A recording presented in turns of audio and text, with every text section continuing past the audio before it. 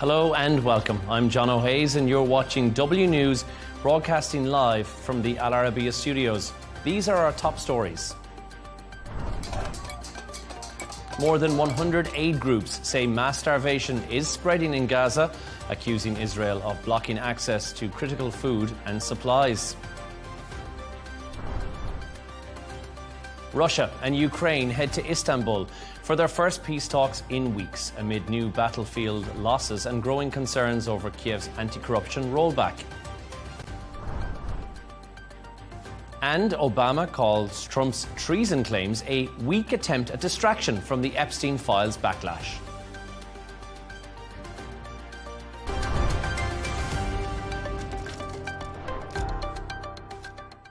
First, let's take a look at some of the other stories making the headlines today. A man has been charged with 37 counts of attempted murder, including assault with a deadly weapon, after being accused of driving into a crowd in Los Angeles. 29-year-old Fernando Ramirez is currently being held without bail, according to the Los Angeles County District Attorney's Office. If convicted, he would face multiple life sentences in prison. The ramming happened over the weekend outside a nightclub and injured dozens of people. In New York, the prestigious Columbia University is punishing 80 people over anti-Israeli protests. The campus demonstrations date back to May, where a library sit-in took place, as well as an encampment in 2024.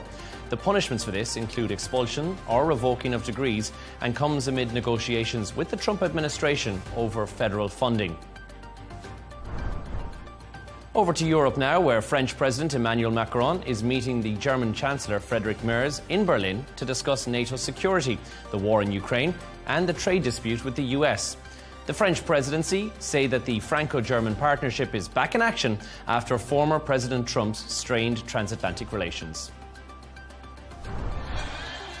And finally, the showbiz world is paying tribute to Ozzy Osbourne, the frontman of the heavy metal group Black Sabbath, who died at the age of 76. His death comes only a week after a sold-out farewell concert in his home city of Birmingham in the UK. He was diagnosed with Parkinson's disease in 2019.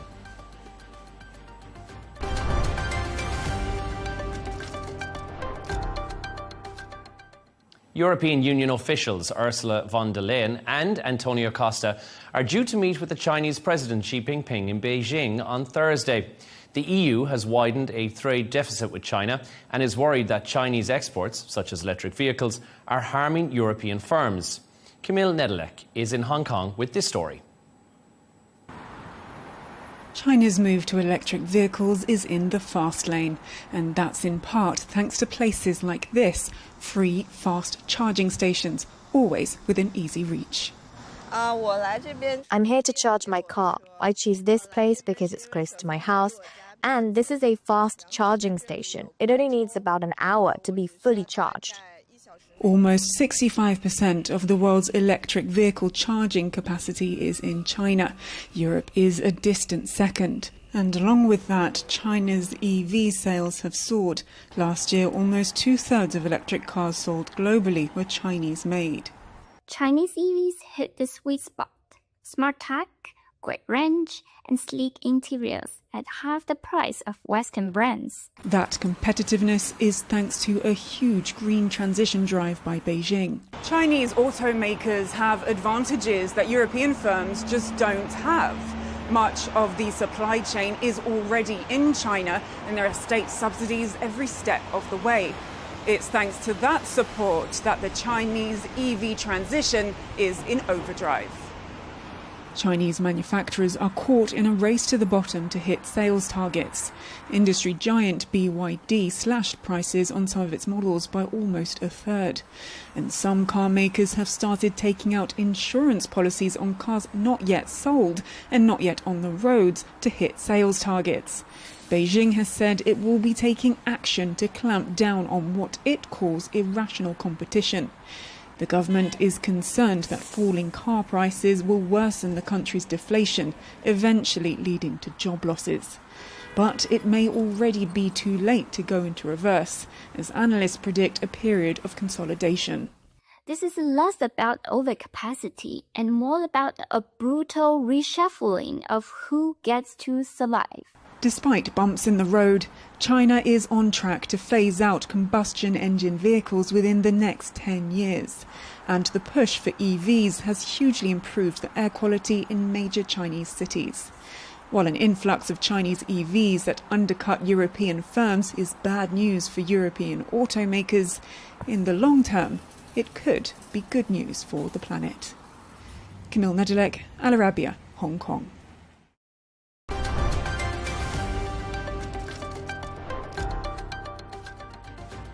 Let's take a look at some of the top business news from today. Saudi Arabia is set to sign a $4 billion trade deal with Syria during the Saudi-Syria Investment Forum. Saudi Arabia and Qatar have paid off Syria's $15.5 million debt to the World Bank. As part of strengthening ties, the Saudi embassy in Damascus has announced the introduction of special travel permits for investors to facilitate trade. Japan has made a trade deal with Washington, which will cut tariffs on the car sector to 15%. This is going to be in exchange for $550 billion of Japanese investment in the United States. In reaction, the Japanese markets hit a one-year high with a surge in the price of automaker shares. Japan is the US fifth largest importer, shipping a whopping $148 billion of goods last year.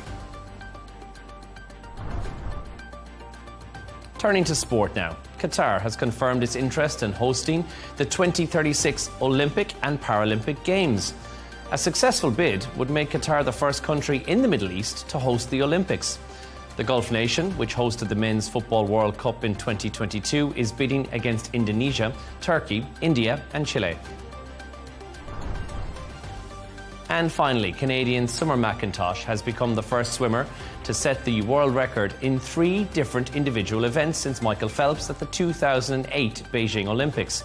McIntosh won 3 gold medals at the Paris Olympics last year and then broke 3 world records at the Canadian trials in June.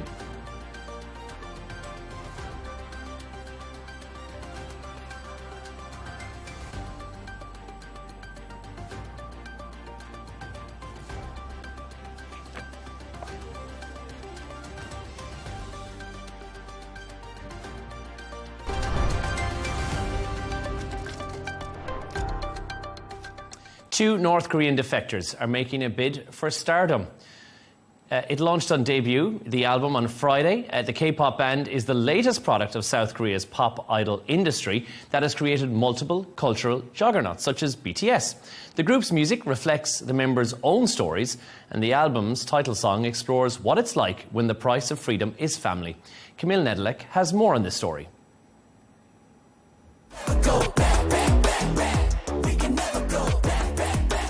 This isn't just another K-pop song. This is the story of North Korean defectors now trying to become stars.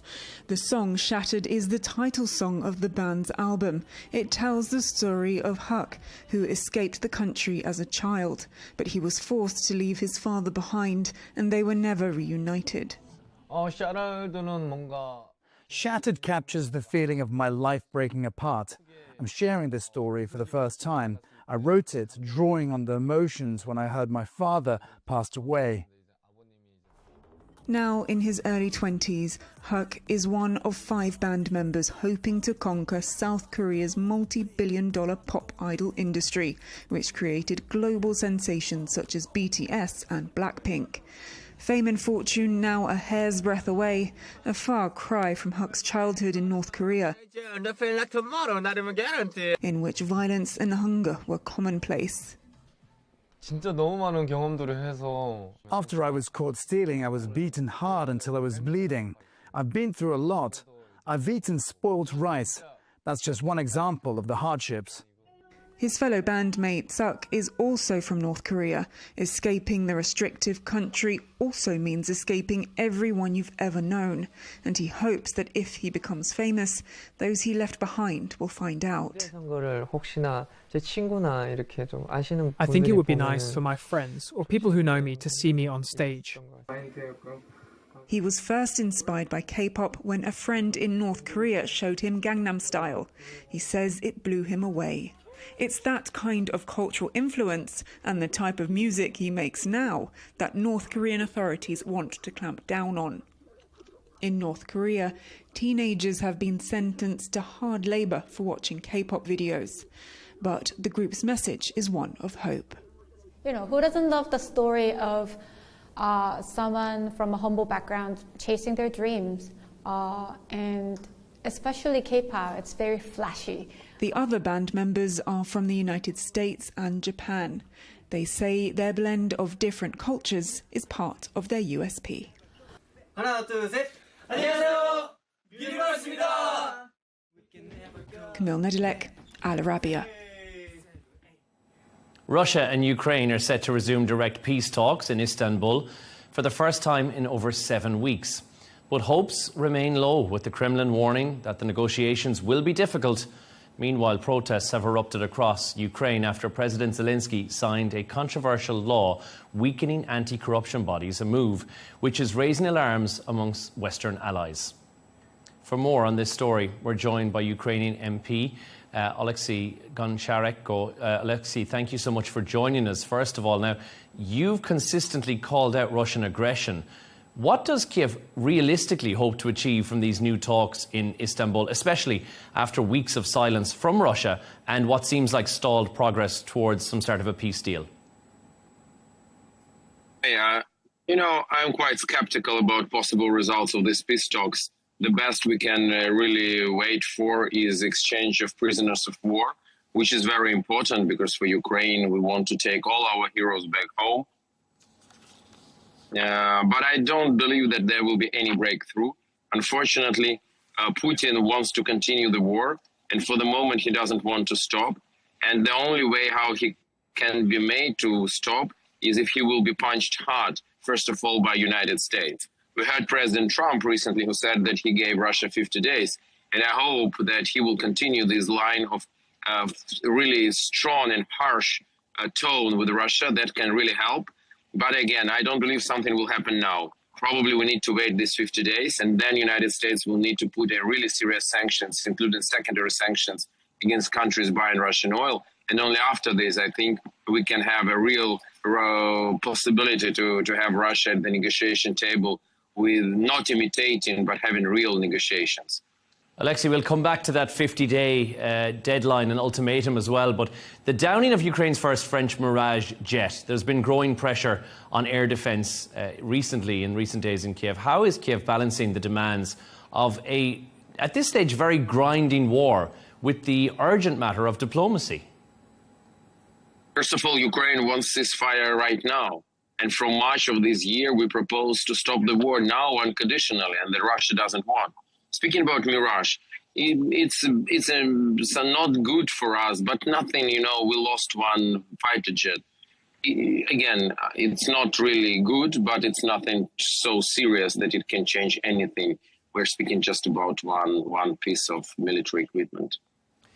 The announcement from President Zelensky on the anti-corruption law, there has been protests. We've seen the videos from those.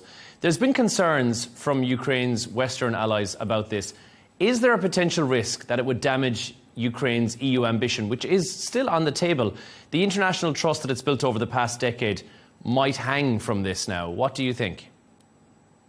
Yeah, unfortunately, President Zelensky is becoming more and more autocratic, and he is building some autocratic system. And this is one step towards this, in this direction, which is very bad. I voted against this law. I hope that it will be changed. There is now a lot of pressure from inside Ukraine. Ukrainian society is very angry with this because we want to have to see a real fight against corruption, not a fight against anti-corruptional bodies. Also, we see pressure from outside, from our European partners. I hope American partners will join this pressure too. And President Zelensky should be explained that it's something unacceptable. And for Ukraine to be democracy, it's a part of our resilience. Small democracy can win over big autocracy. Small autocracy will be swallowed by big autocracy sooner or later. Oleksiy, President Zelensky saying he aims to root out Russian influence, and now we're seeing the centralised control over NABU and SAP. Is that really worth what's going to be some potential backlash from the allies who've helped build those institutions? No, President Zelensky tries to protect himself and his entourage against any anti-corruption investigations. That's what he really wants. All these talkings about Russian things, it's not about Russia. It's about internal things. President Zelensky is doing a good job abroad, but he is doing poor job inside the country. That is the reality, which many knows. We don't speak much about this before, but unfortunately, because of his last moves, we need to speak about this, and we need to stop this slide into autocracy, which is happening in Ukraine now. We're 3.5 years into the fighting, over 3.5 years at this stage. What is the feeling from people who are on the ground in Ukraine? Are they weary? Are they growing tired of the endless fighting? What is the general day-to-day life feeling like for them right now? We are exhausted, we are tired, but we know what we are fighting for. We know that if Russia will win, they will make genocide of Ukrainians, as they did before, and they will kill us, they will take our children to attack next countries. We will never allow this to happen. Also, we need to protect the country from inside, from corruption, from autocracy. We need to defend democracy. It's a big task for Ukrainian people, but Ukrainian people already proved to the world that we are capable of a very hard tasks.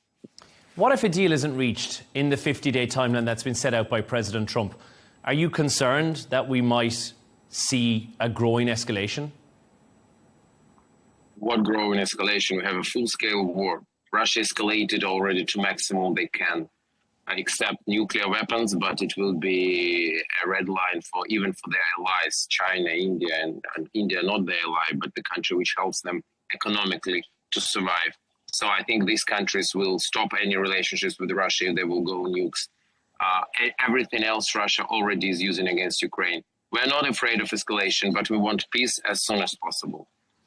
If the talks in Istanbul collapse once again, which we hope they won't, will there be any pressure, do you think, from Europe, or is there hope from the Ukrainian side that there'll be pressure from Europe and the US once again in Moscow ahead of the 50 days? That's exactly, again, nothing will happen in Istanbul as a breakthrough. So now Europe and the United States should prepare for next moves. They should punch Putin really hard, and only after this he will go to negotiations. Putin is a kind of person, and Russia is a kind of country which understands only one language, a language of force. Alexei, it is a time of heavy fighting, fragile talks that we've discussed at length, and growing domestic discontent as well. What would be your message to Ukraine's Western partners who are likely watching this situation unfold very closely? The message is very clear. Russian aggression against Ukraine is not just against Ukraine, but against the whole civilized world, against democracy, rule of law, and everything we value, and human rights. And also it is important to help Ukraine to defend democracy inside, because that is very important. And martial law for many years is definitely not the best time for democracy to flourish. So it is a complex challenge, but it is absolutely possible to tackle. And I believe that together with our partners, we will do this. What about the EU and the joining of Ukraine, which is now seems like it is very far away, but realistically that will still be on the table once some sort of a ceasefire and peace deal has been reached.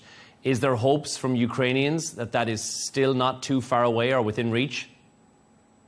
15 years ago, we were told that we will never be part of European Union. Then it was Euromaidan, the Revolution of Dignity. People proved they want to be part of Europe. Ukraine proved. Now we're candidate to European Union. And now we hear again that, oh, maybe it will take too much time. I believe it can be quite quickly. But for this, we should work together with our partners. And all will benefit from this. Both Ukraine and our partners will benefit from Ukraine being a part of European Union. Alexei, thank you so much for joining us. That is Alexei Antorenko, Ukrainian MP. Thank you so much. For more on this, we're now joined from Moscow by Dmitry Bridzi, who is a political analyst and researcher on Russian political affairs. Dmitry, thank you for joining us on W News. Why has Russia chosen to come back to the negotiating table now? It's been 7 weeks of silence. What's prompted this renewed engagement that we're seeing?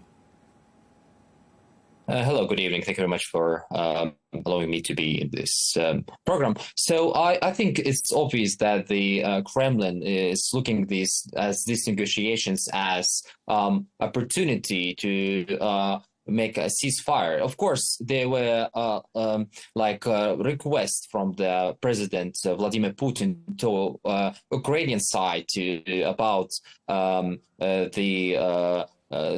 territories that Russia take in 2022, but of course negotiations in Russia, it's still the Russian government looks at it as opportunity, especially during the administration of the president of USA, Donald Trump.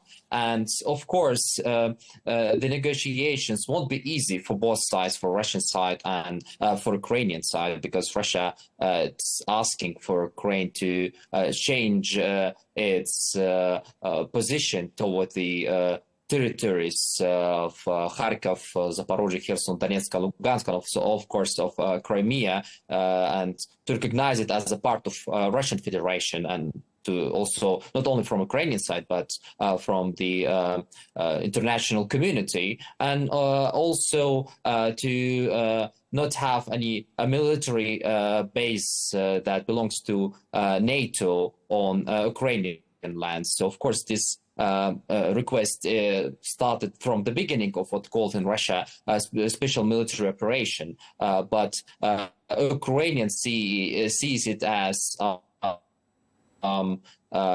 capitulation and not as opportunity and to make the ceasefire.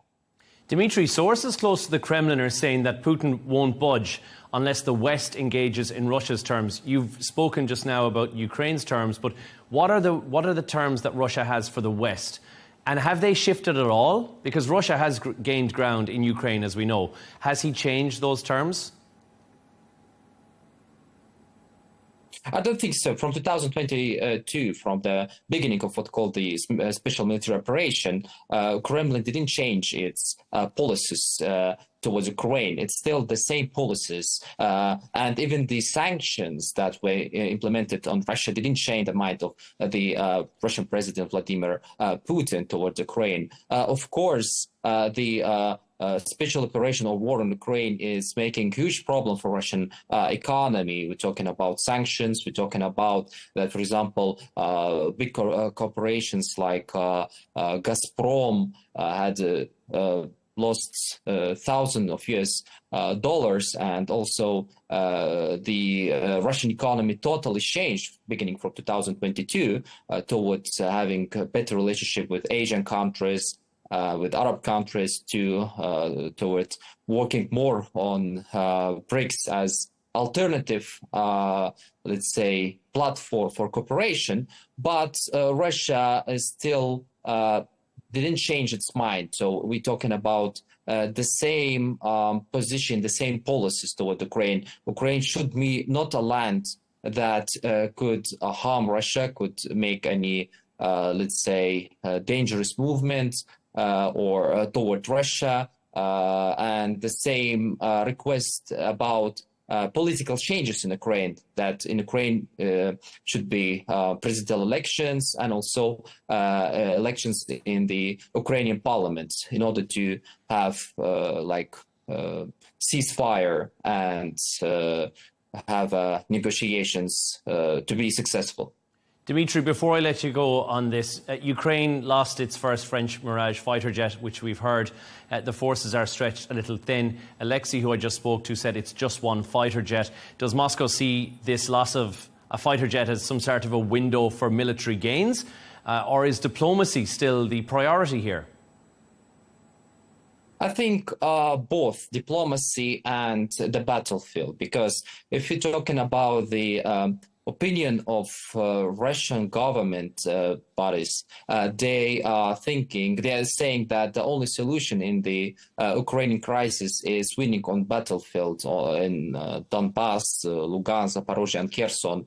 And but also there are other part of the Russian government, let's say, they are saying about negotiations, that the end of this crisis is negotiations and peace deal. But of course, Russia, and especially Kremlin, they are using both a battlefield and diplomacy in order to make Ukraine change its mind toward Russia and change its policies, because from beginning from 2014, Russia changed policies toward Ukraine because of Donbass, the situation of Russian ethnic groups that live in on Donbass territories, and because of Ukrainian policies toward Russian ethnic groups in Donbass territory and east part of Ukraine. Dmitry Bridzi in Moscow, thank you so much for joining us on W News.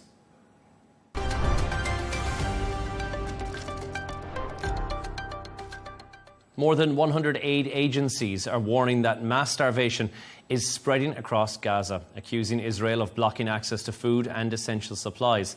The United Nations says its workers are being shot at when trying to distribute aid. That's despite Israeli claims that hundreds of trucks are waiting to be picked up. Gaza's health ministry says dozens have died of malnutrition in just 48 hours, as humanitarian groups demand a full ceasefire and access to the trapped supplies. To discuss this in more detail, we're joined from Gaza by Amjad Shawah, who is the director of the Palestinian non-governmental organisation. Amjad, thank you for talking to us. More than 100 aid organisations, including yours, have now issued this very stark warning about the mass starvation and humanitarian crisis in Gaza. What message are you hoping that this collective statement sends to the international community? Thank you. The main message that the situation in Gaza became extremely critical on the lives of the Palestinians in general. It became collective starvation in Gaza, whatever the age and sex, and all under such starvation and famine status. That also considering that babies, about 35,000 infants in risk of death if there will be no immediate entry of aid to Gaza. And the same time that we have pregnant women, we have elders, we have people with disability, we have also the youth. Today, there is tens of youth who are just fall down because that they didn't eat for days, and the only food that they received, it's salt with water. This is the things that we are eating. It's 160 days of tight blockade on Gaza, no entry of the basic food items, while Israel continue its killing by the airstrikes to different areas and suffocating the Palestinians by the forceful displacement and all over Gaza. Strip Gaza became only 12% of its distance. It's up 2.2 million Palestinians now living or staying or displaced in space less than 50 kilometers, which means 45,000 people over 1 kilometer in such a critical status. No food, no water. All the Gazans are suffering from severe water insecurity. Amjad, the share of water, yes. I want to just ask, because the PNGO are obviously on the ground, and we're hearing now that humanitarians themselves are joining the food lines to feed their children. What is a day in the life like for PNGO staff at the moment on the ground in Gaza? You know, today one of my staff, he couldn't stand up because for a few days he couldn't just part of meal, which is some rice he managed to get, and others couldn't manage to get, you know, pieces of bread to have for them, for the children. Now we who supposed to support the people, now we cannot support ourselves and to get aid for ourselves. This is very critical, really, that also the high frustration that we are passing through, that we cannot do more and help the others, the people who are in bad need for our help, whether by food, water, or hygiene, or by the issue of shelter, which is very important.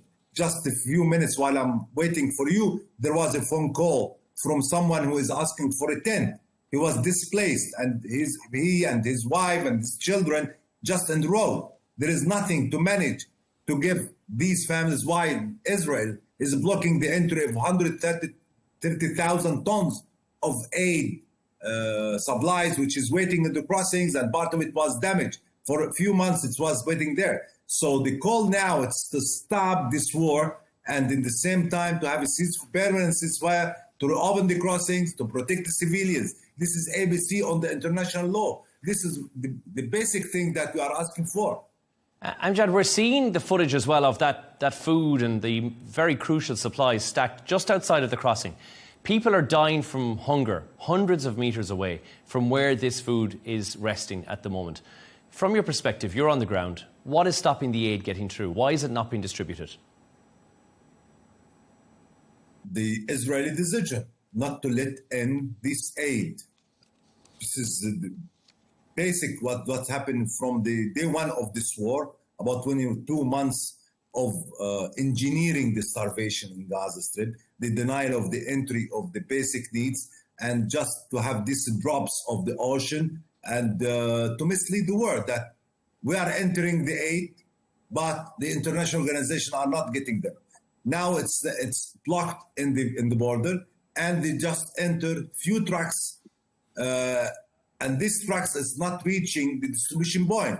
It's just a stop in the roads by the Israeli order, and there was kind of control by the people, as you can see in the and watch, that the people are just stop and take by their hands, and who is the powerest and strongest can take. There's women, children, elders, patients, people with disability cannot go and get these supplies, which is very limited amount of supplies, or otherwise you are obliged to go to these traps, which is orchestrated by the GHF, the Gaza Humanitarian, so-called GHF, the Gaza Humanitarian Foundation, which is a killing tool for the Palestinians. So you have to sacrifice your life in order to be back to their children with some food that you can feed them for a few days. This is the case in Gaza. Aid is used as kind of military weapon by the Israeli occupation forces. Amjad, I think up until earlier this week, we'd heard from Israeli forces saying that Hamas are commandeering the majority of the aid that is making it through, the little bit of aid that is coming through.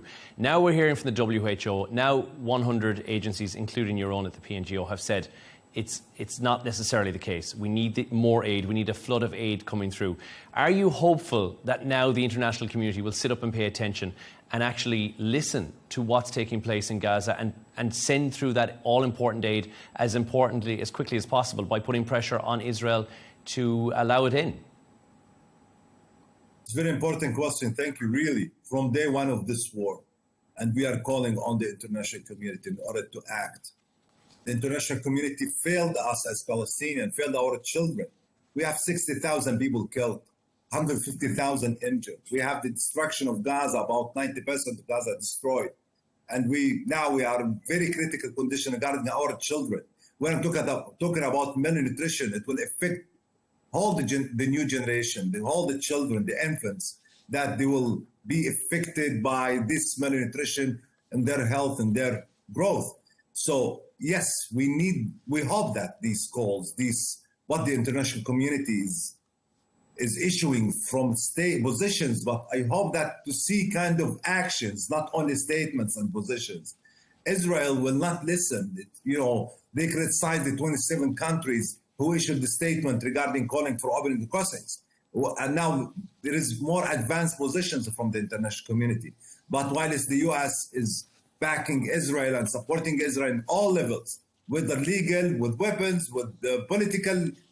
So these children, these Palestinians, who are in bad need now for these actions as soon as possible. Every day we are losing more lives. Otherwise, we will, this kind of genocide will continue and we will lose more and more lives. Amjad Shawah, my thoughts are with you and your colleagues at the PNGO. Thank you for joining us on W News.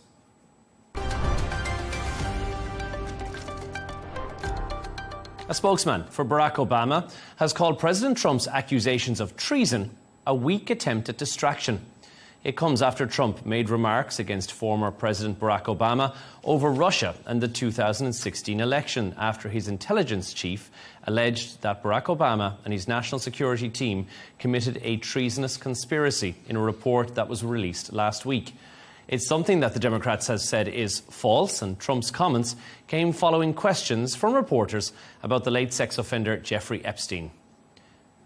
To discuss this in more details, because obviously there's been the Republican renaming as well of Kennedy Space Station, we are joined by Matthew live on Zoom right now. Matthew, thank you so much for speaking to us. Matthew, why do you think Trump is staying quiet on the Epstein documents? Obviously, he's flooding the news cycle with everything right now, from MLK files to football stadium threats as well. A distraction? Or is this actually a strategy that he's putting into place here? Well, it's both. Yeah, the distraction is the strategy, right? He is really caught in a bind because during the last election campaign, his team, his current director of the FBI, current deputy director of the FBI, and many others all said that there was a conspiracy to hide the offenders and those who had allegedly abused underage women in conjunction with Jeffrey Epstein. And they demanded during the Biden administration that all of those documents be released. Now, suddenly, when in office, President Trump and his Justice Department have said, oh, we looked into it, and really there's nothing here to be released. There's no new information. So now that has put Trump in a very difficult position with his base, the Make America Great Again or MAGA movement base, which is filled with some genuine conservatives who are appalled by these allegations of abuse of underage women and demand on moral grounds that all the documentation be released. But it seems maybe President Trump is trying to protect influential and powerful people whose names would appear in that documentation. And so he's being accused of claiming he's going to drain the swamp in Washington, but is in fact still filling that swamp. Matthew, as your experience as a retired US ambassador, you'll be looking on at this and President Trump saying that Obama's presidency was a year-long coup that was based on a report from a file that he's seen. You've been in Washington, you know all about this. How dangerous is this kind of language used in politics? Yeah, I actually served in the White House under Republican President George W. Bush for 4 years. So yeah, I saw this kind of stuff. And that sort of language is potentially devastating to American democratic institutions. I mean, there's no immediate threat that American democracy is going to collapse, but there's this drip, drip, drip of President Trump undermining the basic institutions of democracy. Calling his predecessor the head of a treasonous conspiracy is very serious undermining of the institution of the president. Treason is a crime that's punishable by death. Yeah. And in this case, there's no evidence thereof. So this is very damaging to the strength and the reputation of U.S. democratic institutions over the medium term. No statute of limitation on a treason charge, though, as well, which is why I think this has been brandished around. The FBI's release of the MLK surveillance files. Now, that is against Martin Luther King's family's wishes to do so. Is this transparency, or is it perhaps another play to shift the public focus away from Epstein? Is it just anything but Epstein right now? It really is anything but Epstein. And so yes is the answer to your question, especially given that the King family didn't want these documents released. And why release them now? You could have had more time to speak with the family and negotiate what would be released and make them happy.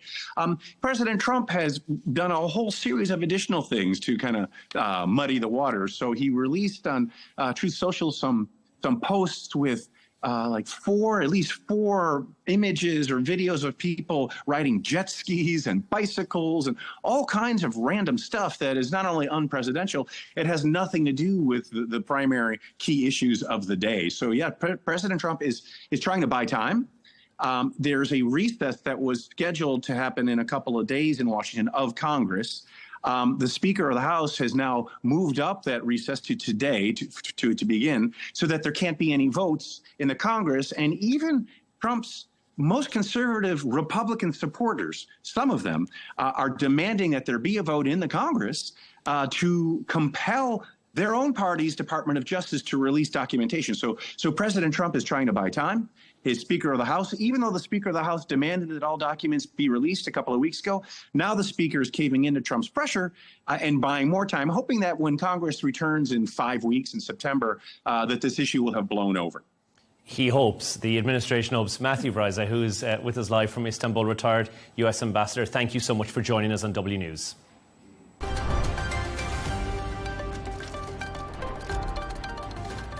Now, a reminder of our top stories today. More than 100 aid groups say mass starvation is spreading in Gaza. It accuses Israel of blocking access to critical food and supplies. Russia and Ukraine head to Istanbul for their first peace talks in weeks amid new battlefield losses and growing Western concerns over Kiev's anti-corruption rollback. And Obama calls Trump's treason claims a weak attempt at distraction from the Epstein files backlash. That's all from us on W News. Don't forget to subscribe to our YouTube channel and follow us on X. The Dressing Room is coming next, and we'll be back in just a couple of hours with W News Extra. But for now, goodbye.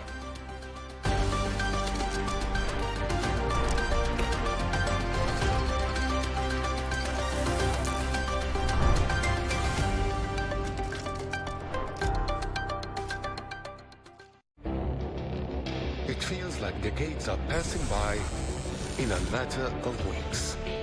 Seismic shifts in the world order. Never, ever will be part of America. With so much happening and so much noise. Whether it's political upheaval, Canada has been ripping us off for years. Economic shifts or social movements.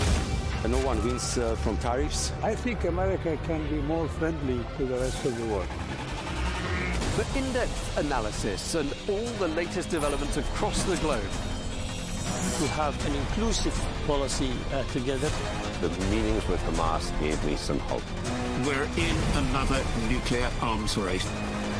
The most important development straight to your screen. Welcome to the dressing room. I'm on my own. I need backup. And an insightful look at the issues shaping our world today. It was not going to happen, that war, and it happened. Join us on Arabiya News, where the world talks.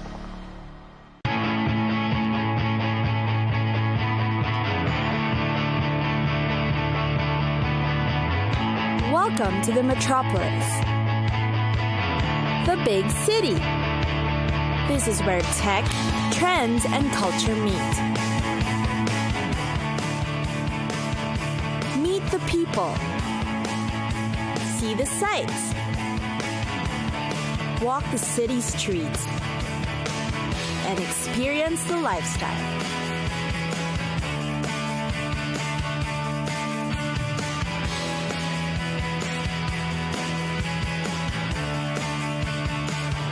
This is your first-class ticket to the cities of the world.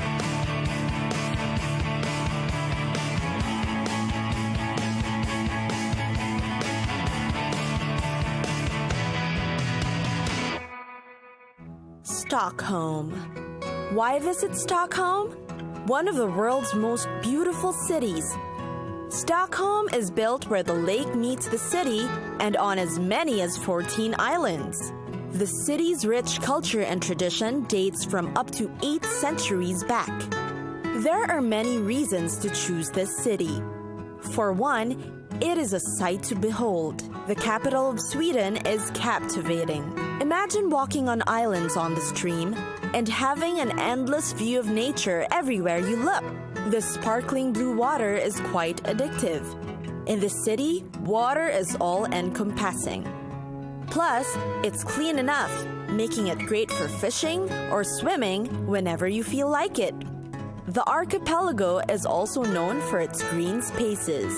Perhaps it is the largest city with the most green spaces.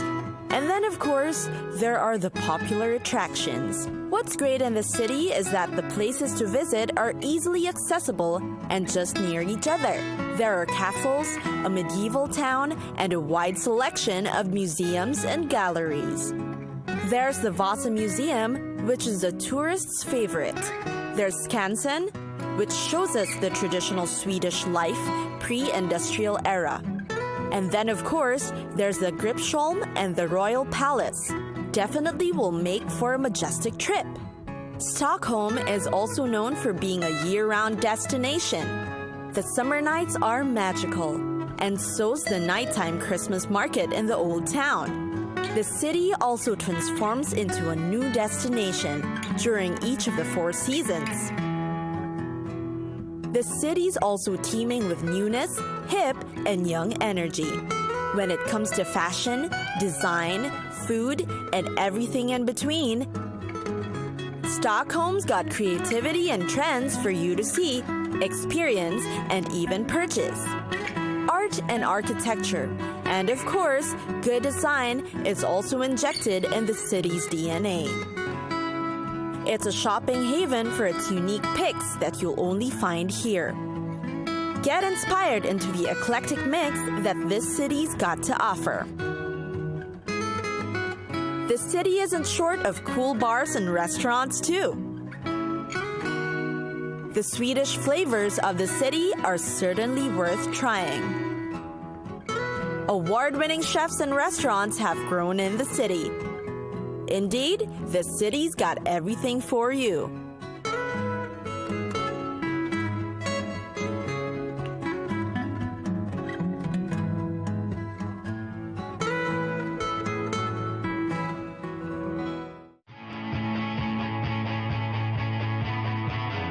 It's time for us to go. Pack your bags and get your tickets ready. And we'll see you on the next destination. Catch us again next time on Cities of the World.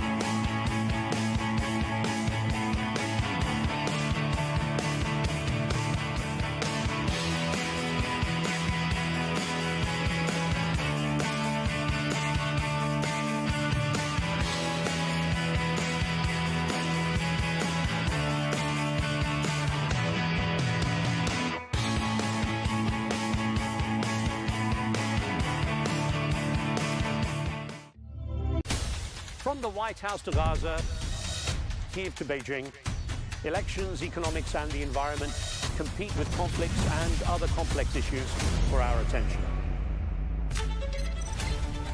In an age of fake news, deep fake and artificial intelligence, they've got to have a vote and a say.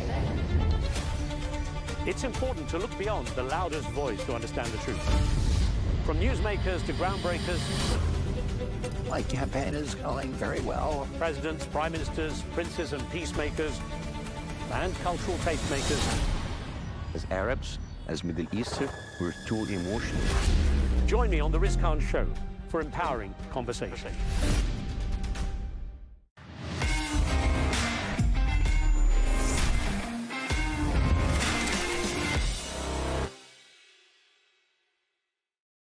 Welcome back to the dressing room with our Arabiya news. I thought we'd go on to a bit of our experiences at youth tournaments. Yeah. The only memory I really have... Go on. Was it under 18s or under 21s? Which one?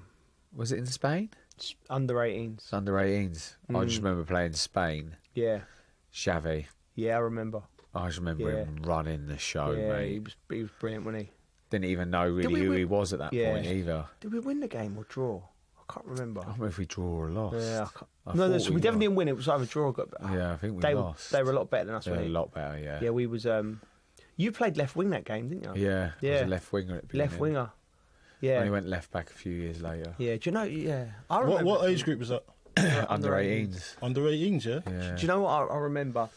I could about under 18s tournaments and the structure, because I went to see the FA about 5 years ago, and they showed me how they work with all of the different age groups. Like 15s have got like loads of coaches. They've got a fitness coach, sports scientist, psychologist, multiple coaches. There's like a whole, it's really structured. And so they go there, they've got the tracksuits, and they go and play for England. They get loads of experiences all over Europe, sometimes South America.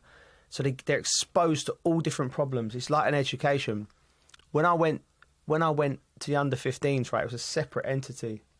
With it was England Schools FA, so just before you go into the FA, right? And honestly, mate, it was brilliant. We had a great time. We played at Wembley against Germany as a 15-year-old, like 60,000 people. It was like amazing, right? But we played the World Cup tournament in France, right? And I don't know what happened to the budget, but we was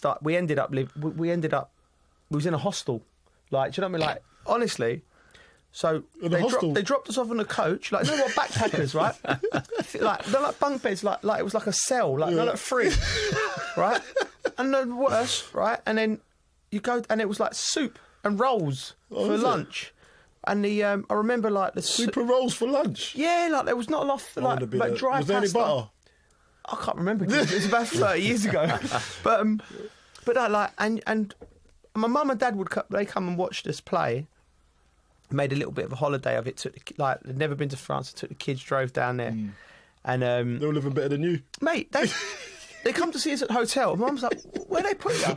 And another thing with the dignitaries, they were at another hotel. Is like it? 5-star around the corner. Oh my gosh. And so like you still think it's great as a kid because you're there to play football. We ended up, I think we got to the quarterfinals and we lost to Holland. But that was my one and only experience of a tournament until I got to that one at 18. So I think these lads now winning the 21s, I reckon if you ask them, how many tournaments have you played if they've been through the system?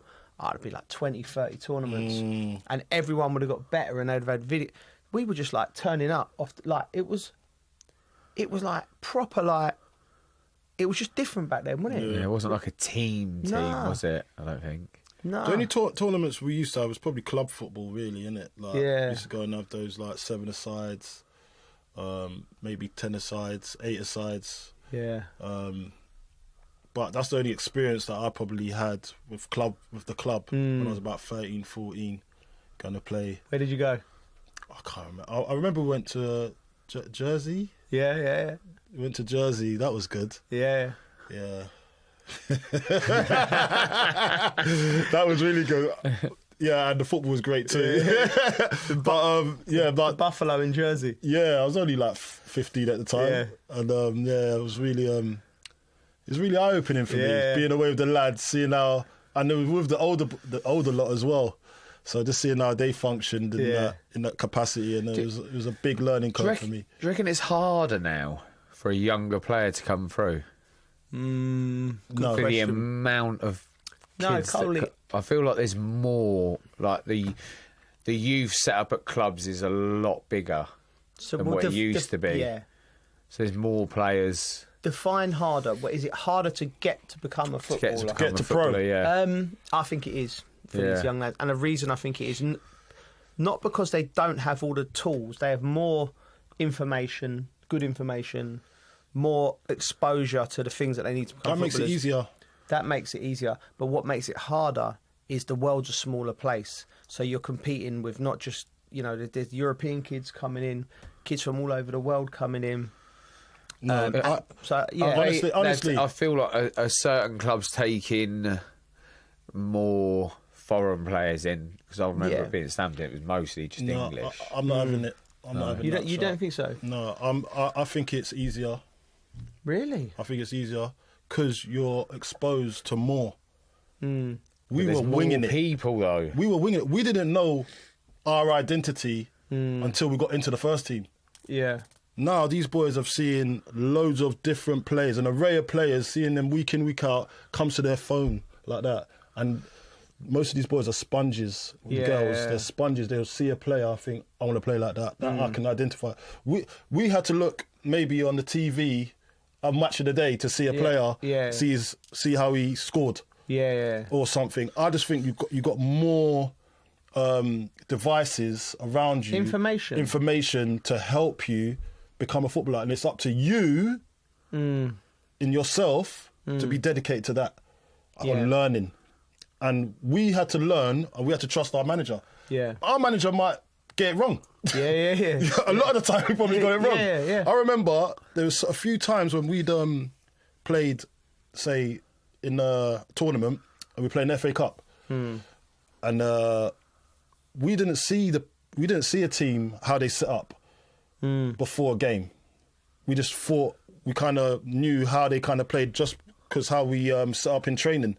Yeah. And say, if he does this, then do that. The manager saw all of that. We didn't get that information. We just had to be the players to go out and perform to the best of our ability and problem solve straight away. Yeah. We do a lot of problem solving.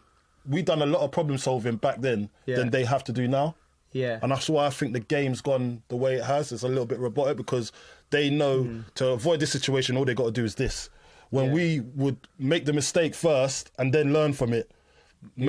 Some of these boys come in. It's a bit like when Jermaine Jenis was on the show, on our show the other day, when he was saying that to learn something, he might have had to feel something first. So the first tackle, remember we used to have the first tackle. You don't get that now. These boys, most of them are protected nowadays. Do you know what I mean? Because they don't have to worry about that because the referee's got their back. We had to problem solve on the pitch and learn the hard way. Yeah. And I think the game's it's a lot different, isn't it? the game's a lot different. So there's a lot of technology out there to help us. I agree. There's more information. If you're susceptible to learning and you've got a good... you can, like you said, be a sponge. There's more chance of you becoming better, but the competition's got higher because you might have been a lad that's been able to think outside the box, and the coach is telling you that this centre half's not quick, and you can do this, but you're running again. He is quick, and then you're thinking, then your process is right. He's quicker than me. What do I do? What do I do now? Maybe I'm gonna have to do this and just hold it up, play, and get in the box. You know, whereas. You'd have to work that on the fly, and that makes you become better at learning, becomes a better player. But what I'm saying is, the kids that couldn't learn, couldn't take on information, they was always going to go. Like, and I've coached a little bit, and one thing I look for, I think I heard Alex Ferguson say this. He said, "I would only tell a player 3 times." He said, because if they ain't listened after the 3rd time, you know what I mean. You've only got a finite amount of. It should energy. Be once. It should be once. It should be once. But sometimes, listen, we're all not perfect. Sometimes we make a mistake. That's a great point there, Colin. And I was like, do you know what? That's a good bit of advice because you've got all this information and wisdom you're trying to give, and they're not taking it on, and you're getting frustrated. But sometimes it's the teacher as well. Sometimes you're saying it, but it's not landing. Then you might have to go. Maybe why don't you do it like this? This might be this. What do you think about this? You ask. You know what it's like coaching. There's different ways. You know as well. Like there's what probably, and this is why I say it was harder for us. Yeah. Now there's this thing where people are more educated on how to teach. So now they understand not one way is the right way for everybody else. Yeah. So I might be a learner that has to see it first. So I have to vision. Or I might have to vision it first, or see it on camera. Then I can repeat it straight away. Yeah, and that's a thing. Then there might be someone that just needs to be told once. That's a thing. But you can't treat that person the same as the other person that needs to see it. And I think they used to do that and just cover the whole team with the same learning skill, learning capacity when someone actually needs a little bit more help. Yeah. But it'll be brilliant when he gets there. And I think that's where a lot of people have to see now there's different techniques and styles of playing the game and learning. And I think that comes from the schools as well. So I always say to kids nowadays, whenever I'm talking to them, I say, listen, make sure you're tip-top in school. Because it makes you better. Because now the way the game's gone, it's not about your personality. It's how much information you can take on board and quick. So and how you treat people as well.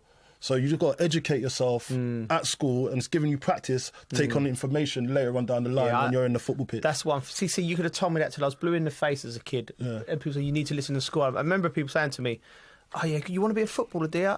Yeah, but make sure you listen at school. And I'm going, yeah, of course I will. But I never did.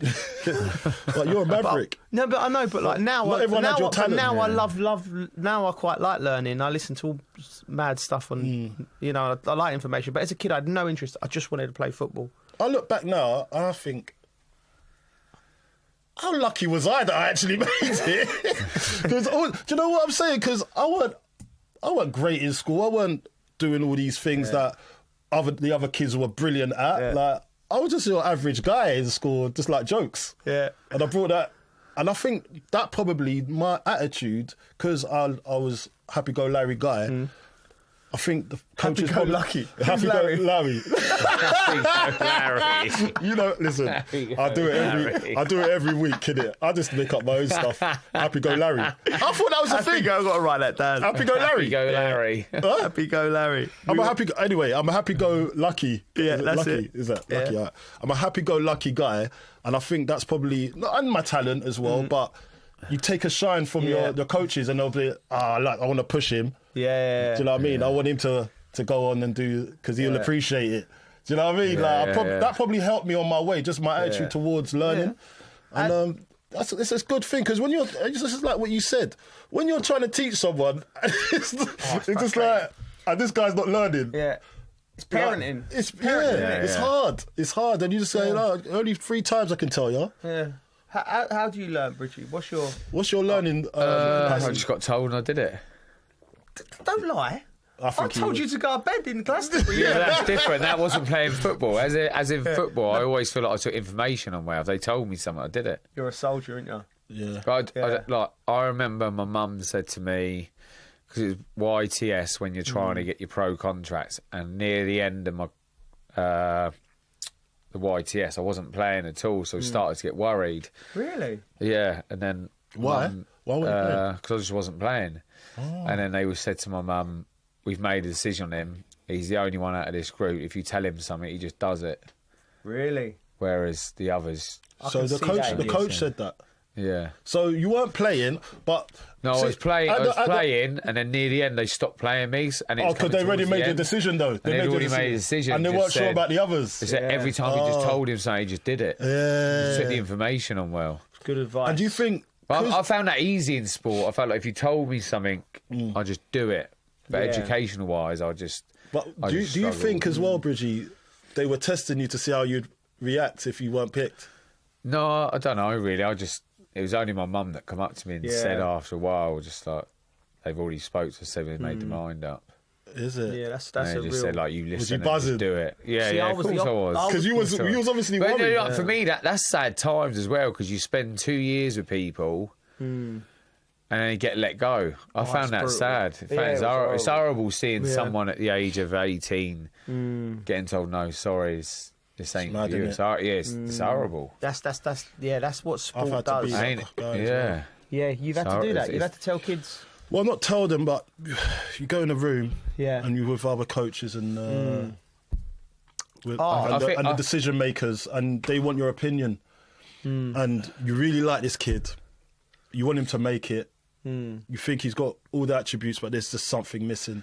And you gotta say, you gotta call it. Yeah. And look, one thing that comforts people like in our position now is that we can actually know that they're going to be okay, because there's so many scouts out there now. Like someone's going to take them, whether it be Colchester, whether it be somewhere else. Like someone's going to take some of these kids. Do you know what I mean? Because they're going to give them a chance. And I think that's what was missing in our days. We didn't really get... Once you got released, even if it was Chelsea... it'd be hard to get in somewhere else because they've already made those decisions on other people. I'm sure there used to be at the end of when you got let go, there used to be like a thing you go to. Exit trials. And all the... There is still one. How long does that go on for? A day? 2 days? 3 days. No. 3 days, isn't it? Yeah, it's about 3 days. It's hard to get noticed, isn't it, really? Yeah, that's a wild thing. You know, you go in there and you're like... You're playing football and you're peacocking and trying to impress, but that's not football. Yeah. Football, like you said, you might not see the It's exhibition, isn't it? Yeah. I was completely the opposite. You never listened. I never listened. No, but you can see the way I played football. That's why we're different players. That's why I played football. I was like I said, I'm going to go. I've wrote when I've done my book, isn't it? It's coming out in September. We'll talk about it later on, but that was one of the main things. Like, because when you're writing your book and you're going through. You start you seeing patterns and understanding. Do you know what I mean? Why I played like I did was because of my environment and where I lived. And I was like, no matter who you was in charge, you could have been. And if you'd have told me something, my brain would be going, yeah. But in my head, I'm going, nah, I think I just feel that. I don't feel comfortable. I want to do it differently. Yeah. And then I just do what I want, sort of thing. Yeah, and it sort of managed to work for me. Like, obviously, if they said something and I agreed with it, I'd do it. Okay, so now, see that? Yeah. See your time under Mourinho. Yeah. Was that a scenario where that could have cropped up a little bit? Well, it did crop up. It was cropping up regularly. He wanted something, and then you go and do something that you felt at the time on the pitch, and then you'll not agree with that. Was that a scenario? All the time. Oh. All the time it cropped up. And not just with Jose, with lots of managers. And I just got to, as you get more mature, I get to the point in your career, I want to win trophies. And then also, you have to be humble and go, I was wrong on certain things. You have to be able to go, right, and accept that. I need to do more of this. Yeah. Do you know what I mean? So then you get the balance, you get older, you get more mature, and you start listening to the right people. Do you know what I mean? Yeah, you're right. But no, that was interesting. I want to quickly bring it back to the tournament here, because there's a few players I want to talk about, England under-21s. We talked about Lee Carsey and Ashley Cole. As a fullback, Bridget, I'm going to ask you about Tino Livramento, because he was absolutely brilliant. Like, you looked at him and he played left back and he played right back. To like, you wouldn't know he was. Could you have done that? Did you do that? Did you ever play right back? I've never played right back. I played left mid. I played in the hole. Played centre mid. Yeah. Played centre forward. Would it have been different? I'm mad, innit? I played centre forward. I started up there. I went left wing, centre forward, in the hole, left back. I can imagine this guy up there just tearing people up. You'll be like David James up front.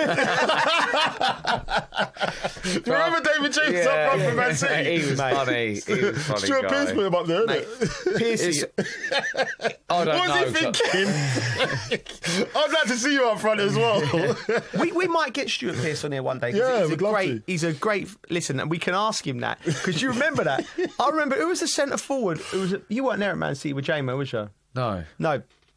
Who was the centre forward? Was on the bench. Was it John Macken? John Macken. Great shout. It was him. Centre forward by trade. And there's 4 other players, and Piercy's looked round and gone, J-Mo. Brilliant. Oh, mate. How did he actually do up there? Mate, he come on and smashed someone. I remember that. I remember that. It wasn't in his box, it was in their box. But it was weird. Like I was like, J-Mo up front. I'm surprised he didn't still have his goalkeeper gloves on. I'd love to get Piercy on and ask him about that. So go on. But I want to ask you specifically, right? Because about Tino Livramento. I think it's brilliant that he's done it. I really don't know. Yeah.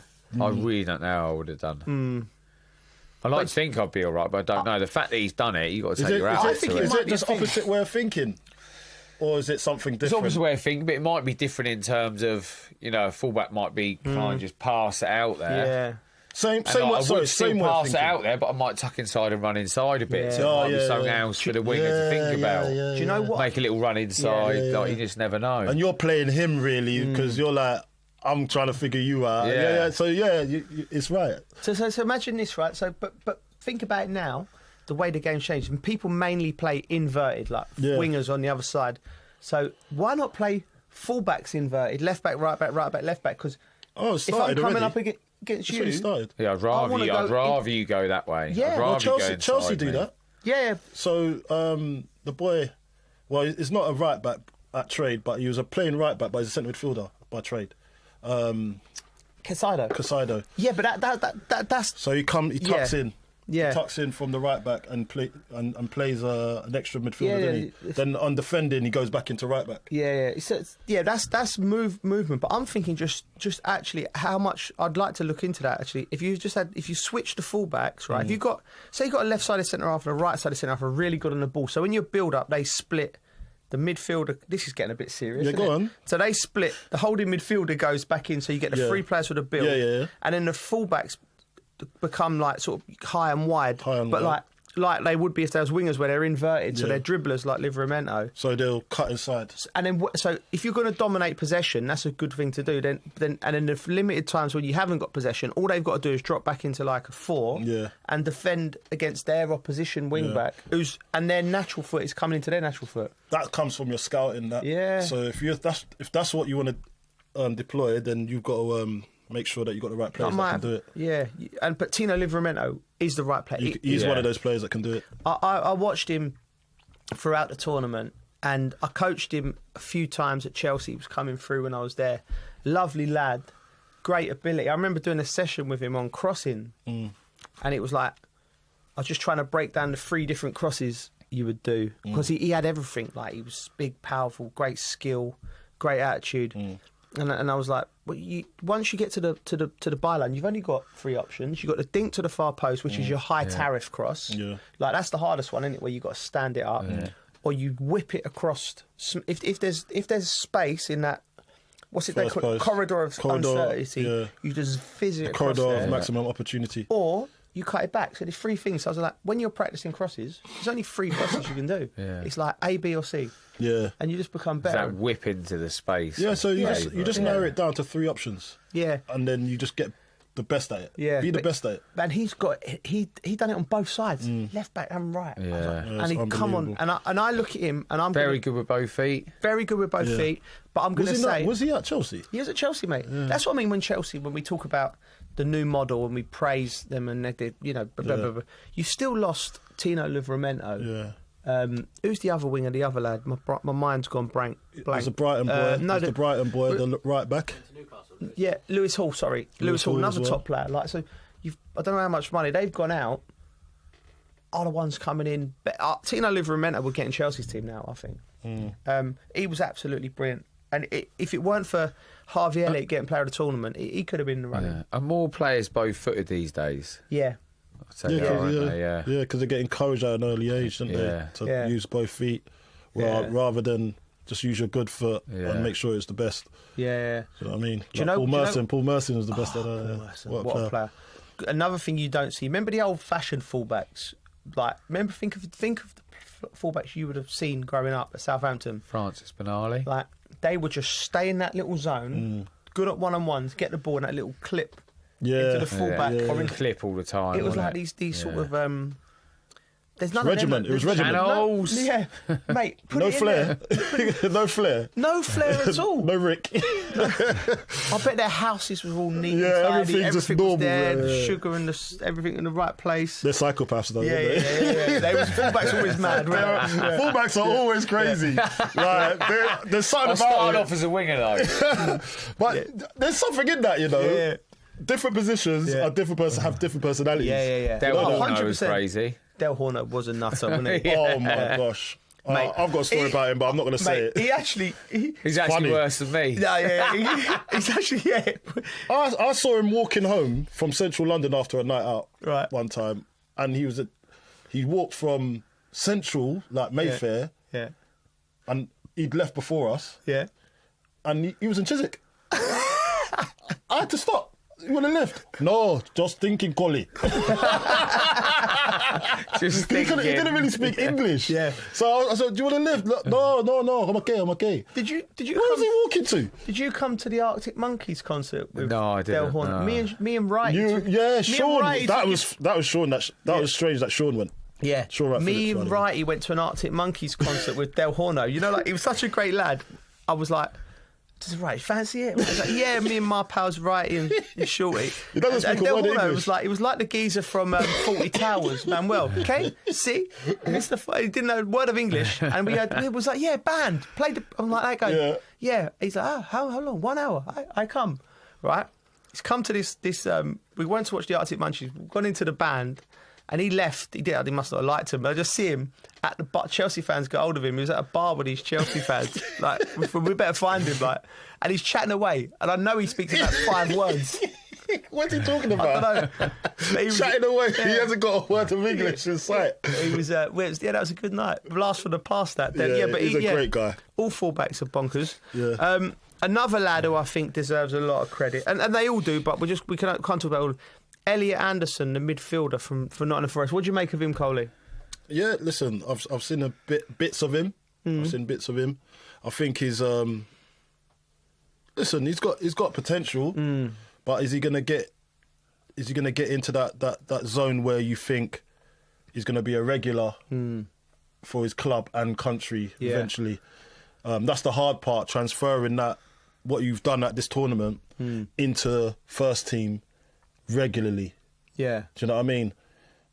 I was very impressed with him here, and it's built the stage for him. Nah, let's kick on again, innit? That's my ploy to all of these boys. This is my challenge. Let's kick on, because when you even look at somebody else like Harvey Elliott, who's gone from Fulham to to Liverpool, and he's actually done well there. Yeah. He's been an important part of like Klopp's team. He was anyway. Yeah. Now, Harvey, I'd look at and think, what's next for him? Yeah. Can he go and play regular football, not just be a bit part player in a brilliant team? Yeah, there's rumours that he wanted out, wasn't there? Well, he talked about he hasn't played enough football. Like, he's gone there. He's 22 now. But remember, he had a massive injury. Yeah. And kudos to him. He had a bad knee injury. Yeah. Kudos to him how he got back and got back into the team, playing, not obviously, albeit not like regularly starting games, but making an influence in the team with those top players that gone on to win the league as well. He's a really good, talented player. And he's a good kid as well, by the way. He's a bit leery, but it depends how you take it. I like him. He's got personality on the pitch. Jurgen Klopp, when he left, he actually said, imagine that Jurgen, he said something like, one of the regrets he has at Liverpool was he didn't play this kid enough. Do you know what I mean? So he's in this situation, Bridgie, where he's one player of the tournament at the European Championships. He scored 5 goals from midfield. Like, imagine, I think the player of the tournaments previous, that some of the best players in the world have won that. And he looked like at home in himself. He looked like a leader. He scored some great goals. And he's got a decision to make. Like, he's not broke into the Liverpool team regularly. He's 22. Like, I'm just thinking... Does he go to Liverpool and chat to him before he makes the decision? Yeah, of course. Yeah. But I think you can see it, and he was getting emotional after one of the games. And when he done an interview for us on the telly, and what I took from that interview was that he was so happy that he's playing and being the man. I mean, I sort of saw it in his mind, like he's made his mind. Even if Liverpool say we want you to stay, unless he's saying I need to start every single game, which they can't offer him because of how they're champions. Get it, Coley. He has to leave. I get it. See my scenario at Chelsea. Yeah. When I was there, I got obviously I wanted to leave because we'd just won the league, but I knew that I was going to be a bit part player for the next season again. Yeah. And I just wanted some more juice, man. Yeah. Do you know what I mean? Because I'm seeing all my peers in the under-21s. Yeah. They're playing regularly in the first team in the Premier League. Yeah. And I didn't want to be overtaken. So I was at under-21s. I was starting games. Yeah. I was like a starter. But it was really difficult because when you see your other players starting games in the Premier League and then you're not starting, you're thinking, I'm not kicking on here. I might get stagnant. He might look at the same thing and think, I'm just going to be a bit part player. I want to get into the England first team. And that's how I was feeling. Yeah. When Abramovich said that, go to Russia. Yeah. Go to Russia on loan, come back and I'll give you a new deal. Yeah. Although, like, it would have been good, like, for my future, money-wise. Yeah. I wanted to play football. Yeah. Do you know what I mean? I wanted to go and be the main man somewhere, like, because I knew I was good enough. I'd had 2 loans that he said to you to go to Russia. Yeah. He said to go to Abramovich told me to go to Russia to his other team, then come back and they'll give me a new deal. Do you know what? To be fair, I think if Roman told me, I probably would have gone. Yeah, but I had ambitions. Like, it's either you want to do that and be a bit part player all your life, or be an ambitious person. I think if I'd have done that, I wouldn't have been sitting here with you lot. Right now. Yeah, maybe. You know, I wouldn't have had a Carlton Cole flag in Glastonbury. No, that's true. That's true. Do you know what I mean? Yeah. I wouldn't have done a load of stuff. Do you know what we would have? Do you know what we would have, though? Because I would have chipped in with Roman with this. I'd have paid a few quid because I'd have just paid to see you out in that cold in Russia. Imagine the pictures warming up. At least he'd go snowboarding then. Oh, mate. That would have been... Yeah, I would have learned how to ski and snowboard and all that. Cold in Russia. You just see... Nah, mate, that wasn't me. It just wasn't me, innit? It wasn't me. Yeah, but that's why I understand why Harvey Elliott is probably looking at thinking, do you know what? I've had it with the champions. I get it. Now I want to go and make my own name. Yeah, he deserves that, man. Yeah, just quickly before we move on, because we're running out of blazing time. through this. Where would you like to see him, Coley? Where do you think he's? Remember, I wouldn't mind him back at Fulham. Yeah. Imagine, because he started. I think there would be bigger clubs. I think there would be bigger clubs for him now. I first saw him playing that tournament. Yeah. I first saw him playing under 16s. Yeah. At Fulham. Yeah. Years back, and he actually wasn't that impressive. Really? No, because I think he found it. So you know when you're above that level, you just not walk around, but you're just not trying hard. And I think he was under 15s, but he was playing up. Yeah. And he knew he was the boy, but I was expecting a little bit more. Yeah. But when I look at him now, and then I saw him make that transition into first team, I was like, this guy's unbelievable. What a player. So now I know what the fuss was about, and he's proving everybody right now. Yeah, top player. Well, I can see him. If I'm him, I don't know where I can see him. Napoli, Inter Milan. Oh, abroad? Atletico Madrid. He needs to go abroad because he's one of them. He's too good to drop down into mid-range Premier League. Imagine that, Coley, that we had them options back in the day. Like when we left the country, England was over for you. Yeah. Remember? Yeah. I remember saying, that's why it was one of the reasons I didn't want to go Russia, because I knew that if you leave the country, you've got no aspirations of playing for your national team. Now, it's a common thing. Everyone's loving it. Like, I'd love to be in this era. Yeah, I'd like to. I would have. Imagine going to get some sun in Italy. I did my year in France and I absolutely loved it. If I'd had my time again, I'd probably go earlier. These are options for these kids now. Brilliant. We quickly have a talk about the transfer windows. Big news going round. Paul Pogba and Eric Dyer going to Monaco. What do you make of Eric Dyer? Yeah. First of all, Eric Dyer, fair play to him. He's gone to Bayern Munich and done a job. Yeah. Go and play for Monaco. What a beautiful place. And not a bad place in there, is it? Yeah. How would you? Just won the league with Bayern. Bayern Munich. So now we lost. We lost the semi-final, didn't we? Lost them, Yeah. Yes, but as a place, Monaco. Oh yeah, it's lovely. And a club. What a place for him. He's in his 30s now. Place. I've been in Monaco once. Have you? Oh my God. I love it there. I love it there too. I went for the Formula E. Formula E? Yeah, when there was F1's usually there, but Formula E is electric. Okay. I'm on the electric thing at the moment. Yeah. Saving the world and all that. And so obviously I got invited down, and it's just a beautiful place, isn't it? Imagine plying your trade over there. It's lovely, isn't it? Pogba's the interesting one for me. 2 years out of the game, the drugs ban. Yeah. He was crying the other day. Was he? Yeah, I watched the interview. I felt so bad because you can see. Imagine how many people just calling him a drug cheat every day. Yeah, I know. And no one would take the gamble on him to sign him. We all know he's a terrific player. Yeah. When he's going. I know. Do you know what? And it's quite weird that no one wanted to take the plunge on him. Like more of the bigger teams, I would say. But the way he was so grateful to the club, Monaco, for taking the chance with him. Take the lad. He's crying. Yeah, take all the stuff you hear about Pogba and the clothes and everything. First of all, he's a World Cup winner, and multiple titles in Juventus, and he's been a top player. I thought he got the back. Look at all the great players that have gone to Man United, and it's been like it's been terrible for them. He had moments at United where you looked at him, what a player. We don't know what's happened with the drugs. I from my world, I feel for these kids because we've talked about this off air. Like, I don't think I've never seen any performance enhancing in drugs. Nothing. Because I think it's just crazy you'd even do it to jeopardise it. Think about the logic for people, right? How stupid can these lads be? Like the stuff with Mudryk, right? Like the stuff with Mudryk, right? You've got a 7-year contract. You know how hard it is to become a footballer wherever you are in the world. You've secured your life, your family's life, and you're doing something you love. Would you take something from somebody on purpose? No, not a chance. No, so I always look at these and I always think you never know.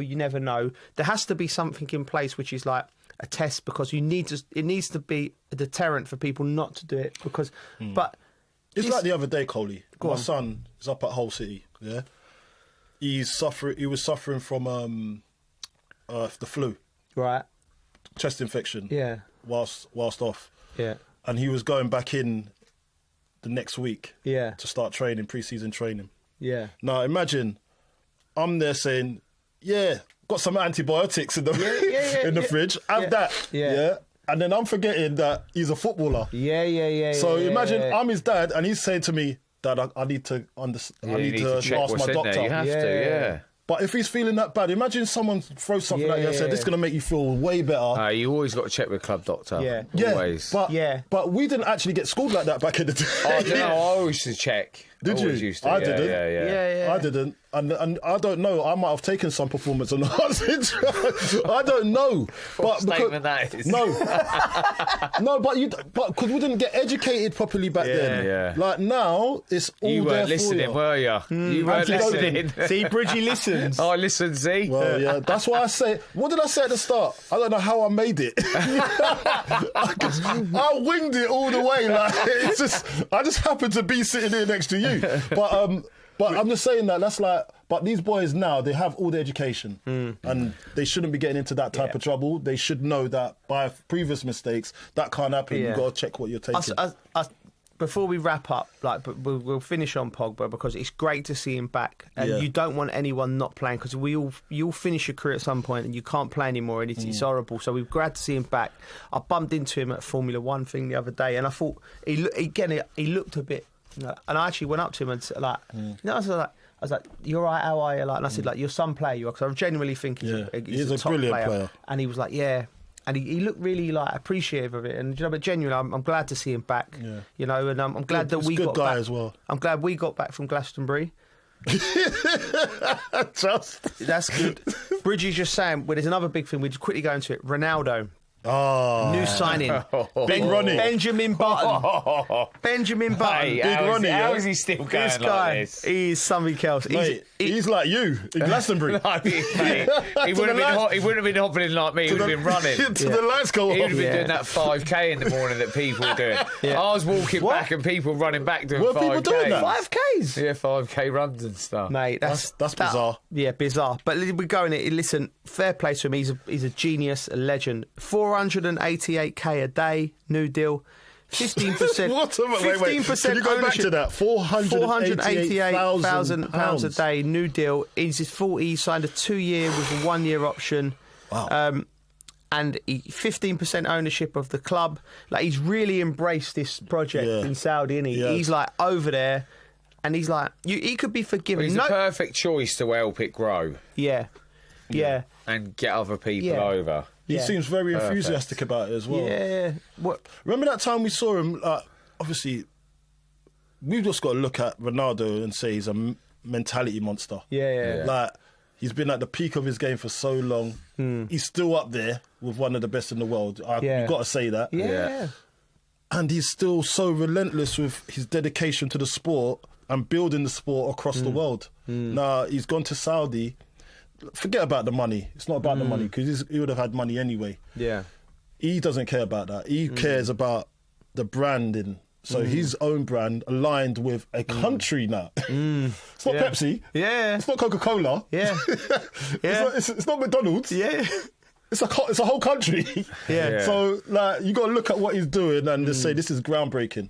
It's like when Pele went to America to try and grow the game over there. Do you know what I mean? This is the same thing that Ronaldo's doing. That's a good shout, Cole. That's exactly what it is. And like he's an example to kids, not just in football, in anything. And if you want something in life, how to dedicate yourself and keep going. So good luck to him. Good luck to him. Yeah, we might get him on the pod one day. Oh, we'd love to have him on the pod. Come on. Come on, Ronnie. You know you want to. Glasgow. Imagine Ronnie in Glasgow. Do you know what? I'd love to see it. Bouncing into the tent. Mate, he'll just be on the other stage. He won't be in the tent, mate. He'll be in a Winnebago. Yeah. I'll tell you what, it lends you... He's got to go on the tent. He has to go on the tent. It lends you a few quid for your wheels from Quick Fit as well, so you'll be all right. Right. He'll buy Quick Fit for me. Yeah, mate. Right, that's all for today. Thank you for listening to The Dressing Room with Our Arabian News. It feels like decades are passing by in a matter of weeks. Seismic shifts in the world order. Never, ever will be part of America. With so much happening and so much noise. Whether it's political upheaval, Canada has been ripping us off for years. economic shifts or social movements. No one wins from tariffs. I think America can be more friendly to the rest of the world. The in-depth analysis and all the latest developments across the globe. To have an inclusive policy together. The meetings with Hamas gave me some hope. We're in another nuclear arms race. The most important development straight to your screen. Welcome to The Dressing Room. I'm on my own. I need backup. And an insightful look at the issues shaping our world today. It was not going to happen, that war, and it happened. Join us on Arabiya News, where the world talks.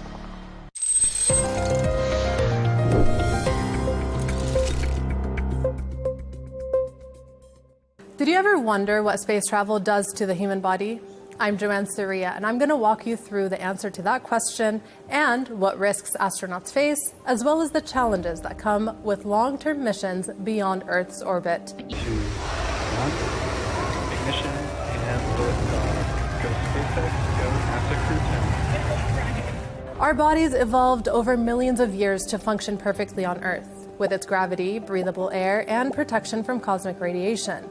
Space, however, is a completely different environment, and changes begin to happen as soon as a person arrives in outer space. Here's what a lead flight surgeon has to say about this. There's an adaptation phase that happens right away when you get up to space. The components of that are some motion disturbances that can lead to basically a kind of motion sickness in some people. And then the other factor is after that, or the process that your body undergoes to adapt to this new environment that doesn't have gravity in it. Without gravity, radiation protection, and natural environmental cues, astronauts experience a range of physiological and psychological changes that can impact their health. Unlike on Earth, where our atmosphere and magnetic field shield us from space radiation, astronauts are exposed to high-energy cosmic rays. This exposure can damage DNA, increase cancer risk, and affect the nervous and cardiovascular systems.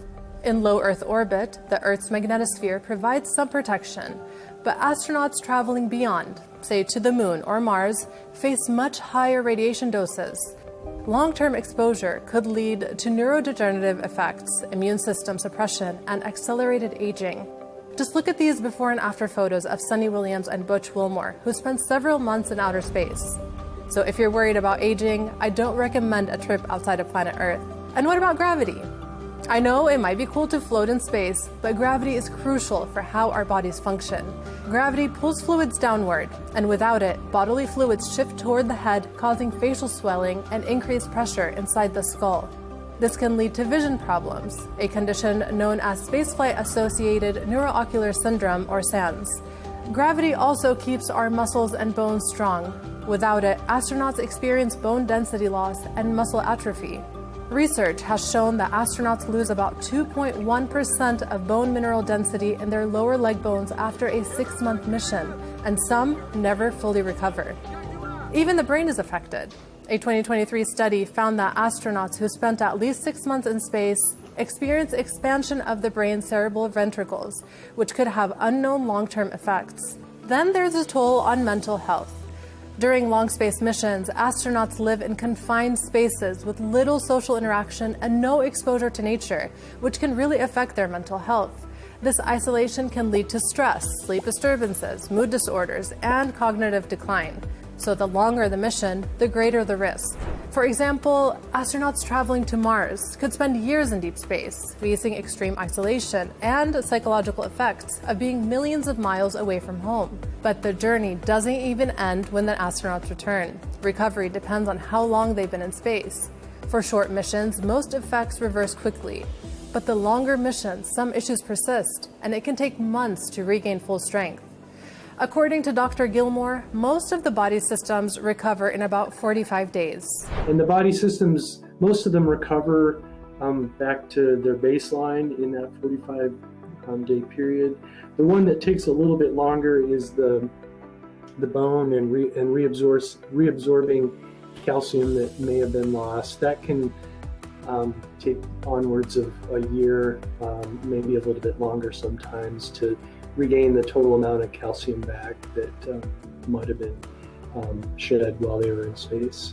Research from the 2021 Inspiration 4 mission found changes in brain, heart, muscle, and immune function after just 3 days in orbit. Another study in 2024 revealed that astronauts experience headaches more often than previously thought, with nearly all participants reporting them during long-duration missions. And despite decades of research, there's still so much we don't know about how space affects the human body. We don't fully understand how spaceflight impacts lung function, for example, or cognitive abilities, and long-term mental health. Mitochondrial dysfunction appears to play a key role in space-related health problems, but the exact mechanisms remain unclear. What about pregnancy or giving birth in space? One of the biggest unknowns is how space travel affects human reproduction. So far, most studies have been conducted on animals, like mice, but we have little data on how human fertility and embryonic development would be impacted in microgravity. If humans are to colonize space, we need to understand how spaceflight affects pregnancy and fetal development over generations. We now know about all these challenges that astronauts face in space, but scientists are working on ways to protect them. Scientists are developing mitochondrial-based countermeasures, improved exercise regimens, and enhanced shielding from radiation. And as space agencies and private companies push the boundaries of human spaceflight, understanding and mitigating these health risks will be crucial. Space exploration is one of humanity's greatest frontiers, but to conquer it, we must first learn how to protect the most important part of the mission, and that's the human body.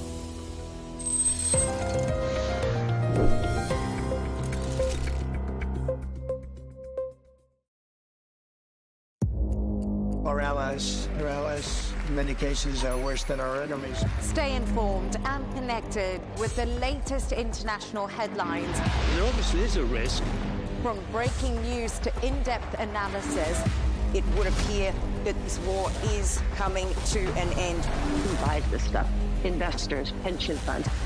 we deliver the most important developments straight to your screen. Iran always wanted to deal with militia. Join us for compelling, expert-driven conversations. A curfew order has been established. And an insightful look at the issues shaping our world today. There are lots of proposals about European architecture for security. I'm Leigh Ann Gerrans, and this is W News. We dealt with this when I was Chief of Staff in the first term. Where you don't just hear the headlines, you get the full story.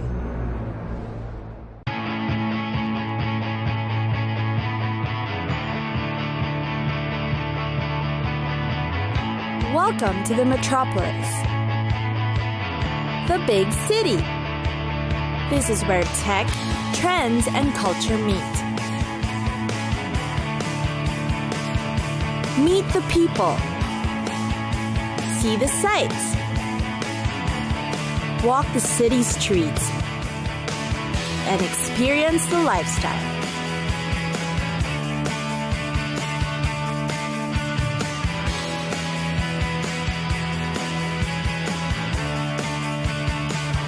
This is your first-class ticket to the cities of the world.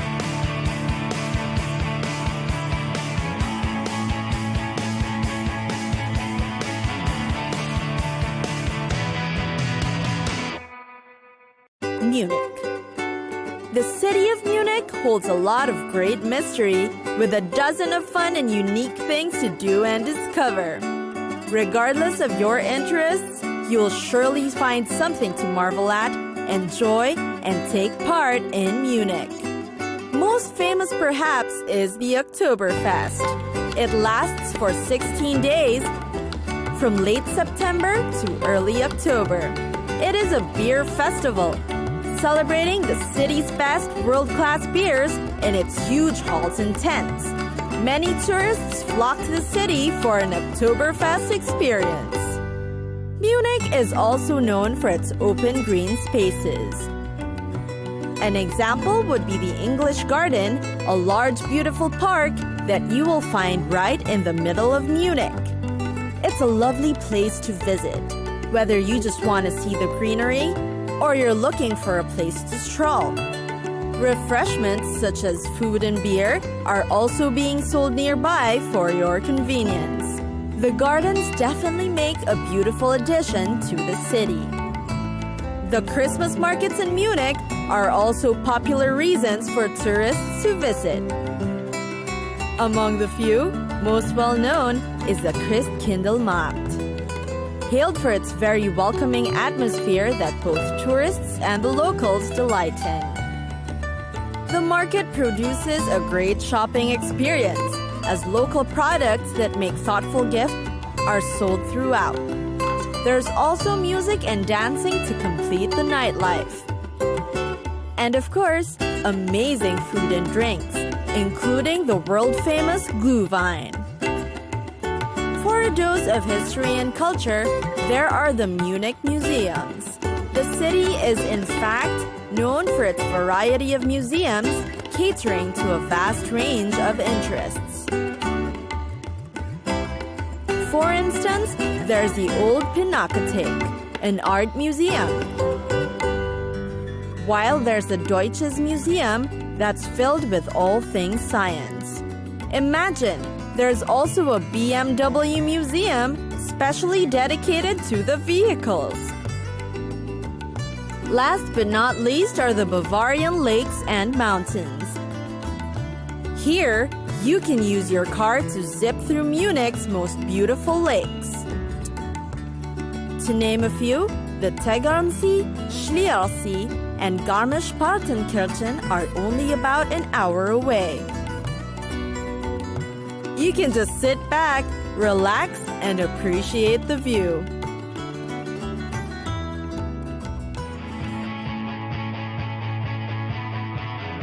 It's time for us to go. Pack your bags and get your tickets ready. And we'll see you on the next destination. Catch us again next time on Cities of the World.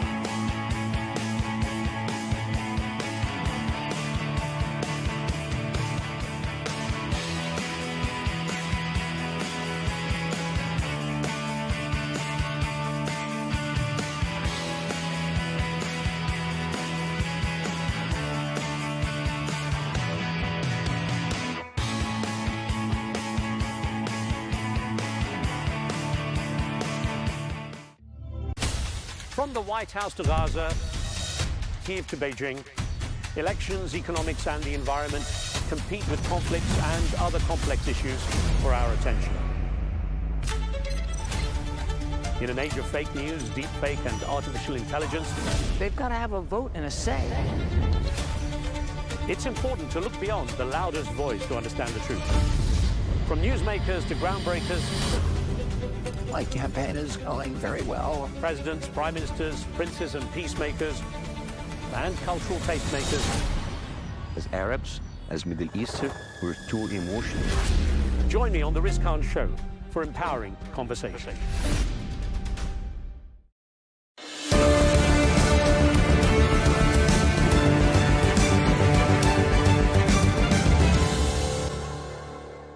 Hello and welcome. I'm Riz Khan. The words spoken by the US President are among the most closely listened to in the world. One sentence or phrase can move international financial markets, force heads of state to rethink their policies, and certainly define what America is all about. So when President Donald Trump uses phrases such as the big beautiful bill, or says, in Japan they bow, I love it, the only thing I love about Japan, or quite famously described nations in Africa as S-holes, the world is hearing a rather different rhetoric compared with speeches from past US presidents. My guest today was the speechwriter for Bill Clinton at the turn of the millennium and can give me an inside track on what it takes to put the words into the president's mouth. But more importantly, as the editor-in-chief of the Washington Monthly, Paul Glastris has a very relevant perspective on how the Trump administration and its policies are having an impact domestically in the US and on the international stage. Paul, I'm really glad you could make some time for me. There's lots to talk about. Delighted to be here. Thank you for having me. Well, first, I've got to ask you, the reputation, obviously, the name that you're given a lot of the time is the speechwriter for Bill Clinton, and we'll touch on that because that must have been a very interesting time. But so much is going on in the world right now, and as you're a Washington insider, I want to get your perspective on certain things. How do you regard the atmosphere right now in D.C. in terms of politics, the new administration, and so on? We've never really seen anything like what's happening now. No president has wielded power over his party to the degree that Donald Trump does. You'd have to go back to maybe Lyndon Johnson, and even there. No president has broken the norms that President Trump has. No president has, I think it's pretty clear, broken the law in terms of the Constitution and been allowed to get away with it by his party in power and by the Supreme Court as Donald Trump. So it's really no precedent like it. This is so funny because I really wanted to follow up on that particular thing. It seems to the outside world that Donald Trump has this kind of unbridled power. I mean, he's able to, he says it, he does it, or he says it and he doesn't do it. Either way, he seems to hold all the cards. I mean, is it really the case that he is that unchecked? You know, he's not unchecked in the sense that the markets are bigger than the presidency, right? So when he tried to impose these tariffs a couple of months ago, the bond market disciplined him and he had to back off. He is not unchecked when it comes to international affairs. You know, the Prime Minister of Israel checked him by moving on Iran and more or less forcing his hand to do the bombing that he didn't want to do. Vladimir Putin certainly has checked his every move so far. So he's not without checks, just no check by his own party. I'm going to get into some of those topics in a moment, but, you know, I want to get your perspective on what seems to be the Republican Party either being beaten into shape, perhaps beating themselves into shape. What is the reason? Is it simply because they're terrified of Donald Trump, or is it because they see him as the only person who can keep them on top? I think it's a split, and it would depend on the Republican.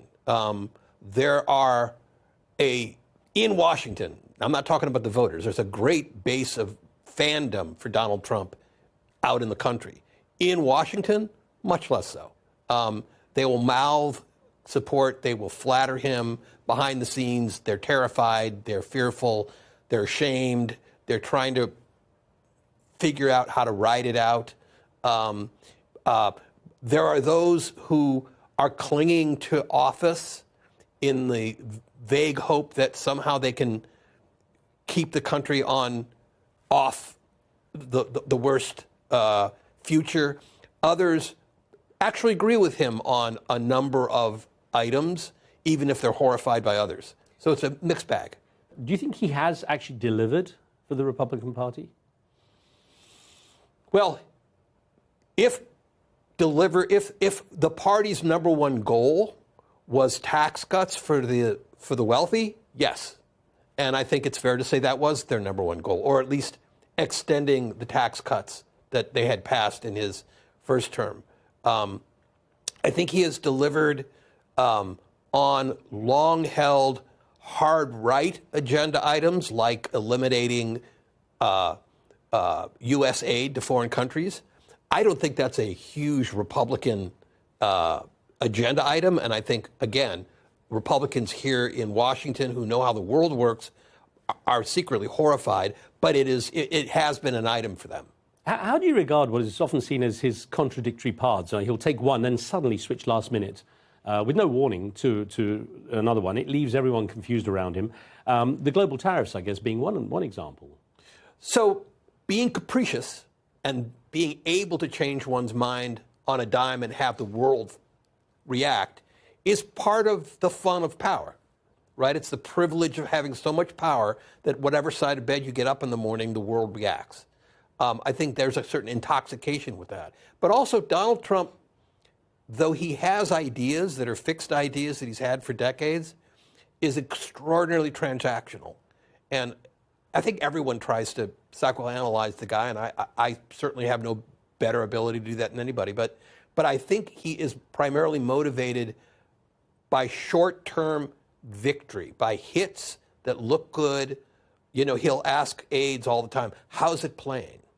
And by that he means, how's it playing in the media?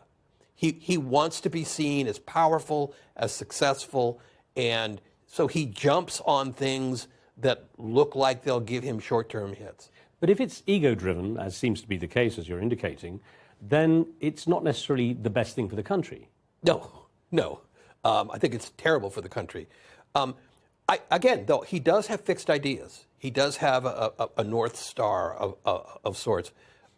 His hatred of immigration goes back decades. His belief in the all-powerful, universal utility of tariffs goes back decades. So these are things that he's not governing based on ego or his own transactional nature or putting money in his pocket. In many other ways, those things are key. But in issues like tariffs and immigration, that is Donald Trump's vision. There's an irony, though. He's a property developer, which is so dependent on immigrants. Yes. Look. I mean, none of it makes sense, right? None of it makes sense. He's attacking immigration, and red state farmers are totally dependent on immigrants. As are many other parts of our economy. Tariffs will, if he continues, undermine the economy, and is absolutely anathema to the big part of the base of his party. Certainly the old Republican Party. Gutting academic research spending might feel good in that it goes hardest against elite colleges and universities in blue states, but it's also hitting purple states. It's also hitting red states. It's terrible for the Republican Party. It's not good for his legacy. In many ways, he reacts and jumps on things that he's not really thought through. It's interesting you said it wasn't about the money so much, because one of the comments that comes out a lot from analysts is, well, look, he's doubled his wealth, all these deals he's doing. He did a visit to the Gulf region, to Saudi Arabia, to Qatar, and to the UAE, and suddenly there are all developments going on there. His family's in tow. So it seems strange that you don't see what a lot of analysts seem to see as his motive. Oh, I 100% think that on an array of issues, he is acting to pocket, to line his own pockets. I mean, there's no question about it. You mentioned, the flows of Saudi money and so forth. And you see it everywhere. You see it, the transactional nature of his antitrust policy, right? He threatens antitrust enforcement until someone provides him $25 million for his library, or, the whole crypto thing. He's made billions on crypto after saying, that he thought the whole industry was corrupt and crazy. So he's certainly in it for the money. All I'm saying is there are issues that he cares about and has cared about that aren't lining his pockets. They may be, bad for the country, but they come from a place of his conviction. One thing that the Gulf has changed a lot. Saudi Arabia has progressed remarkably in the last few years under the Crown Prince. And it seems that they are easier partners for him now. Isn't that the case? Yes. And, the administration, Donald Trump, has traditionally found sources of money outside the establishment, largely because the establishment would not do business with him. So he was unable for many years to fund any of his development deals from normal commercial banks in the United States. So he was able to get money from Russian sources. I think the Saudi sources in past years have been shunned by the establishment. That makes it more interesting to Donald Trump. And I think there has been a very profitable marriage there. But also politically, because it looks like, the Gulf countries, Saudi Arabia, the UAE and so on, are doing peace with Israel, are making peace with Israel. And that, of course, is better stability for the region. And that also makes him look better. No question, no question. And his in his first term, his son-in-law orchestrated the Abraham Accords, which, you can debate how well they worked.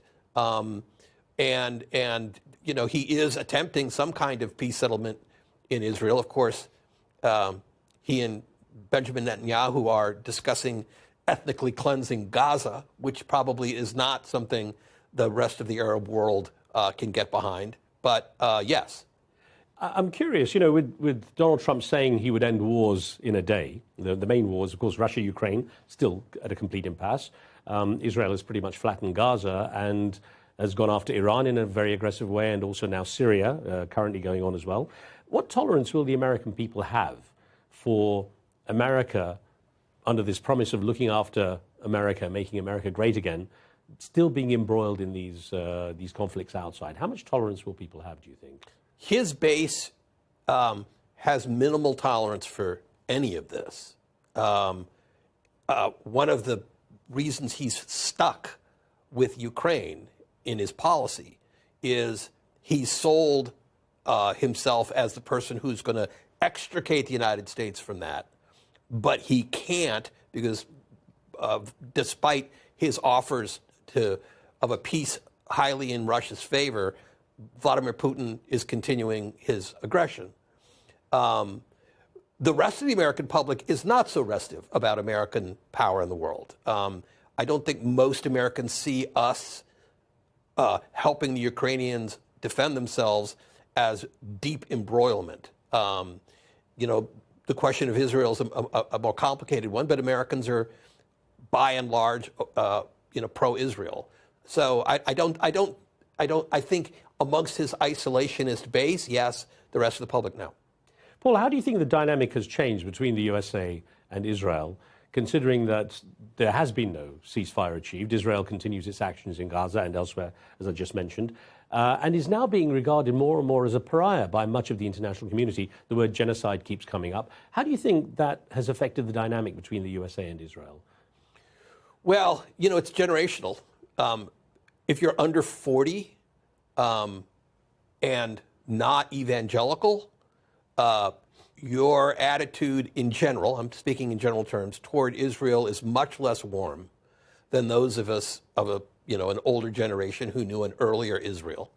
I don't see any signs yet of a real breach between the United States and Israel. The current Israeli government is really testing that. Is the U.S., as a result of its inactions in these instances, becoming more isolated morally, if not economically, from the rest of the world? Yes, 100%. And the rest of the world, which has never been as pro-Israel as the United States, made allowances for the United States policy on Israel at a time when the U.S. was supportive of its alliances. Now we are defying and degrading our alliances, so that accelerates the isolation. Well, meanwhile, the domestic front is still quite interesting and confusing. If you were to describe in one word the big, beautiful bill, what would you say? Well, it's a continuation of siphoning of money toward the very, very wealthy, not just the affluent, the very, very wealthy, at the expense of the working poor, with some bonus benefits thrown out there, like no taxes on tips, to make it palatable politically. What would be the one word then? Nonsense. Okay, I'm just curious to see what you would say.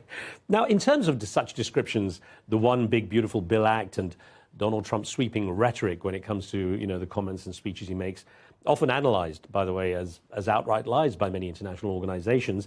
What do these say about the U.S. presidency's intellectual kind of status and position?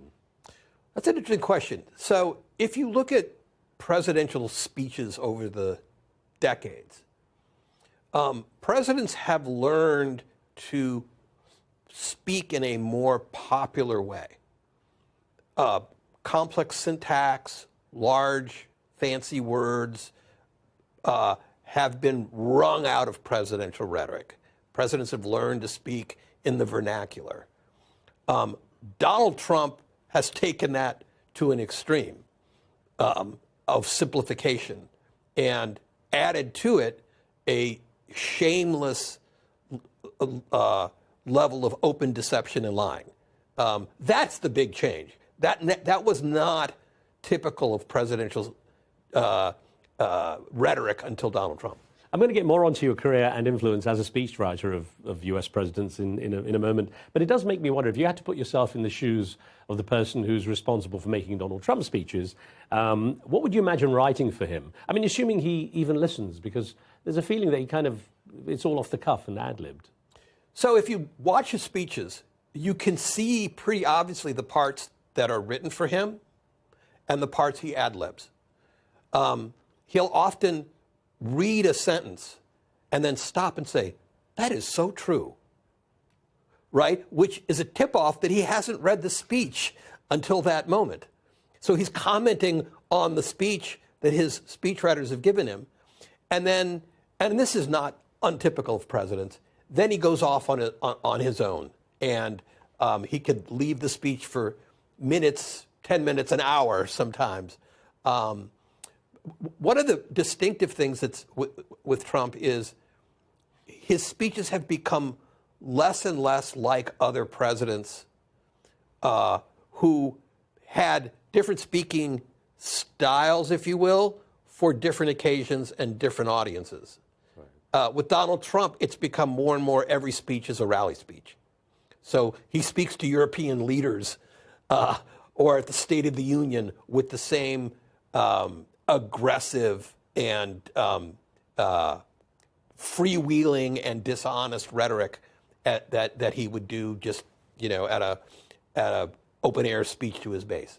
And it seems that a lot of his comments are about himself. And oh, yes. Is that quite common with presidents? No.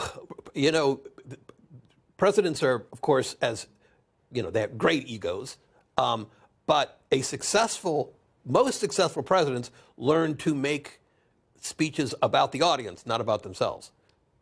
You know, I was going to go back to the Trump administration's policies and the funding cuts in many areas, such as overseas aid, and now education is being targeted. It's lost thousands of jobs, American jobs, in those very important areas. How sustainable is that going to be?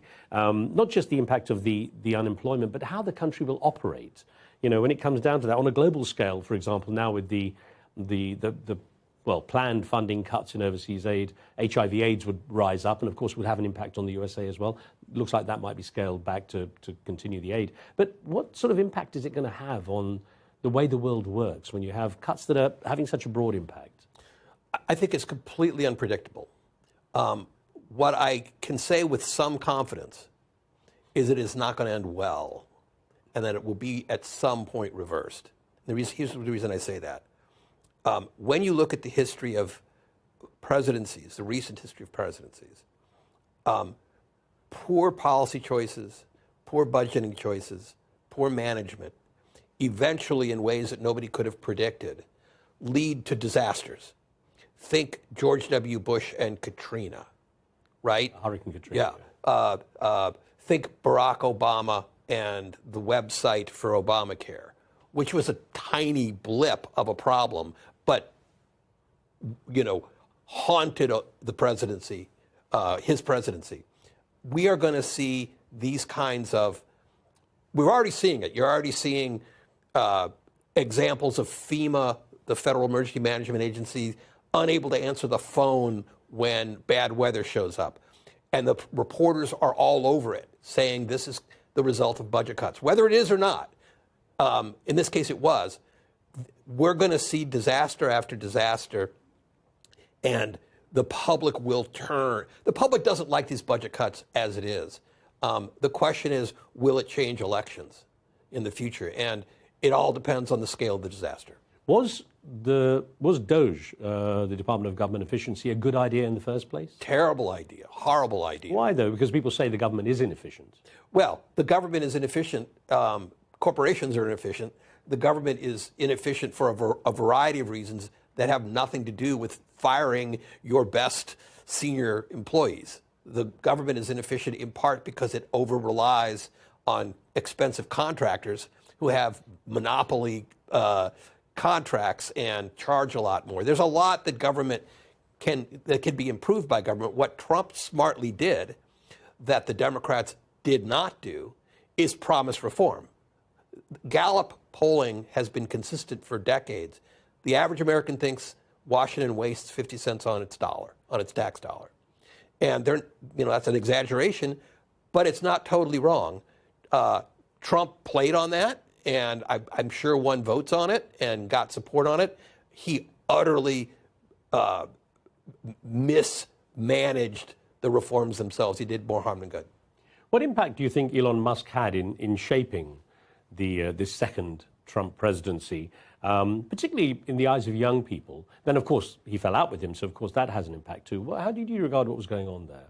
Well, he handed a tech oligarch the keys to the federal government, all its data, and let him run rampant through it. And it was more or less a disaster from beginning to end, to the point that Trump had to distance himself and get rid of him. So in no way was it a positive. I'm sure like someday we'll look back and something that the Doge did under Elon Musk, somebody will build something good from, but it's pretty hard to see right now.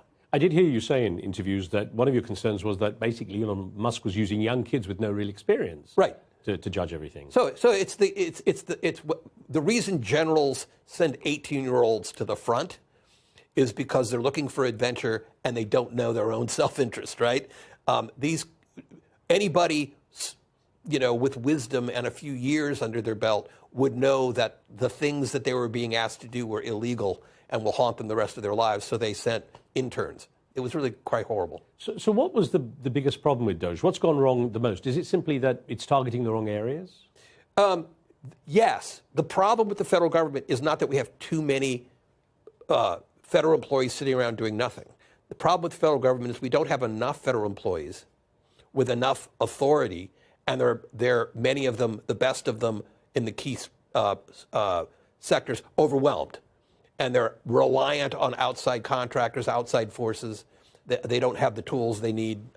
They're often burdened by procedures that they didn't create that get in their way, that are the accretion of reforms and legislation from years ago. There's very good ways to unknot the bureaucracy, strengthen the bureaucracy, bring in better and more talent, and have a more efficient government. That is not what they did. Well, the fallout with Elon Musk was quite severe and very public, of course. When you saw Elon Musk tweeting and Xing, or whatever it's called now, about the need for a third party, and in his case, naming it the America Party, what went through your head? Well, the Washington Monthly's chief political writer, Bill Scher, wrote a quite smart post about this. Musk could succeed. As unlikely as it is to build a sustainable third party, Musk is a little bit like Ross Perot. He's got the money, he could have the issues, and he could make life very difficult for both parties. Isn't there a need for a third party? I don't think so. I think there's a need for the Democratic Party to figure out how to win back the voters that it's lost and keep the voters that it has, and really govern in a sustainable way for a while. I'll get back to that in a second, but isn't one of the biggest problems in most countries that if they're a two-party political system, that it becomes a kind of us against them, and it's usually just countering each other's policies, irrespective of whether they're good or not, or bad or not, and it's simply the public get left out as they fight amongst themselves. And look, we don't have a parliamentary system in the United States. If you have a parliamentary system, multiple parties can work. It can be just as dysfunctional as a presidential two-party system, too. There's good and bad in both, but I just don't think there's any example in U.S. history of viable third parties that don't lead to one party going out of business. We've just been a two-party nation since our founding. After standing, apparently solidly behind President Trump, are you seeing signs of the Republican Party starting to push back? Is there a sense of unraveling going on there? No, I don't think so. I think there is always going to be deep grumbling. As I said, the Washington, D.C. part of the party feels very, very constrained and humiliated by President Trump. But they fear breaking from him far more than anything else. So, Paul, what do you think it would take for a major backlash by the Republicans against? I think support for Donald Trump has to plummet among Republican voters, and I don't think that's going to happen. And support also among independent voters, and I don't think that's going to happen unless and until they feel it in their lives. And that is economically, that is from these federal mismanagement disasters, the kinds of things that have tanked previous, presidents like George W. Bush, who once was a god to the conservative base of the party and left in humiliation. So what degree is that potential problem on the horizon with the midterm elections? We'll see. There's all this debate about why we haven't seen in the inflation numbers and in the economy the effects of the tariffs. We could talk about why that is. Will any of that really take shape before the midterms? We don't know. But if it does, it should have an effect. Is there any likelihood that President Trump might achieve what he sometimes states as his goal of staying on longer? No, I don't think so. I mean, look, anything can happen. We might not have a democracy in 2028. I think that is still a gleam in the eye of many in the administration. But America has a lot of redundancies, a lot of resiliency. Donald Trump's polling numbers are pretty bad right now. They've been falling since his inauguration, and they don't show much signs of abating. They've leveled off here and there, then they fall some more. If this keeps happening, he's going to have a very bad midterm. In spite of his first presidency, having its own quirks, people still voted him back in. How do you regard the difference between those two terms? Well, his first term, he rode the coattails of the Obama-Biden boom, let's be honest, goosed it a bit with his tax cuts, then hit his first really stormy period, and that was COVID, mismanaged it horribly, and lost because of that. There's a great parlor game, what led the Democrats to lose in 2024. First, they didn't lose by much. It was very close. You can't underestimate the power of the voters not liking Joe Biden's age and the really severe pain that working class people felt with inflation. If you're working class, when you look at the numbers, even though median wages increased more than inflation for 2 of those 4 years, if you're in the lower end of that spectrum, the inflation hurt you much more than the wage gains helped you. And people were miserable. The working class has been suffering for decades in this country. They're barely making it. And unfortunately, the Democrats ran into high inflation and paid a price. I'm always surprised how little is known about the poverty levels in the USA. Outside, everyone sees it as gold-paved as a country. But COVID didn't help either. No, COVID was a miserable experience for the vast majority of the country. The more you couldn't work at home and didn't have savings, the tougher it was. There were a lot of programs that cushioned it. Once the programs that cushioned it began to fade, that's when people really suffered. And that also coincides with the 2024 elections. We have to take care of our people, and we're going to take care of our people first. For in-depth analysis and all the latest developments across the globe, make sure you join us every weekday. President Trump is trying to negotiate a ceasefire. With so much happening, so much information, and so much noise, international law will have no part in his administration. It can be hard to keep track. Tariffs will just fuel inflation. We're going to fight these tariffs. But you can count on us to tell you what you need to know. We stand by your side. Join me, Tom Burges Watson, for Global News Today, right here on Al Arabiya News.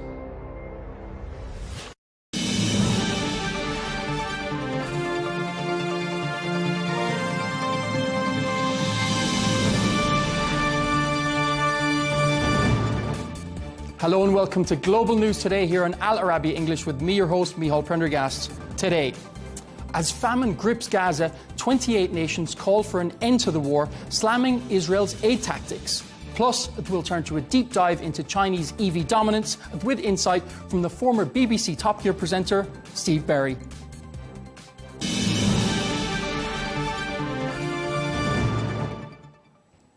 As the world watches the deepening starvation crisis in Gaza, 28 nations have issued a rare, blunt call for an immediate end to the war. They've cited inhumane aid conditions and the killing of civilians who are seeking food. They've condemned Israel's tactics as worsening an already catastrophic humanitarian collapse. The signatories are foreign ministers of the UK and 27 other nations, including Australia, Canada, France, Italy and Japan. The statement begins by declaring the war in Gaza must end now. Well, for more on this, I'm joined by Dr. Sarah Hosseini, the director of the British Palestinian Committee. Thanks so much for joining me, Sarah. As someone with deep ties to Palestine, how do you personally cope with the helplessness of witnessing this level of suffering from a distance? I think it's incredibly difficult. I think we're really at a loss for words, especially as Palestinians in the UK and everywhere else. I mean, I think I represent an organisation called the British Palestinian Committee, and we saw a statement yesterday come out from the UK government along with other European governments condemning effectively the suffering of Palestinians in Gaza. But actually, we need to really take a step back and take a look at the reality of this moment and the context that this statement came in. So on Sunday, 92 people were shot dead while trying to get food at aid points in North and South Gaza for them and their families. Yesterday, Israeli tanks began a ground invasion of Deir al-Balah, where thousands of displaced and forcibly starved people are sheltering, marking yet another escalation and the first time, in fact, that area has been invaded by ground. We've seen the executive director of UNICEF tell the world that on average 28 children per day, that's the equivalent to one whole class of school children per day for 650 plus days, have now been murdered. And experts are warning that the extent of forced starvation has become so bad that even if food gets to people now immediately, it'll be too late for many of them. So these are not just people, these are our friends, these are our colleagues. They're either being massacred, tortured or slowly starved. And it's everyone, it's children, it's mothers, it's fathers, doctors, nurses, teachers, street sweepers and shopkeepers, all being completely stripped of their dignity, made to beg for food at aid stations where they're being lured out and then exterminated. Now, what I would say about the statement that the government has made, not only has the UK government done nothing to stop this whatsoever, it's actually continued to provide diplomatic and military support to the very forces carrying out these war crimes, providing crucial parts for the F-35 fighter jets, allowing use of their air bases in Cyprus, training IOF soldiers in the UK on UK soil. So the statement that we saw yesterday is both woefully inadequate, more than that, it's cynical and it's disingenuous, and it really is an insult to the intelligence of the wider British public. The joint statement from the 28 nations has called Israel's aid model dangerous and inhumane. What do you think will be the impact of this?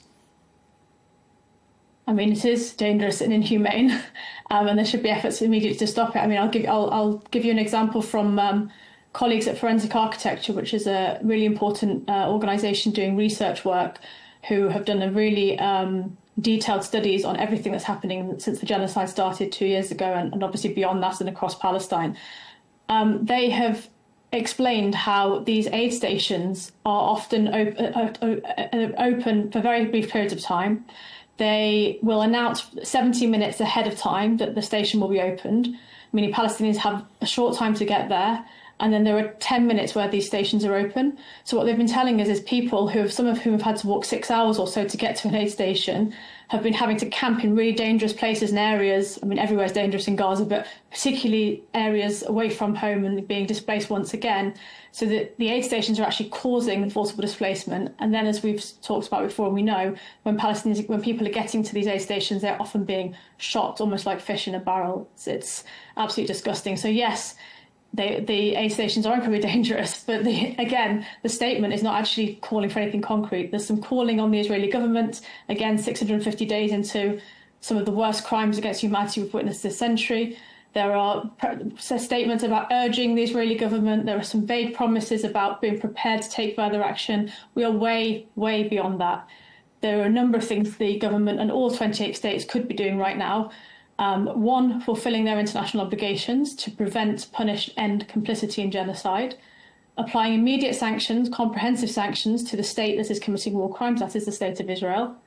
And actually in the UK here as well, making sure that it's ending the repression of its own citizens, the people who are here in the UK, Palestinians, other communities, citizens of conscience who are speaking out against the unimaginable horrors that are happening to our people in Gaza and being repressed and criminalised for that.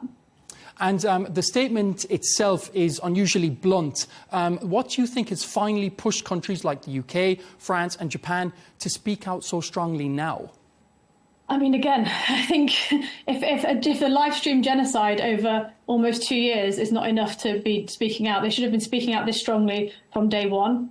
It was only 3 months into the start of this genocide in January that the International Court of Justice already said that there was enough evidence for a plausible case of genocide. And states have done, by and large, not all states, but by and large states have done very little.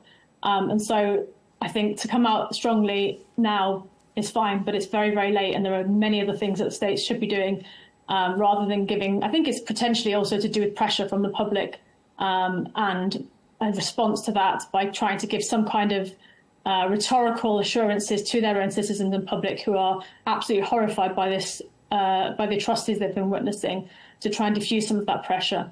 But I don't think it's working. Nobody's buying it. And Israel have said Hamas is to blame for the war in Gaza as they started it. How do you respond to that? I respond to that by talking about the decades of colonisation and occupation that have gone before the 17 years of siege on Gaza that was far before October 2023. This is about the sixth war, I think, on Gaza in about 20 years. So we're talking about something that goes far, far beyond October 2023 and actually has its roots here in the UK with British colonialism, the laying of the groundwork for the State of Israel through the Balfour Declaration, and then laying the foundations for the Nakba in 1948, which was the largest and the first mass dispossession of Palestinians, which we've now seen repeated again in the last 2 years. And in regards to the recognition of a Palestinian state, how do you think the joint statement is going to affect this endeavour? It's hard to say. I mean, this is something that is a very easy symbolic step that hasn't happened so far. It's something that, whatever its merits or not, or merits or drawbacks, will achieve nothing on the ground without the accountability that is needed. And until states are ready to hold Israel to account and to end their own complicity in doing so, nothing will change. I think there are positive examples, actually, that the UK and these countries that have signed this statement could look to. Only a few days ago, we saw a joint statement from the Hague Emergency Conference on Palestine, which was held in Bogota in Colombia, where states committed to advancing concrete measures to uphold their obligations under international law. So these are things like preventing the provision of transfer of arms, not allowing any vessels to dock or servicing them in their ports if they are at risk of carrying any kind of munitions or arms that might aid the genocide that Israel is perpetrating, urgently reviewing all of their public institutions and their ties to make sure they're not funding anything that supports Israel's illegal occupation, and so on. So there are a number of very concrete steps that these states could be taking. And in regard to the UK government are allowing pro-Palestinian voices to protest, we've seen a lot of crackdowns on this. What's the feeling on the ground in London? It's Orwellian, honestly. What we've seen here from the British government are attempts to crush any support for Palestinians or Palestine in British public life. Only days ago, we saw a woman holding a Palestinian flag in Kent, and sit with us, and a sign saying "Free Palestine." She was threatened by police with arrest under the Terrorism Act. And we've got to take a moment to think about what it means. That's criminalising our very flag as Palestinians. It's suggesting, it's a deeply racist suggestion that the Palestinian flag is somehow to be equated with terrorism. So there's a massive overreach here happening by the police, which contributes to this wider chilling effect on Palestinian advocacy. The idea is to scare people from speaking out against the genocide. And that's not to mention the kind of decades of dehumanisation and racism that has been spread through political media, political discourse, public discourse, which has allowed for this repression in the UK. but also is it recognised as a preparatory step towards genocide. Dehumanisation is a key step needed to reach what we've reached and what we're seeing happening in Gaza, because if we're not seen as human, it's much easier to kill us. So I think what's happening here in the UK is absolutely, as I say, Orwellian. It's horrifying, if not completely shocking. I think the reason I say that is that, of course, British colonial policy abroad, which this is very much an extension of, has always translated into the erosion of civil liberties here in the UK. And so we're seeing not only Palestinians being affected, a whole range of marginalised communities that also have suffered from Britain's colonial legacy, but also British society more broadly. As I say, a majority of the public here have been in favour of a ceasefire, have been in favour of suspending arms sales immediately, and their rights and their right to protest, their right to freedom of speech, all of these things are being impacted incredibly negatively. So it's something that we should all be concerned about as British citizens and human beings. What repercussions can people face for speaking on behalf of Palestine in the UK? Is it able to cost people jobs? Are people being cancelled, as it were? Certainly. I mean, that's been happening for a very long time, but very quietly and pervasively, I think. It's happening more because, in the past 2 years, I think also more because people are willing to speak out, or even though they may be afraid because they've been put, the fear has been put into them. And these kind of politicised definitions of anti-Semitism and terrorism have been used to try and shut down any form of criticism for the state of Israel. More people have been brave, have been courageous, have spoken up for what they've seen is wrong, which is, as I say, a live-stream genocide for the past almost 2 years now. And yeah, there have been a lot of ways of threatening people, losing jobs, of silencing them. And now we're seeing, increasing attempts to criminalise under the law as well, which is deeply, deeply shocking. And in a past interview, I've seen you say that Britain bears responsibility for what's happening in Palestine today, and that you were shocked by UK foreign policy. What specifically shocked you the most? Well, I don't remember saying I'm shocked. I think I go between being shocked and being completely unsurprised, but just horrified. But anyway,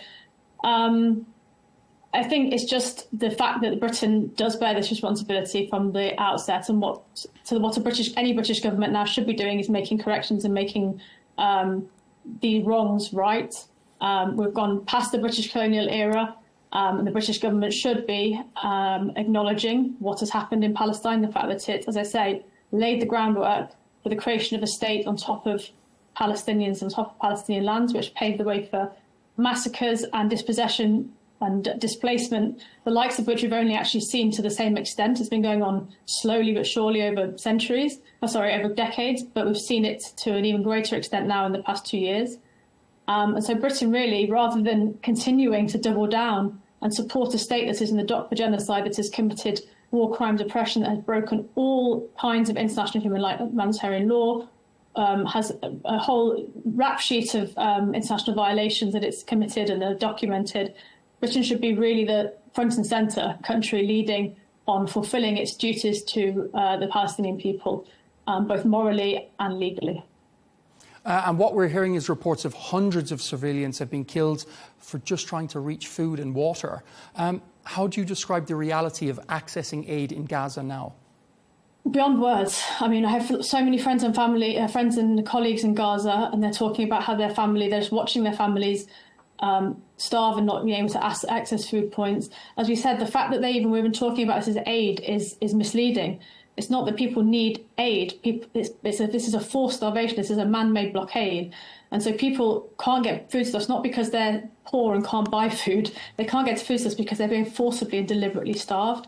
It is absolutely unconscionable that this can be allowed to happen in this day and age. And not only that this is not only being the countries and states, including those who have made the joint statements, and the British government have not only failed to act and fulfil their duties and obligations, they're actually aiding and abetting with material support the continued atrocities by the Israeli government. And of course, you have family in Jerusalem and in the West Bank right now. How are they describing the feeling on the ground there?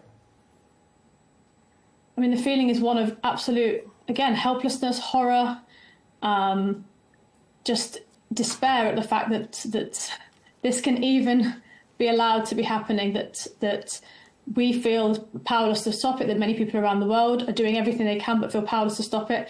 And yet all of our political leaders, or many of our political leaders, particularly here in the West, are doing actually the complete opposite. They're not holding anybody accountable. They're, in fact, being part and parcel of this and being complicit. And so it's incredibly important. I think family and friends take heart from the fact that the British public over here are on the streets marching in their thousands and hundreds of thousands, and have been doing so again for the past 22 months. That gives us some kind of semblance of hope, but also just cannot believe that we are in a position where we are not able still to put an end to this horror. The statement rejects Israel's idea of moving Gazans into a so-called humanitarian city. They're calling it a violation of international law. How do you see this as a step towards something more serious, legal consequences or accountability for Israel? I mean, until we see action, and the actions that I've laid out and described today with you, I don't know how. There's been condemnations are not new. Condemnations are not new since the past month. They're not new since the past 2 years. They're not new for the decades before this. As I say, there's so many decades and decades of condemnations and violations that Israel has committed, and statements from people. And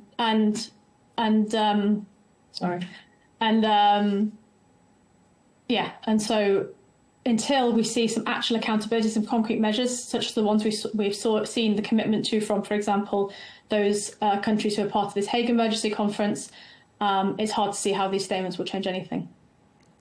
OK, we're just out of time. Dr. Sarah Husseini, Director of the British Palestinian Committee, thank you so much for your time. Thank you, Michael.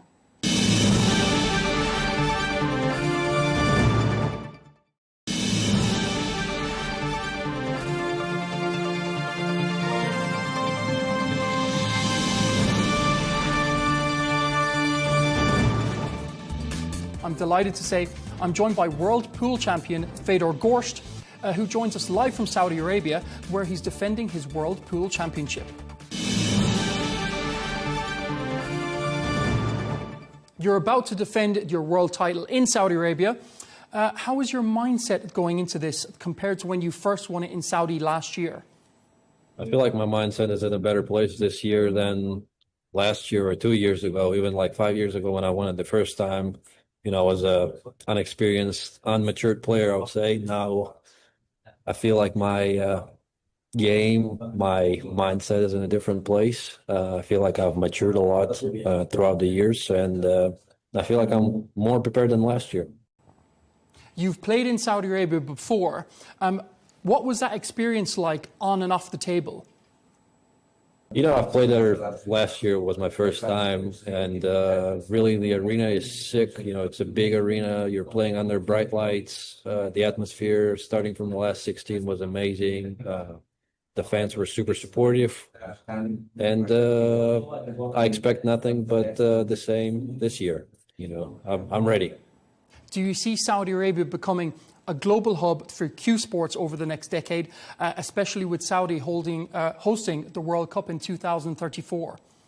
Yes, I think there's definitely a possibility of seeing champions in the next decade or so, like you said, coming from Saudi.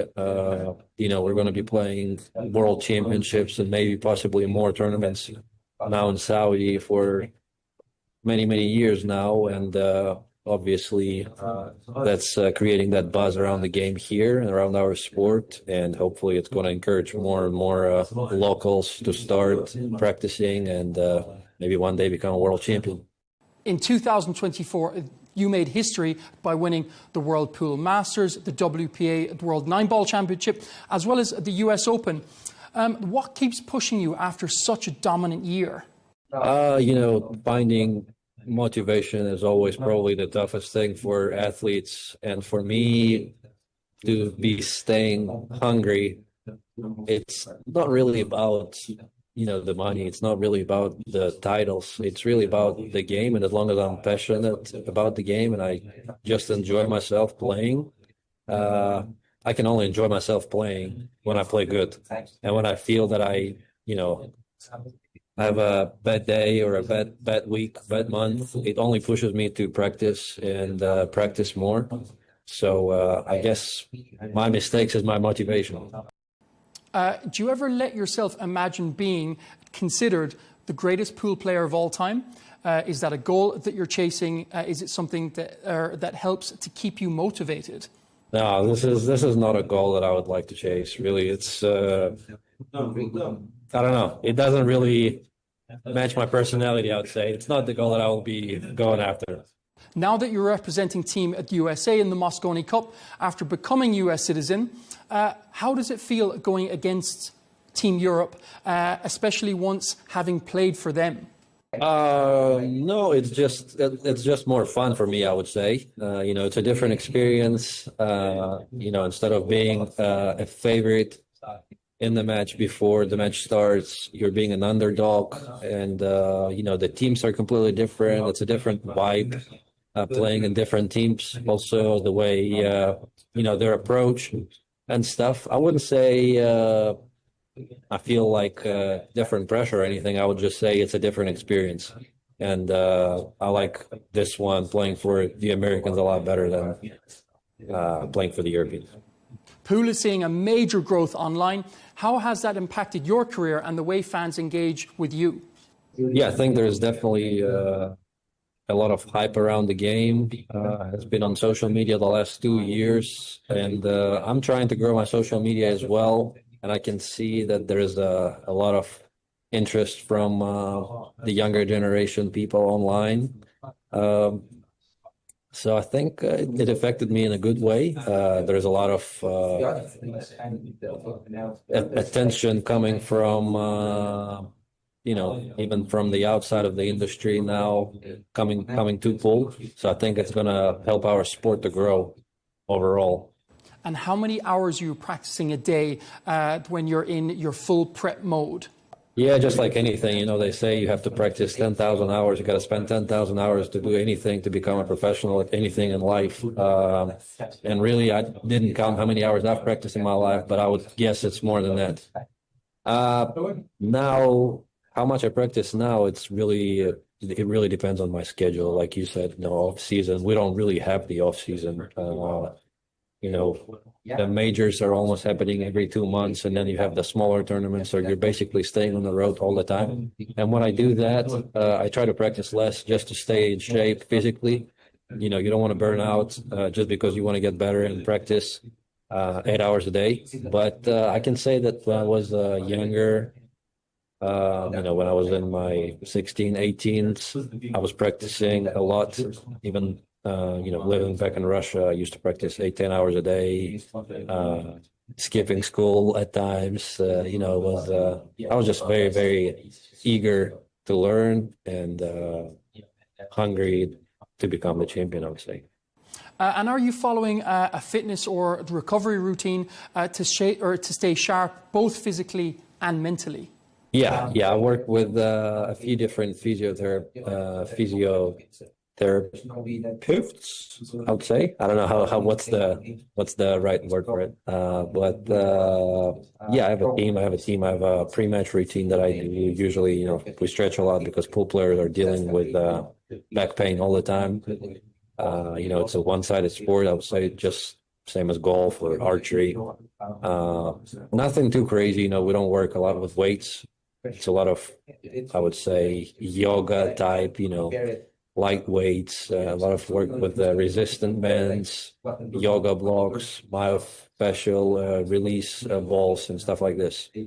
And what's the best match that you've ever played, and what made it special? Probably the finals of the World Championships last year. It was the biggest prize that I won of my career, and also the way I won the tournament was so special for me because I came from behind in so many matches, including the finals. So I think it was just the biggest match that I've played in my career so far. So obviously there's a lot of pressure involved in these finals. Is there any way that you can prepare for that? I mean, there's no really preparation. You can't really say that you got to do A and B and then you'll get X and Y. I would say what helps me the most is breathing, conscious breathing, just learning how to breathe, to calm myself down in those situations when the pressure is super high. Also trying to recreate somewhat pressure during practice sessions, just to rely on fundamentals when it's needed. And, just trying my best and learning from my mistakes, learning from my losses, analyzing what went wrong, helping me go further and further. What's the worst match that you've ever had? And what did it teach you? The worst match probably was the European Open, I would say, in 2023. I was playing against Josh Filler, and I was first on the hill. We were playing a race to 10, and I was up 9-8. And I missed the 9-ball to win. I missed the final ball to win the match. And I ended up losing the match. And I remember just walking back, through the back door of the building because I was trying to avoid all the fans just to go straight back to my room. Just head down, hood on my head.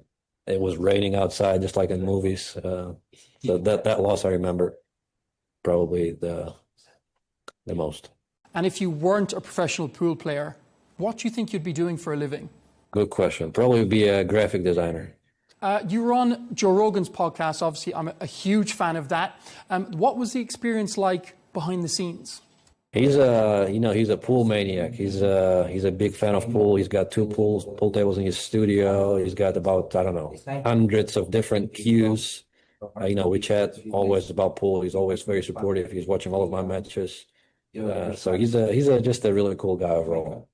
Did you get to play Joe? And did he win any racks himself? Yeah, we've played for like 3 hours. And how did he do?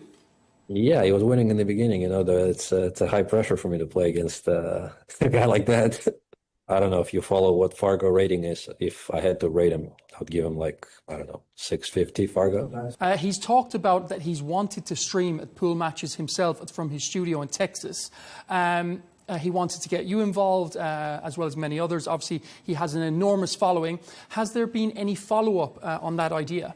Well, I reminded him a couple of times, but I just think that Joe is just a super busy guy. His career in the UFC, plus he's super busy with his own podcast now.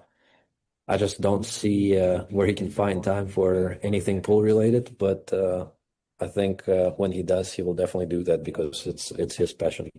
You've been spotted playing chess as well. Do you see any similarities between playing chess in terms of strategy and how you read on the pool table? Who spotted me? Well, I do that rarely, and I wouldn't say that I'm a good chess player myself, but I grew up in Russia, and it was super popular, just the game itself. You could walk around on the street and you could see chessboards everywhere, and everybody it was just a fashion thing, or it was a thing. Everybody was playing chess. So I was learning the game when I was a kid. And now I just, in pool, there is a correlation with chess because you got to think ahead, 2 balls ahead, 3 balls ahead, 5 balls ahead, sometimes more. And in chess, it's the same thing. You got to predict what your opponent is going to do. And, I just like the tactics. And who's on your personal all-time Mount Rushmore of pool? Efren Reyes, Earl Strickland, Shane Van Boning, and probably Francisco Bustamante. And who were your idols growing up? It was actually Niels Fine, the player from Netherlands. I was following him in pool, and in tennis it was always Rafa Nadal. Just they're similar personalities, both super hardworking guys, and both never give up. Maybe that's why I like both of them. As a pool fan, as a kid, of course, I remember at Ronnie O'Sullivan, he was playing with Steve Davis in the Moscone Cup. Or would you like to face off against snooker players, and have you ever played against Ronnie O'Sullivan? No, I've never played against Ronnie, and I really don't play any snooker. Actually, the last time I've played probably was 5 years ago or so. So, no. Okay, we're going to have to leave it there. The very best of luck in the tournament, Fedor, the World Pool Champion. Thanks so much for your time here on Arabiya English. Thank you so much, Michael.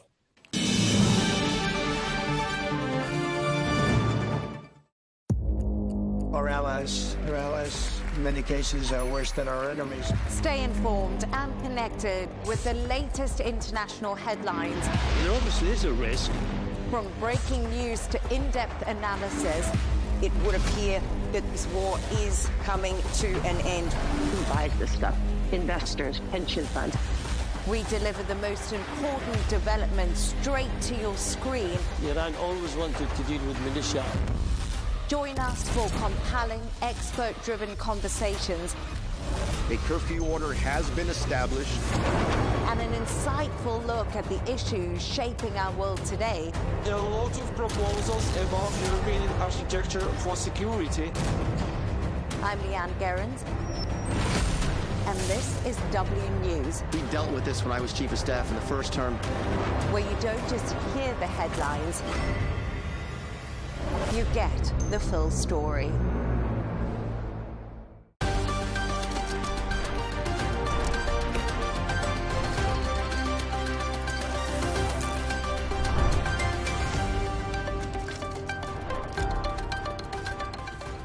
Hello and welcome. I'm John O'Hayes and you're watching W News Extra, broadcasting live from the Al Arabiya studios. These are our top stories.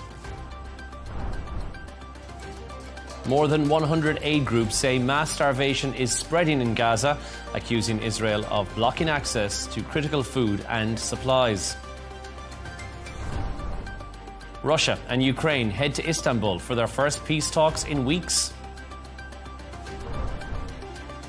And Obama calls Trump's treason claims a weak attempt at distraction from the Epstein files backlash.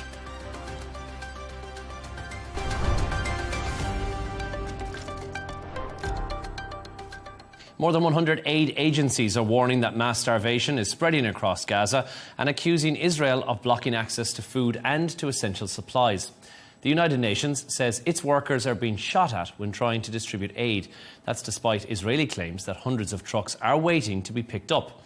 Gaza's health ministry says dozens have died of malnutrition in just 48 hours as humanitarian groups demand a ceasefire and full access to trapped supplies. Earlier, I spoke to Amjad Shawah, the director of the Palestinian National Non-Governmental Organization Network, who told me what day-to-day life looks like currently in Gaza. Babies, about 35,000 infants in risk of death if there will be no immediate entry of aid to Gaza.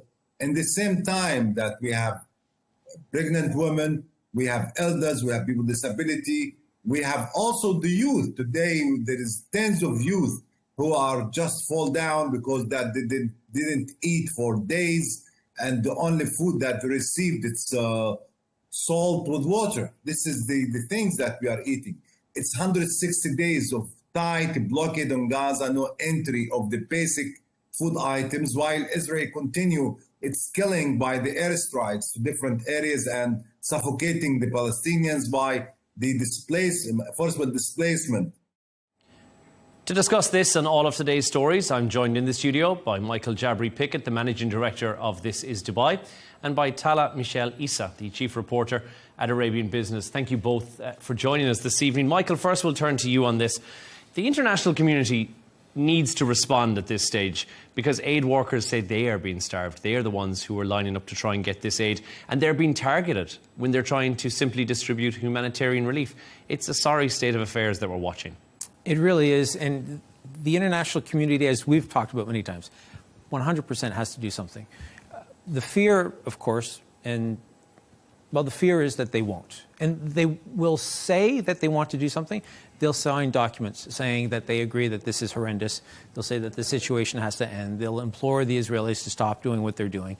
But the bottom line is that they need to stop speaking and start doing.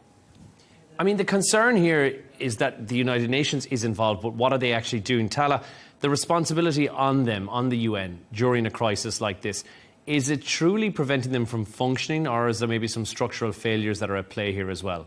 Look, it's a bit of both, I think. Of course, their ability to actually do anything is obstructed. On a more technical level, obviously, Israel is refusing to renew visas for a lot of aid workers and key staff from UNRWA.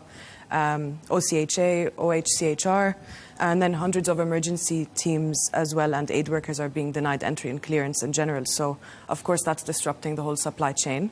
Israel has obviously denied that it's done that. But anyway, to answer your question, it's a bit of both. So, of course, the UN's job, the UN agencies that are available there are not able to fulfill their jobs right now, but that's not the full story. So this is a structural collapse in general. I mean, if you look at the crops, livestock, the markets, the infrastructure, everything's been destroyed in Gaza. And I think the FAO said that around 95% of croplands have been destroyed, and animals as well are gone.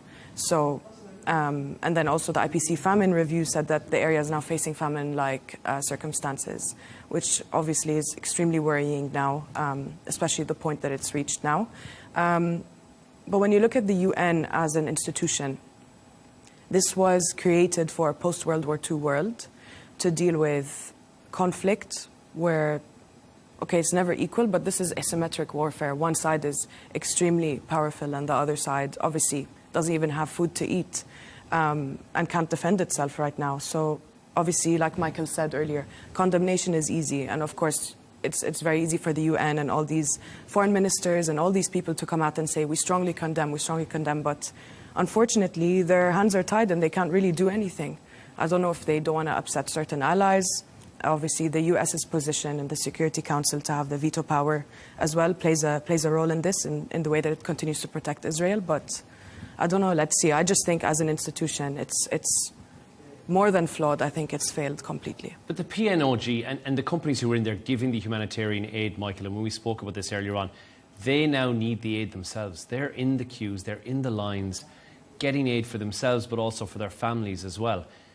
We've mentioned before, but I don't think we realise how close we are to a complete breakdown, a humanitarian crisis on the likes of which we've never seen in human history. So I would actually call that human history comment to account, because I would say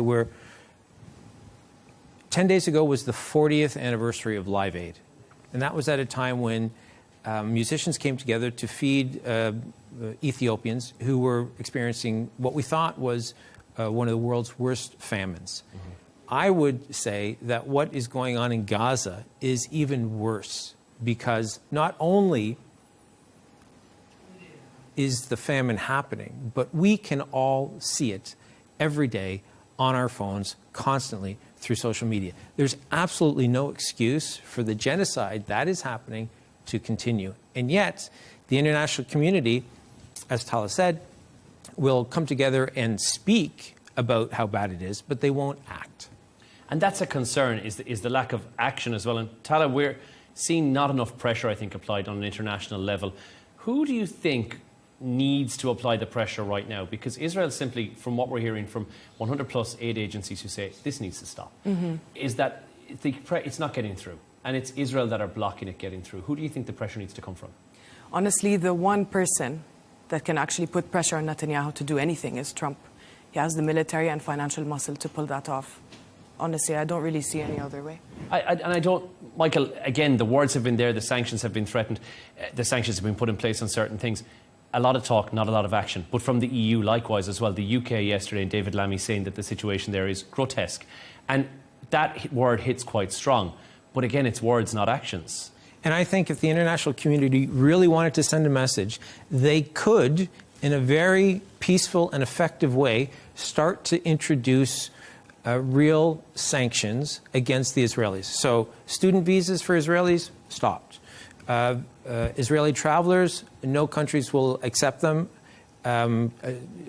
Airlines flying out of Israel, no countries will not allow that. Stop trade. And to do it not, as Donald Trump has done with Vladimir Putin, 50 days ahead, but you've got 48 hours. It stops. There's a really interesting couple of statistics that you can look at. The Israeli government says that on average, 146 trucks have gone into Gaza every day. The U.S., however, says that to feed everybody there, you need 600 a day. Now, that's a massive difference. And that is just one small example of how the international community is watching it, as we all are, and failing consistently to do anything. Before we move on, I want to get an opinion from both of you on this. A lack of independent journalists in Gaza is definitely something that we're seeing. We don't understand really what's happening because we're getting pictures which Israel will say are from Hamas. Hamas will say is a true representation. Do we need journalists on the ground quicker and now? Yeah, well, that's exactly the problem, like you said. I mean, journalists, our job is to verify information, to find out what's happening, to report the news to people in the most impartial way, facts. And unfortunately, there's such a lack of information. There's a massive blind spot in Gaza right now. And I think if you've nothing to hide, Michael, allow them in. Exactly. And as Tala said, I agree with everything. The one I would add is to hold authority to account. Absolutely. And that is what journalists would do on the ground. But, the Committee to Protect Journalists has said that since the war began, 178 journalists have been killed. Now, those are mostly Palestinians who are in Gaza, who are doing a lot of the grunt work so that organizations around the world can find out what's going on. But if you are a foreign journalist from the States and you want to go in, you have to go in with the IDF. And right away, that compromises you. And they will also, the IDF will also make sure that they vet that material. So you have to submit to that. It's one thing for somebody to give their content, a reporter to give their content to an editor. That's how we make sure that we're doing the process properly. But to give it to an entity that is the aggressor in a war, nobody's agreeing to that, and that's why there are no journalists there. That's exactly the definition of the chickens are running KFC. When you're getting that level of editorial control, it's a concern. Reinforcing Thank you both so propaganda. much for your thoughts on that. Tala and Michael, stay right there. We'll move on to our next story. Russia and Ukraine are set to resume their direct peace talks in Istanbul. That's for the first time in over 7 weeks. But hopes are low. The Kremlin is warning that negotiations will be difficult. Meanwhile, protests have erupted across Ukraine after President Zelensky signed a controversial law weakening anti-corruption bodies, which has raised alarm bells among Western allies. Earlier, I spoke to Ukrainian MP Oleksiy Goncharenko, who wasn't feeling too optimistic about the latest round of talks. Have a listen. Putin wants to continue the war, and for the moment he doesn't want to stop. And the only way how he can be made to stop is if he will be punched hard, first of all, by United States. We heard President Trump recently who said that he gave Russia 50 days. And I hope that he will continue this line of really strong and harsh tone with Russia that can really help. But again, I don't believe something will happen now. Probably we need to wait these 50 days, and then United States will need to put a really serious sanctions, including secondary sanctions against countries buying Russian oil. And only after this, I think we can have a real possibility to have Russia at the negotiation table. Tala, first we'll turn to you on this one. What would success even look like at these peace talks at this stage? Do either side actually even want peace to go to the table and have a chat? I'll answer the first part of your question. I think in a near perfect world, probably an immediate ceasefire just to end the fighting. We've seen that before, and obviously it didn't hold up. But then when we actually go back to the last 2 rounds of talks, they ended up with, a prisoner exchange, the return of the dead bodies of some soldiers. Yes. So hopefully we might see another prisoner exchange. That would be successful. And then maybe the agreement to continue having conversations to end the war. But both sides, I think, are stalling. They're trying to buy more time. Ukraine is trying to strengthen its defenses. Russia is trying to consolidate gains. So, yeah, let's see. I mean, Putin seems unmoved by sanctions in general. And historically, we've seen that sanctions, at least in my opinion, they actually end up, for an economy like Russia, ends up becoming more self-sufficient. And then it just pushes it towards China. And I mean, Putin ended up building up his relationships with different trade partners that only deepened. So I don't know. Let's see. And I do think it's a case that Russia can control the narrative on those sanctions, because I don't know if Putin necessarily cares about sanctions being put in place. Michael, would that be a fair comment? I think it is fair. I definitely think that, as Tala said, that Russians became very creative during this period. And I think that that's because in a non-flippant sort of way, it's kind of in their DNA to try and figure out how to make the best of what could be an uncomfortable situation. Of course, there are lots of Russians who had the money and the wherewithal. They were able to travel and leave. But the ones who stayed, they've been able to deal with it. And there has been minimal dissent publicly. And this is one of the areas in which Putin is able to strengthen his point of view all the time, because he can make sure that if anybody is not towing the company line, they will suffer the consequences. And people recognize that. So you have the masses who are not going to speak out. All you have to do is figure out a way to make sure that you control the narrative, and you also give the people at least a little bit of what they want, just to keep them happy, so that things will stay in check. Now let's turn to Ukraine. Tala, there's been President Zelensky's signing of this order, which will weaken the anti-corruption policy that's in place there. That also may weaken his future positions with the EU, which we'll get to in a second. But surely doing something like this, which even his strongest supporters say is likely to weaken the support at a grassroots level for Zelensky, is not the best thing to do right now. Look, I mean, we can't deny that it's really bad timing, obviously, for him to make this decision now. And there's definitely a risk. But I don't think it's as big as a lot of experts are making it out to be. So obviously, we can't discount the fact that this is the first major unrest, I guess the largest protest since before the war started.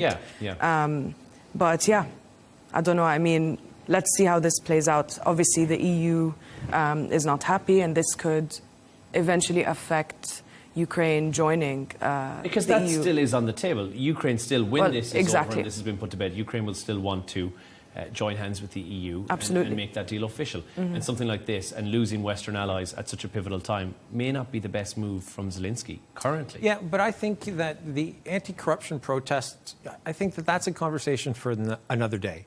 I really think that Zelensky and the Ukrainians and the EU, for that matter, are prepared to table that so that they can focus on ending the war, and they can come back around to the anti-corruption concerns. Something they can table because it's now and it's relevant. The Mirage jet, the French Mirage jet that Ukraine has lost.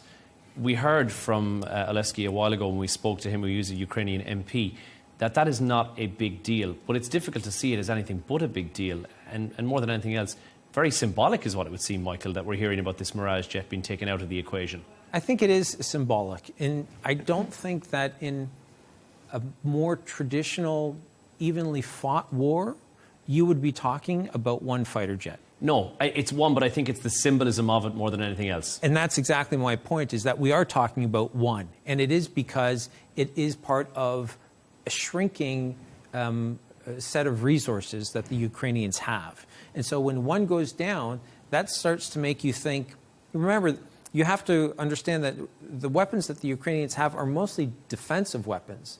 And they're not in the position where they're fighting fire with fire. You know, the Russians are the aggressors. They have all the military. The Ukrainians are trying to do the best that they can and stop the Russians from advancing. So when one fighter jet goes down, that normally wouldn't be a big deal. But because it does represent a symbol of what is happening to the Ukrainians, I think it takes on greater significance. Now, we don't know what's in their arsenal currently, because we know that conversation has gone on where there has been an arms agreement between the US and Ukraine as well. And even when we spoke to Vladimir Zelensky's senior advisor and right-hand man, effectively, he said that even if they did obtain long-range offensive missiles, that nobody would know about it. So it will be kept on the QT. So it's interesting to know that they are selling this as the Mirage jet is not a big deal on loss. Before we wrap this up, Tala, how much trust really is there between Russia and Ukraine at this point when so much water has gone under the bridge? Well, non-existent. And the talks so far have been largely symbolic in May and June. So Russia insists on territorial concessions. Ukraine has repeatedly rejected those. It's diplomatic theater at this point, so let's see. That's one of the best ways it's been described in recent days is diplomatic theater is what we're seeing playing out. What I would say, though, is if the international community or Donald Trump wanted to exact a real toll on the Russians, is not give them 50 days, or at the very end of the 50-day period, come back and say, okay, you've got there's $300 billion in Russian frozen assets in G7 countries. We're going to take that and we're going to give that to the Ukrainians, or we're going to give it to the EU.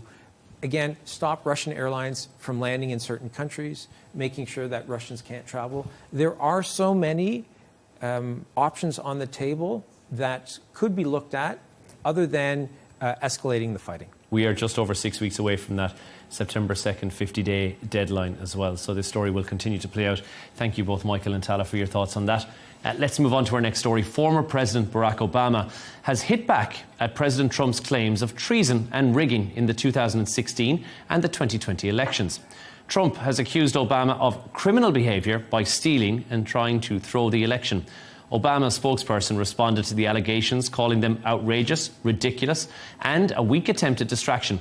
Here's a reminder of what President Trump had to say. But you know what? If you look at those papers, they have them stone cold, and it was President Obama. It wasn't lots of people all over the place. It was them too.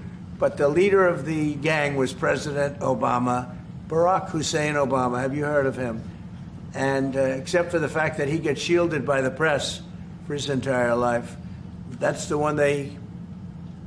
Look, he's guilty. It's not a question, you know, I like to say, let's give it time. It's there. He's guilty. This was treason. This was every word you can think of. They tried to steal the election. They tried to obfuscate the election.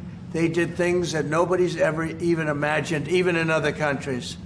President Obama, it was his concept, his idea, but he also got it from crooked Hillary Clinton. Crooked is a $3 bill. Hillary Clinton's back in the good books, is what President Trump has said. But unfortunately for Barack Obama, he's now on the receiving end. I guess Joe Biden is off the table in terms of having a go at him. But treason is a strong word to use, a very strong word to use. Michael, if there is truth to these claims, is Obama correct in thinking that this is a distraction technique if there's not truth? But what if there is truth? So the key word is treason. And I think that that is one of Donald Trump's verbal tells. Not fewer than 12 people has he accused over the years of treason. When he wants to deflect and he wants to go on the attack and he wants to control the narrative, it's one of the words that comes up quite often with him, where he will make sure that people recognize, because treason is a capital offense in the States, people can be put to death. And so when a sitting president uses that against a former president, that is going to 100% take over the news cycle for at least a day or two. The issue that he faces are the Epstein files, and while there is going to be a summer recess now, he's going to have to keep people distracted for 6 weeks so that by the time politicians in the States come back into session, they will hopefully, in Donald Trump's opinion, no longer be focused on the Epstein files. There's only so many stories that you can put out into the news sphere and hope that something sticks. And that seems to be very much what has happened here. But let's keep in mind, Obama and Trump saw sitting together at Jimmy Carter's funeral, Tala, indicating that there was some polite chit-chat between the two. Behind the scenes, it seems that the situation may be a little bit frostier than what we saw at Jimmy Carter's funeral. Definitely frostier, but also we need to take into account, like, politicians in public, ceremonies like that, they're not going to show their true feelings towards each other. But this latest clash, I think, shows there might be some personal animosity, because Obama would, I mean, if you go back to maybe 3-4 years ago, he would never respond to a comment like that, I think. I don't think he would have publicly responded, and I don't know how wise of a decision that was on the part of Obama's spokesman to say anything. But you would question, well, why say anything at all? Because you're now creating more of a drama about it. And neither of you kind of touched on this, but what if there's truth behind this? What if Trump is telling the truth here and there is documentation that proves that Obama had approached the Russians to throw the election? So there isn't. The report that Tulsi Gabbard is citing is the same, came to the same conclusions as the committee to investigate that was chaired by Marco Rubio, which was that there was no concrete evidence that Russia actually was able to sway any votes, no rigging of any machines. But what Russia wanted to do, and what they were successful at doing, was influencing people through social media posts. They wanted to gain access to Hillary Clinton's emails and dump them, which is what they did. They believed, the Russians believed, that Donald Trump would be a more favorable president. So they wanted to make Hillary Clinton look not so good. That's what they wanted to achieve. And some of that was achieved. But as far as the rigging of elections, that didn't happen. So what Tulsi Gabbard cited and what the president also mentioned is the findings were the same as the findings years ago. So there was no change. But again, this is Donald Trump's strength, which is when he's in a corner, goes on the offensive, attacks, creates chaos, lashes out at people, uses the word treason, and this is, well, we're talking about it, and so many other news organizations are talking about it, and that means that there's less oxygen to be used for a discussion about the Epstein files. It's still not going away, though. We're not going to get to it tonight, but it's still in the news sphere. We also saw as well the MLK, the Martin Luther King files, against his family wishes, might I add, have been released, Tala. So that's, some are saying, another distraction technique by the administration. Definitely. I mean, it's typical Trump, like Michael said. He wants to deflect. He's, at least for the Epstein files, he was directly asked that question out of context by some reporters, and he just decided, okay, I'm going to say something outrageous. It's going to become a headline. People might forget about it, but yeah, I mean, there's a lot going on under the surface that are probably against Trump's wishes that might surface eventually. And he might just give us another crazy headline. Who knows? Well, it is daily, but these kind of wild claims, and there is a lot of them, as you say, I've substantiated, Michael, as well. Are they standing well with the voters and Trump's MAGA supporters? How is it going down with them, do you think? So the MAGA base is what is crucial for Donald Trump's success, and if he is going to believe that he's controlling the narrative. If he can get certain right-wing podcasters and media personalities off the Epstein files conversation, he will have achieved some success. But there are enough fringe guys who are still going to be hammering away. And now it's become a political issue. Before it was a conspiracy issue. Now it's a political issue, which means that the Democrats have it in their teeth and they're not going to let it go. Now, they don't have control of the House, so what they can do is very limited. But they are starting to smell a little bit of weakness on Donald Trump's part. And if they can then create tension and excitement within the MAGA base, then maybe that will mean that they'll continue to talk, and that will mean that Donald Trump might start to feel the pressure. I mean, it's a delay tactic more than anything else, more than deflection. Yes, we're deflecting for right now, but I guess if we have a cavity in our tooth, Tala, it's eventually going to have to come out. You can do whatever you want to patch it over, but that's a temporary fix. Exactly. Eventually, we're going to have to rip the Band-Aid off here, and Trump surely knows that. Sometime, we're going to have to face up to the Epstein files. He does. But then again, at the same time, Trump always needed a villain in his story. That's his political identity kind of hinges on this, the binary, like, this is bad, this is good, you know, this person's bad, this person's good. Or he needs an enemy constantly, and he thrives on chaos and conflict, I think. And, you know, the villain used to be Joe Biden.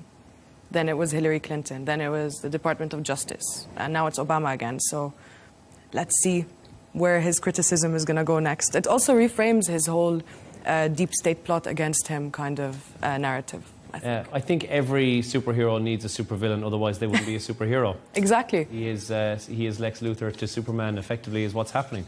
Let's move on to our next story. Children in the United Kingdom could soon be given very strict social media restrictions, according to the country's technology secretary. Peter Kyle told reporters he was concerned about the amount of time that kids are spending on apps and the content that they view on those apps. A 2-hour cap has been considered after consultation with numerous tech companies. Michael, the government getting involved in something like this is limiting down kids' screen time. Is that a good idea? Are they spending too much time on phones and on social media? So there's a yes and a no. So it's, yes, I agree. Kids are 100% spending too much time on social media. I know I am. But I would say, no, it's not the government's responsibility. It might be the government's responsibility to have conversations in public, to have interviews with the media. But I think it's the responsibility of the parents, first and foremost. Then I think it would be the responsibility of perhaps schools to make sure they introduce policies.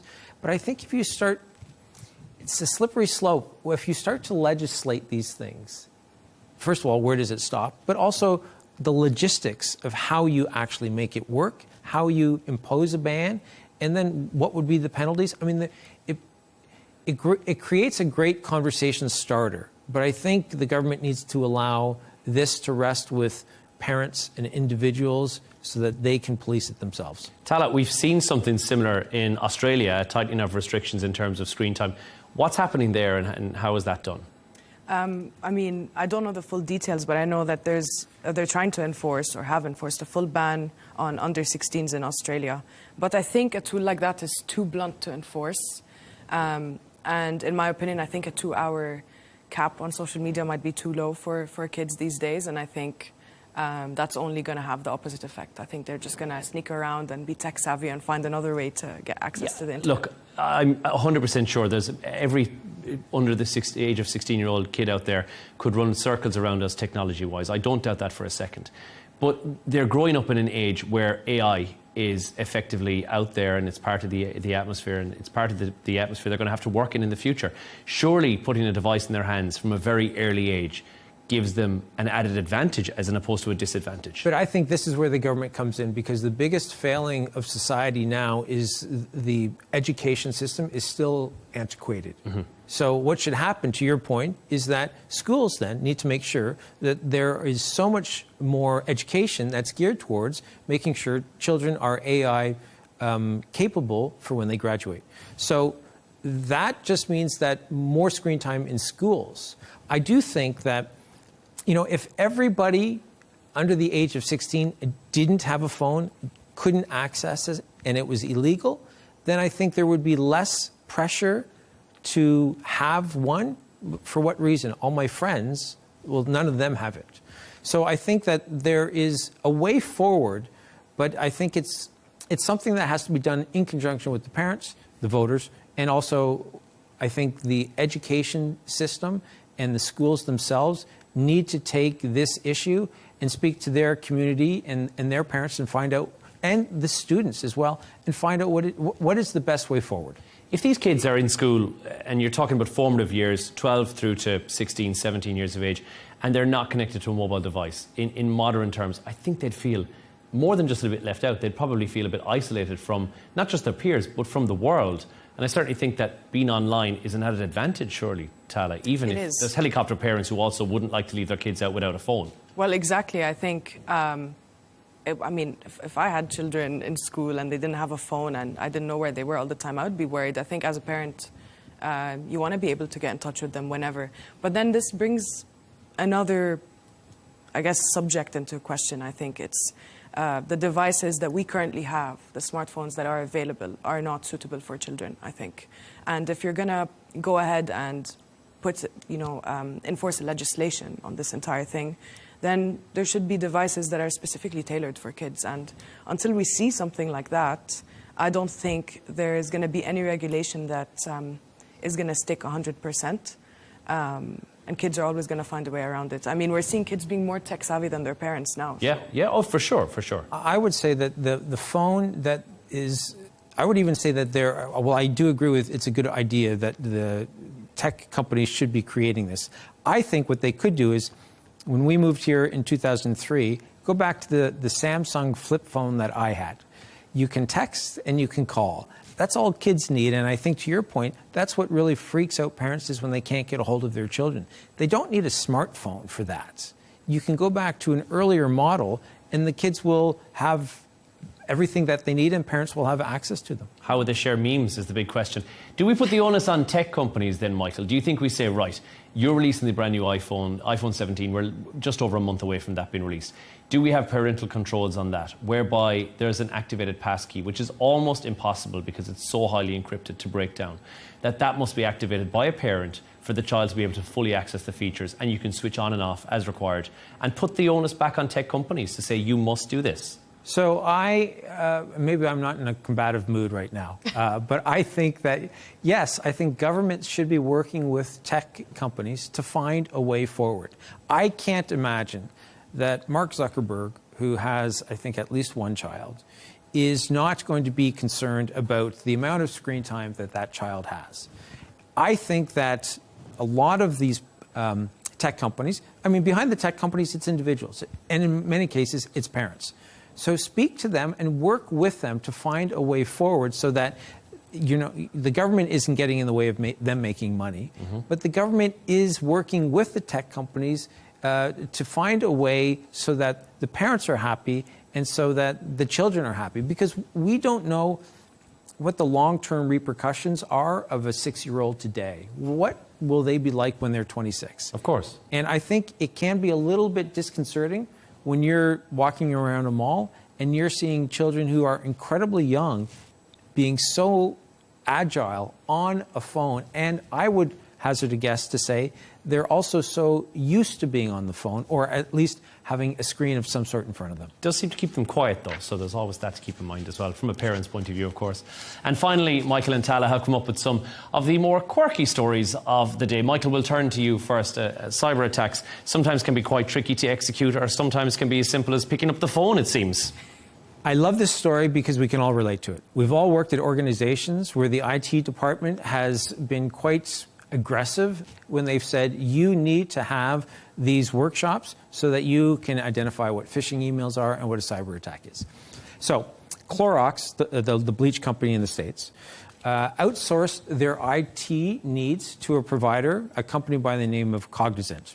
According to the Reuters report, there's a suit that's been filed against Cognizant by Clorox because there is a Scattered Spider, which is a hacker organization, infamous. And the belief is that when they wanted to hack Clorox's data, what they did is they called the Cognizant service desk and said that they had been locked out, and they asked for the passwords. And the service department, without verifying who these guys were, gave them all of the information so that they could then log into the system and log out Cognizant so that they couldn't get it, because what Scattered Spider does is they go in, they lock you out, and then they hold you for ransom so that you can get in. So in the lawsuit that, according to Reuters, Clorox says that they lost $380 million because of this attack in August of 2023. Incredible to think that, unless the password was the over-secure password 1 with a capital P, no real reason for that to happen. And crazy to think that it might be so easy to just pick up the phone, get these details, and lose millions of US dollars. Scary. It is scary, and it's also, there's a bit of sweet justice in it, because the number of times where I would be so frustrated with my system, and then the IT guy would say, well, did you turn it on and turn it off again? And sure enough, that's exactly what it would be. And they, of course, would walk away from me thinking I was an absolute idiot. And I was. So now here, I'm hoping that IT departments around the world are actually maybe having a more serious conversation about what it is that we do so that we're actually not the one that's putting the company at risk. Wow, it's an incredible story. Tala, your story. A kebab shop in Istanbul has gone viral, but it's not for the right reasons. What's happened? Well, I saw this meme on Sunday evening, actually. And the caption, I think, said, Turkey has discovered AI or something. Anyway, a family of tourists, or a tourist, I still don't know the identity of the person who posted the video, but was walking past, it was in Istanbul, walking down the streets, walked past this kebab shop, and then they saw pictures of, I think, a kebab shop endorsed by Snoop Dogg, David Beckham. Wow. Who else was it? There was Rock. one more. Mark Zuckerberg. Mark Zuckerberg's there, yeah. And later on, when they watched that video after they posted it, they only noticed that it wasn't true because The Rock and Mark Zuckerberg had the same hands. But otherwise, they were convinced that all of these celebs had gone to eat at this kebab shop. I mean, look, if I was a tourist and I walked past that place, probably really hungry, I'd have been like, oh, they must have the best kebabs. Maybe their kebabs are good, obviously, but I think it's creative genius. But with AI, you can make any celebrity do anything these days, which is a concern because now you're going to see celebs endorsing things that they would never normally put their name to. Or you can see former presidents being arrested by the FBI in the White House. Yes, another great allegedly AI-driven photo. Allegedly AI-driven photo that we saw surface online today as well. But that is a great story. And like you said, I think I would have gone to try the kebab out just on the basis that their marketing team deserves a little hat tip to say, well done, that wasn't a bad effort. Well, I want to thank you both so much for joining us in the studio. Once again to our guests, Michael Jabri Pickett, the Managing Director for This Is Dubai, and to Tala Michelle Issa, the chief reporter at Arabian Business. And that gets us to the end of the show for today. Thank you for joining us on W News Extra. Please don't forget to subscribe to our YouTube channel. As always, you can follow us on X, and GNT with Micheál Prendergast is coming up next. Goodbye.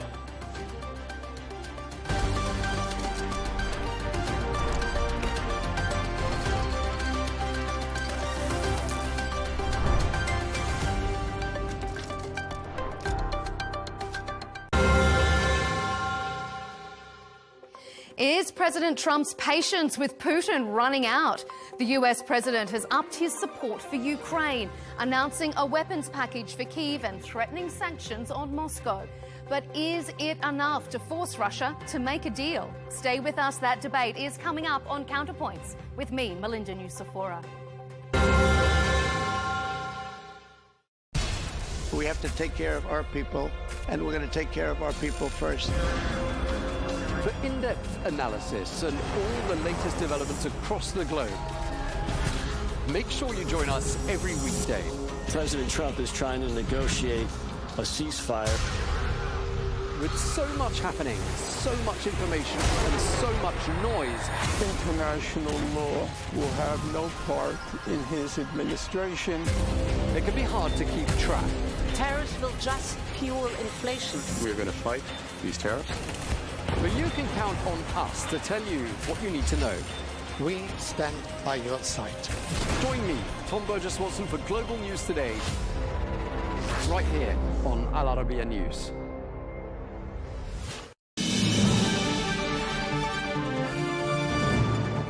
Now, moving on to the world of EV production, China is leading the race. As their electric vehicles flood global markets, legacy car brands in the West are struggling to keep up. With bans on petrol engines looming and EV tech advancing fast, is the West falling behind for good? To break all it down, I'm joined by former Top Gear presenter Steve Berry, who's live from Manchester.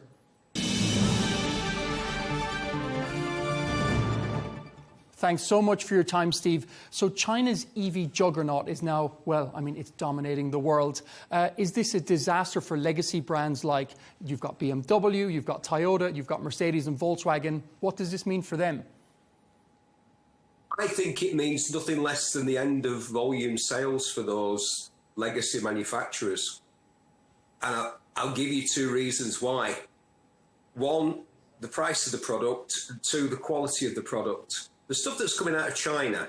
I mean, I'm old enough to remember when Japanese motorcycles took over the motorcycle industry. And people used the phrase back then, a disparaging phrase, jack crap. I didn't. Because as a young man, I could see the quality of the Japanese machinery that was coming over. Nobody is calling the cars that are coming out of China by any sort of disparaging name, if they've actually experienced one.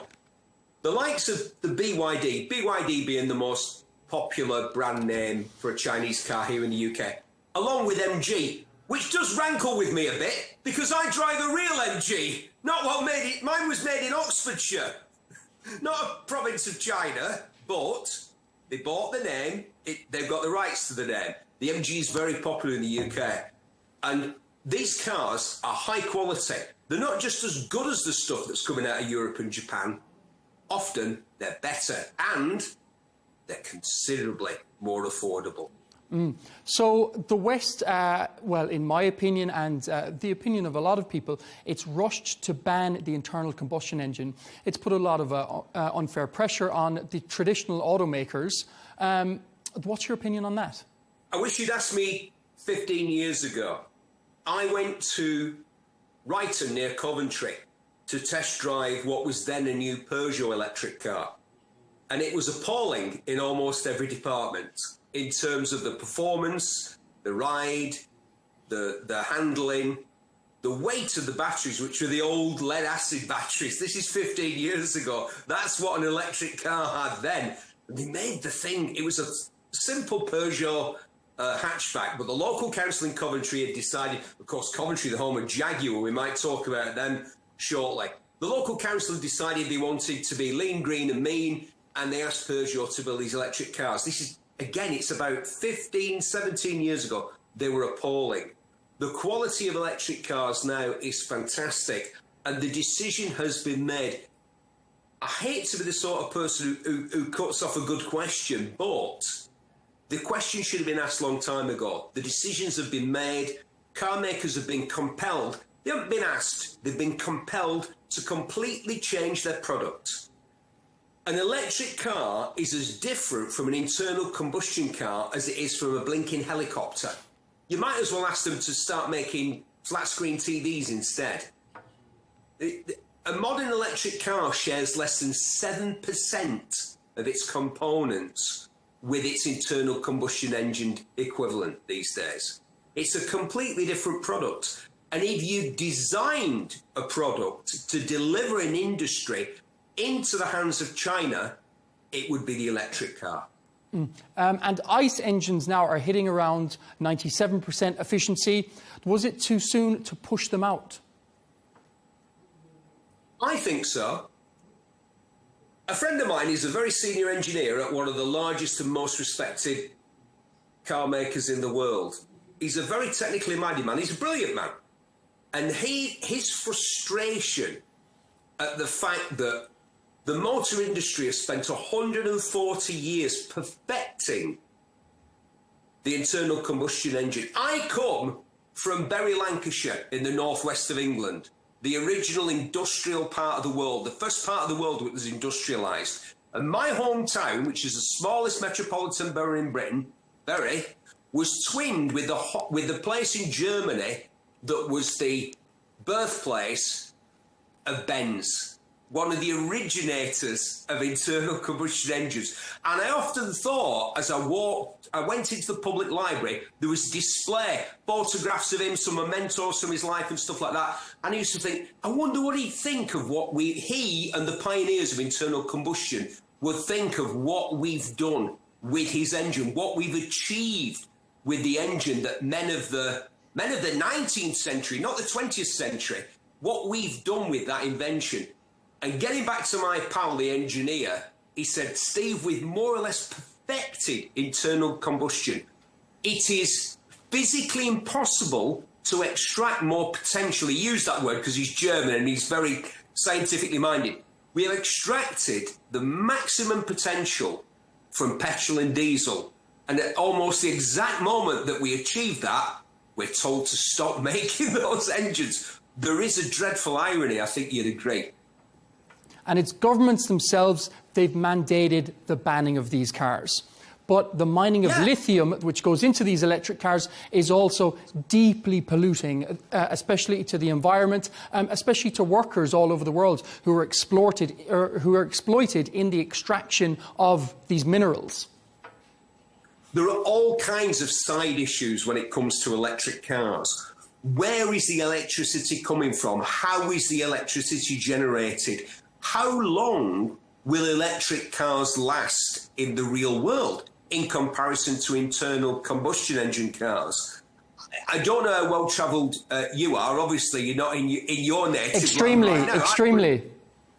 I'm very much in my native land. I'm about 6 miles down the road from the hospital that I was born in. I've lived here for most of my life. But I have been lucky enough through my career as a motoring journalist to travel extensively. And I've travelled a lot in Africa. And like a lot of people who go to Africa and have an interest in motoring and in transport and in cars, I've come back with those tales of those Peugeot and Mercedes taxis that have done literally millions of miles or kilometres in 30 or 40 years of daily use in some of the most difficult parts of the world. Now, can you imagine an electric car doing that? I can't. Really, it's a technology for the developed world. Internal combustion. I was in Halifax, Nova Scotia. See, I am well-travelled. I was in Halifax, Nova Scotia, and there were thousands of used cars on the shoreline there in Halifax, the main port on the east side of Canada, waiting to go to Africa. The Canadians had finished with them. The cars couldn't match their new emissions laws. So what were they doing? Were they crushing them and getting rid of them and their terrible emissions creating internal combustion engines? No, sir. They were sending them to Africa, where they could emit as much horrible gas and smoke and particles as they liked for another 30 years. And I just thought, I stood there, like I say, on the dock in Halifax and thought, this epitomises the true nature of this environmental quest that we seem to be on. Let's look like we're saving the planet, but let's move our dirt, sweep our dirt under the carpet. You know what I'm saying? And another point on that, Steve, it's vastly more economical as well as environmentally friendly to buy one car, to maintain it for your whole life. It can last for 50 or 60 years if maintained correctly, rather than buying a car every 5 or 10 years. Do you remember? You wouldn't, because it's before my time, and as you can see from my haggard features on the shot that I'm looking at right now, I seem to have turned into my father for some reason I'm not quite sure about. But I'm 61 years old, and it's before my time. Alec Guinness, Obi-Wan Kenobi, starred in a film back in the day called The Man in the White Suit. And it was about someone who invents a textile fabric that never wears and you never need to replace. And of course, that's the last thing that the world actually wants. The last thing that the world wanted was a car like the Mercedes 190. Built a regular car, a Mercedes, yes, but a regular car built for regular people that would go and go and go forever, that would shrug off 500,000 kilometres like it was nothing, that would go on to 1,000,000 kilometres, and also which could be repaired quite easily by a mechanic with some skill in a backstreet garage. Truthfully, even Mercedes, I think, would admit that they made a mistake there. Because ideally what you'd like to do, and I've had this straight from the mouth of a senior motor industry executive who'd had one too many martinis at the bar with me. And he said, do you know what, Steve? The ideal customer for us is someone who buys a car, takes it up to about 50 to 60,000 miles after about 4 or 5 years of use, and then comes back to us for another car. If people stopped doing that, we would go out of business. One of the problems with electric cars, certainly in the developed world, is that they have far fewer components than an internal combustion engine car. There's far less on an electric car to be serviced, to wear out and therefore require replacing. And also because electric cars, the stuff that they're made out of, I don't think they're going to rust like internal combustion engine cars. In other words, the problem with electric cars is they might be a bit too good and they might last a bit too long, even for manufacturers. The thing about them, of course, that people will say is, oh, well, when the batteries run out, you know, but of course, batteries can be relatively easily replaced. A lot easier than trying to fix a gearbox on an Alfa Romeo, I can tell you that from personal experience. Yes, and moving on to, I suppose, the need of supercars. Most people, they don't need them. They just need a car for the school run or a commuter vehicle. I think this is where China's affordability on EVs helps them to really pull ahead. Yeah, I think, as I said, I think what's going to happen, it gives me no pleasure, to be honest, but maybe it's someone else's turn.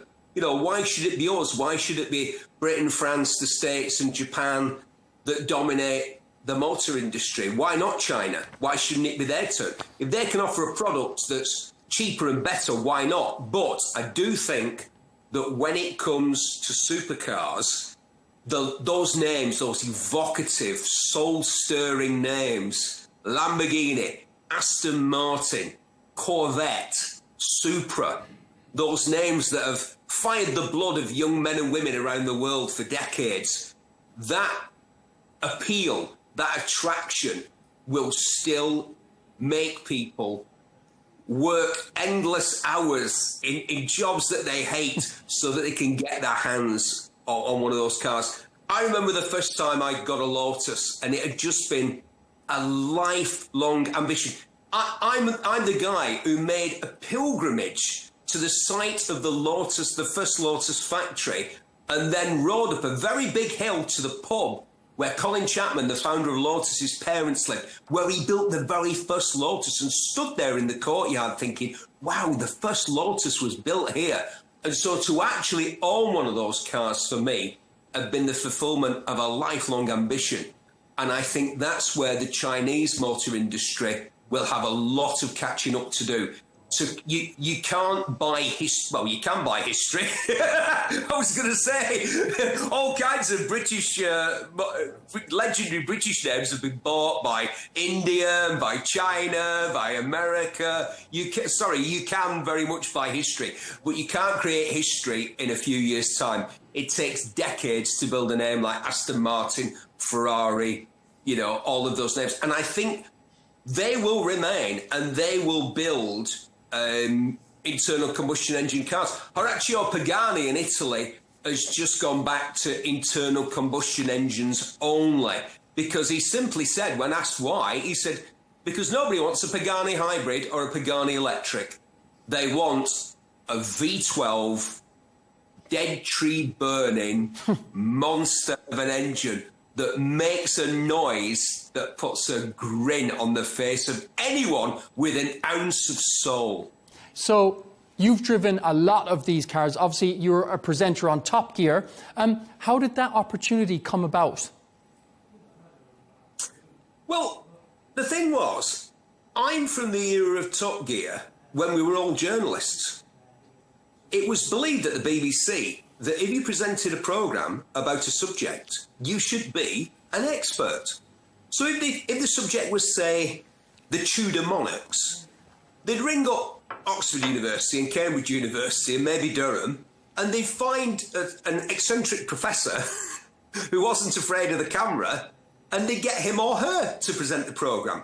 If they were presenting a programme about science, you know, like physics, they'd go and find an affable, likeable genius like Professor Brian Cox, who I know because he's from the same part of the world as me. Well, not just that I know him, but not everybody knows it. I mean, Greater Manchester's got 4.7 million people. We don't all know each other, you know, but I do know him. And it was the same with cars. The belief was, if people are going to be told about cars, we need to find experts. And so they would troll the world of motoring journalism and try and find a unique voice. That's how they found Jeremy Clarkson. Jeremy Clarkson was a very entertaining and individualistic writer for Fast Car magazine. Or was it Fast Lane? Fast Lane or Fast Car he started with. And they thought, every year they used to drag a load of us in. Now, some of them, being journalists, would look at the camera like it was a machine gun that was being pointed at them. And obviously they couldn't really translate what was written on the printed page into, you know, a TV news item. But occasionally they'd come across massive show-offs and egotists like Jeremy Clarkson and me, and they'd take us on. And I remember my boss at the time, who was an old-school BBC boss, and he said, now listen, you're going to be the motorbike man, and you've got to remember that most people are terrified of motorcycles. There are only 1.1 million motorcycle licence holders in the UK in a nation of 70 million. So he said, so the vast majority of people think that motorbikes are noisy, dirty, dangerous things, and it's your job to be the acceptable face of motorcycling, which I have to say, my friends found hilarious because I had, shall we say, a checkered career when it came to observing speed limits and such like. But once I got on the telly, I heard my boss's voice saying, you're the acceptable face of motorcycling. Behave yourself and don't use any spicy language. And how did they find you in the first place? And what was the interview like? Well, I'll tell you how they found me. I was living in Manchester, and I used to go into the office where I worked as the editor of a motorbike magazine. And we ran about 8 or 9 motorbike magazines out to this big office in South Manchester. But I was, for some reason, the only one of us who came into the office from the north, on the north side, because the south side was leafy Cheshire, which is considerably nicer and more upmarket than North Manchester, where I'm from. which, as you can probably tell from my speaking voice, is a bit grittier, shall we say. So it was my job to get a pint of milk for our tea, because, of course, we ran on adrenaline and tea, as well as petrol and nitrous oxide and whatever. And I used to see a chap called Dennis sometimes at the newsagent. And he told me that he had a BMW. Now, here's how times changed, my friend, because this was the end of the 80s, early 90s. And back then, BMW's reputation in the bike world was that they built motorcycles for old men and the police. That was it. It was completely at odds with their reputation for cars when they were making fantastic cars like the M3 and the M5. Their motorcycles were so dull and boring. Not now, I hasten to say, but this was 30 years ago. And I knew that this chap Dennis had a BMW. And after, Lord knows how many times I've spoken to him, he said, you know who I am, don't you? And I said, yeah, you're Dennis. Nice chap, you've got a BMW. He said, I'm the producer of Top Gear. I said, oh, very good. And just walked out of the newsagents. And he followed me out and he said, I think you'd be good on the television. Why don't you come down and have a try out? So I went down there and I got sent at first to see how it was done. He said, what you need to do is to go along on a shoot and see how it works. And the first shoot that I went along on was presented by a certain Mr. Jeremy Clarkson. And I'll never forget this. He turned up 2 hours late. Oh. I turned up half an hour early because I wanted to impress. He turned up 2 hours late and the crew were fuming, absolutely fuming. And I thought, right, make a point, don't do that because you want the crew on your side. But, yeah, so what they used to do, the thing was, it was very clever of them because back then, we all wrote our own scripts because we were journalists, so they didn't need to employ script writers. We wrote for a living. We all wrote for a living. Me, Jeremy, Quentin Wilson. We were writers. We wrote our scripts. And the other thing was, they didn't have to check the facts. They put that on us. They said, just make sure it's all right. I used to wake up in the middle of the night thinking, I remember calling the producer once because the programme went out on a Thursday. I'd done the voiceover on the Wednesday, and I woke up in the middle of the night and I thought, Gerald Ford wasn't the president, he was the president-elect.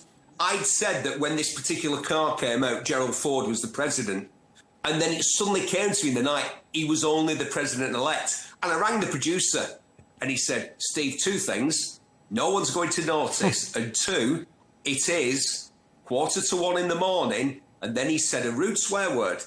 But, you know, it's okay. But I think they were glad that we were so bothered about getting the facts right. And then when Jeremy and James and Richard, although it was Jason Daw, when they brought the programme back in the format that most people know, the Three Amigos format, the programme had changed in a way into more of an entertainment show than a consumer show. But those three guys were all still journalists. They were not actors. They were not presenters. When they left after Jeremy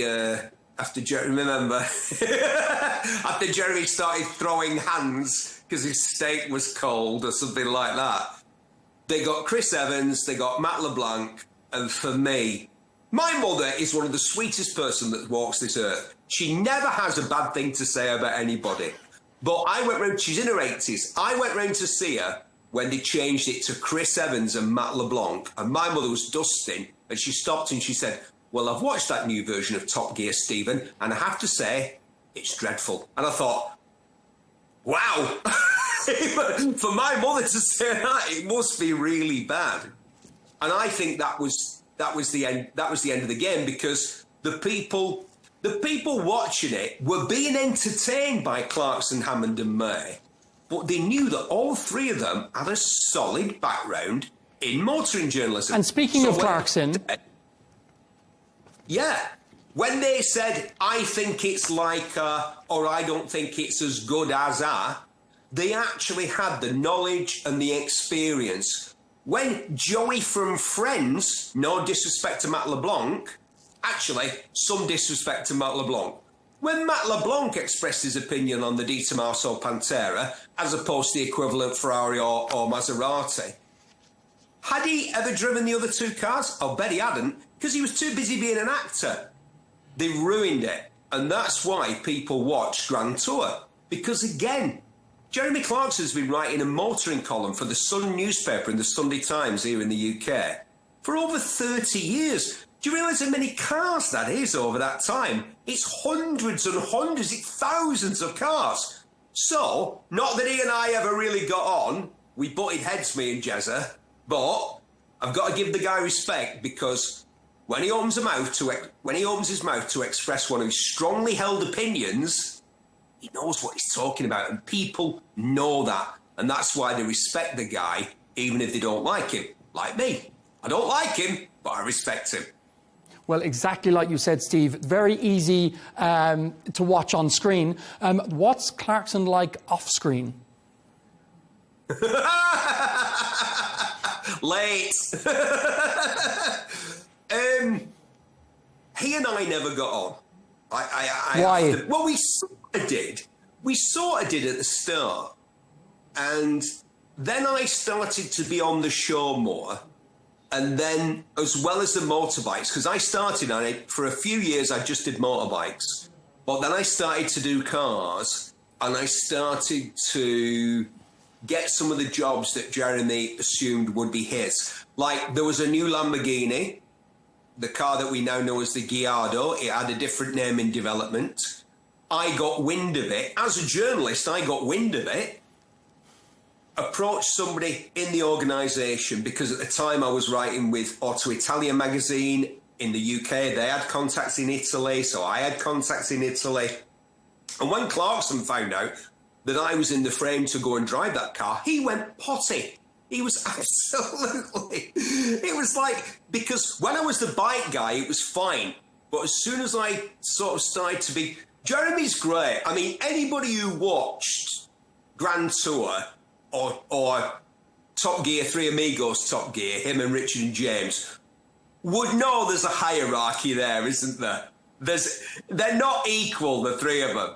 There's James, and there's Richard, and then there's Jezza. And Jezza's the leader of the gang, isn't he?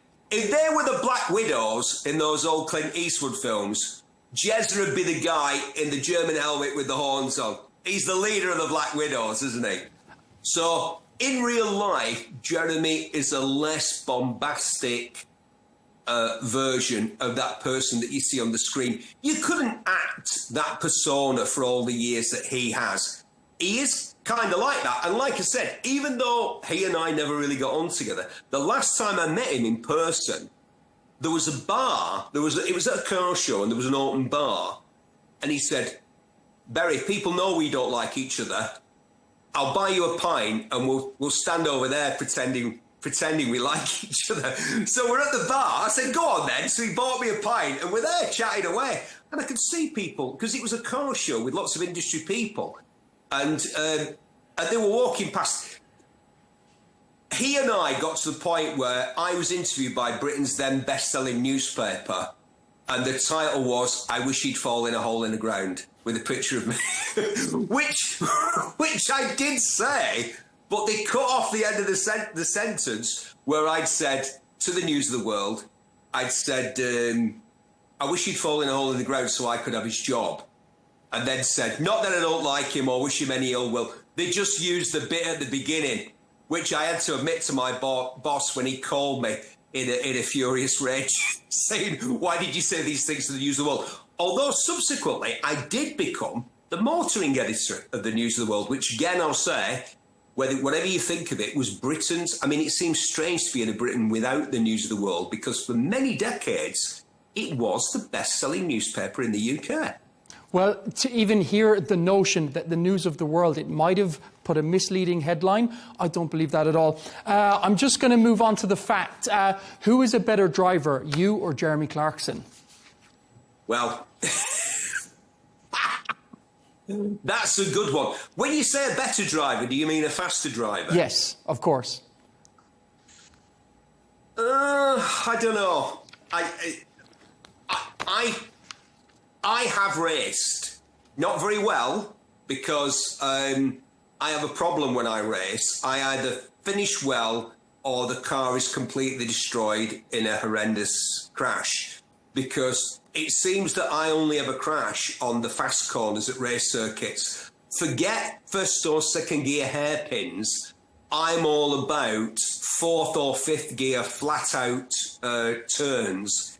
And if you go onto YouTube, I think you can still see me going flat in fifth in a 2-litre Ford through the Craner Curves at Donington Park in the English Midlands. And I think I rolled 6 times. Wow. The accident, let me put it this way. It was quite a big meeting that it happened at. And the accident was so extreme that I damaged the track so badly that the entire meeting had to be suspended, not just the race that I was in, the whole thing. And we were the support race. We weren't even the main attraction. So I'm not sure, but I know for a fact that neither Jeremy or I are anything like the standard of a racing driver. I've been very lucky to know some of the greatest drivers of my generation. Well, not my generation, even older generations. People like Ari Vatanen and Marco Allen, the Scandinavian rally drivers. People like Mark Higgins, the rally driver turned stuntman who you see in all the James Bond movies. My pal Anthony Reid, who's one of the stars of Super Touring in the 90s and consistently one of the fastest drivers at Goodwood. I've been in car with these guys, and their level of ability and control is absolutely mind-blowing. I think what I'm getting, Steve, is a very diplomatic but also a long-winded way of saying that you're a faster driver. Let me just say something. If it was motorbikes, I don't think he'd get out of the car park. And if we were on a track, I would fall off rather than let Clarkson come past me on a motorbike. That would never happen. So to speak on safety, as you said, you flipped a car 8 times. Famously, Top Gear's been suspended for many years now after Freddie Flintoff's crash. It hasn't returned. Is it purely the case of health and safety that stopped the show?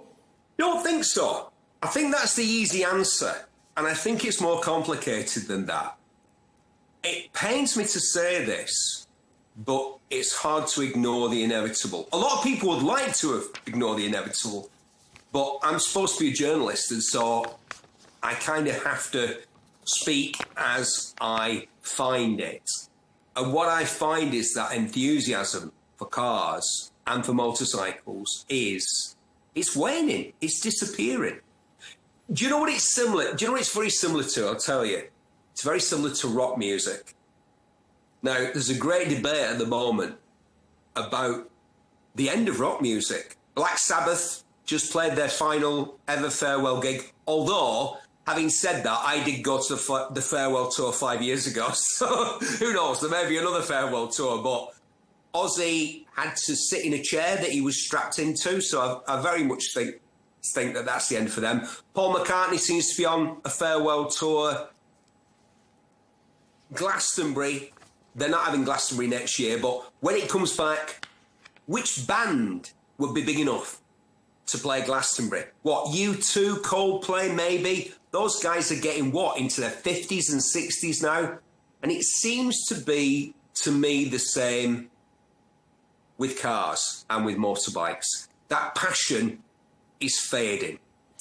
As well, I think a big organisation like the BBC as well, it's facing enormous competition from the likes of YouTube. You have independent people with a lot of passion, with a lot of energy, a lot of time, and they don't necessarily need a salary. There's some absolutely enormous channels on YouTube which are pumping out absolutely A-grade car content.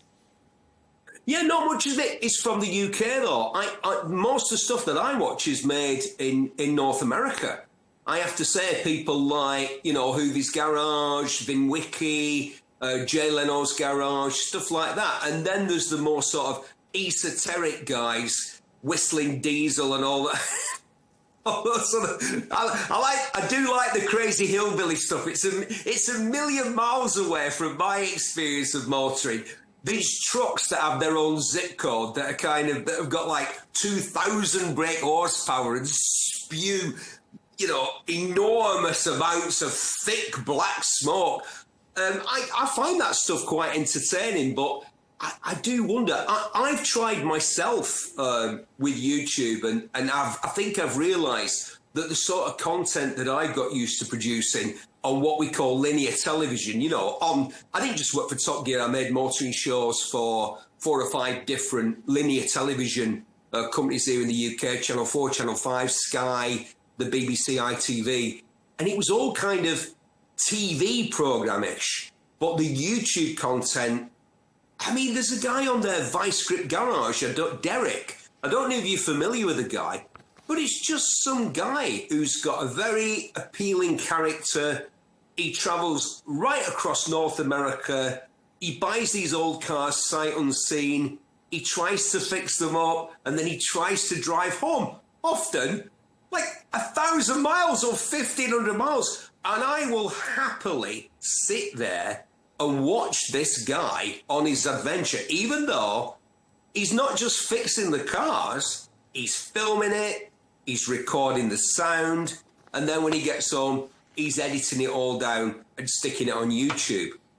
There used to be in Manchester, where I live, outside the cathedral, there used to be a guy, a busker, and he was a one-man band, and he played the drums, and he had a kazoo on a frame, and he had cymbals on his knees, and he used to bang them together, and then he was playing an accordion as well at the same time, and I thought, Derek's like that guy who used to do that. And when I started in television for the BBC back in the 90s, on a shoot for Top Gear, there'd be 7 or 8 people.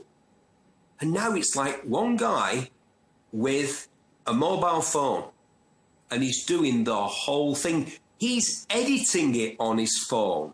He's shooting it on his phone, he's recording the sound on his phone, and he's editing it on his phone. So what future there would be for a car show? Car shows are expensive. I remember sitting in a room with a BBC executive once, and he said, he listened to my proposal for another kind of car show. This was for like a custom car show. Cars that are one-offs, unusual cars that have been like... I was inspired by a man who built a car in his cellar, and it had taken him 20 years. And when he finished, he almost had to take his house down. He had to have a wall taken out the side of the building to get the car out. And I thought, we need to tell these stories. And my boss said, very good, Steve, but for far less money, I can make a cooking show or a gardening show. And I can make the gardening show 20 yards away from me in that garden out there. And I can make the cooking show 20 yards away from me in the other direction in a studio. The problem with car shows is, if you looked at Grand Tour or at Top Gear, you have to go around the world to impress people. You can't just go in the car park or in the garden or in the kitchen. You have to go to the salt flats in Namibia or the North Pole or somewhere like that. Or else people are like, oh, well, this isn't as good as the Grand Tour. They set a standard. Do you know what? I've said I don't like him, but I respect him. I think Clarkson, Hammond and May quit at exactly the right time. It was just on the cusp of them starting to... Some of the ideas were coming around for the second or third time. There was still an engaging watch, but I thought, when they quit, I thought, oh, that's good timing. And speaking of quitting at the right time, I'm just going to move it on to Jaguar. Obviously, they've had a lot of critics recently. Their sales have dropped 98%. That's absolutely staggering. They've rebranded. The opponents will say they've kind of gone woke. They've made these sort of these supercars, if you will, and sales have dropped 98%. What's your thoughts on that? Well, there's been a lot of people who have taken this as an opportunity to bash the woke movement.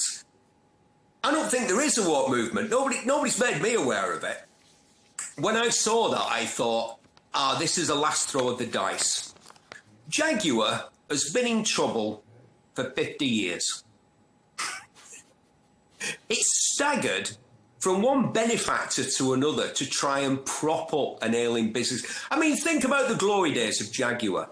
My grandfather, John Moore, was a Jaguar man. He had fantastic taste in cars, my granddad, and in motorbikes. In motorbikes, he like Enzo Ferrari, he liked a Rudge motorcycle. My granddad had Enzo Ferrari. Big fans of the Rudge made in Coventry. In cars, he had an Elvis, he had a Triumph Vitesse, and he had a dark green Jaguar Mark II with the 3.8 engine. What a car. Can you imagine, as a boy, I used to go and sit in that car. He'd let me start it. He'd say, Stephen, go and warm the oil in the Jaguar before he took it out. Like a 7-year-old boy, I used to run outside with the keys and start this incredible car. But that's 60-odd years ago that was made. The debacle that was British Leyland with Jaguar, those terribly built cars, beautiful cars, but terribly built. The XJ40. I've had an XJ40. Most people on the internet talking about the XJ40 never had one. It wasn't a great car. It had all sorts of problems. And of course, the biggest problem for Jaguar came in the shape of BMW, Audi and Mercedes. They took that market off Jaguar. When Ford bought it for £2.5 billion at the end of the 80s, they invested hundreds of millions of dollars into Jaguar. They built some fairly decent cars. I've had a few of them. I had an S-Type R for my paint, and I had an XJR, the supercharged X300, which I thought was a great-looking car. It went well, it made a fantastic noise, and inside, the wood and leather reminded me of my grandfather's car. But you can only trade on that nostalgia for so long. And this, for Jaguar, is a last throw of the dice. The cars that they've been making weren't bad cars. The XK, the F-Type, great-looking cars, fantastic performance. You know, maybe not quite the same cachet. Well, not quite the same cachet as an Aston Martin or a Ferrari, but perhaps in the real world more practical and usable. And guess what? Nobody wanted them.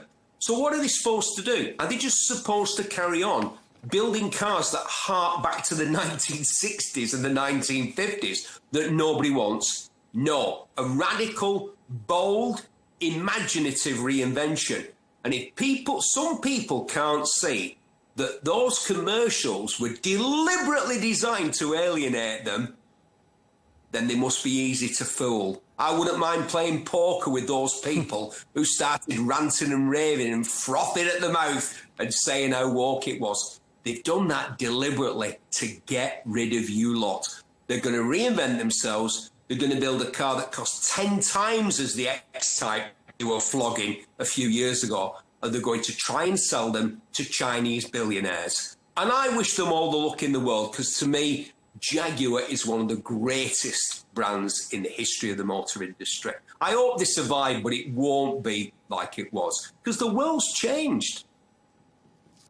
And finally, we're just going to finish on briefly. I hear you're in the process yourself of starting up a car brand, a sports car for under the value of $23,000. What inspired you to start this endeavour?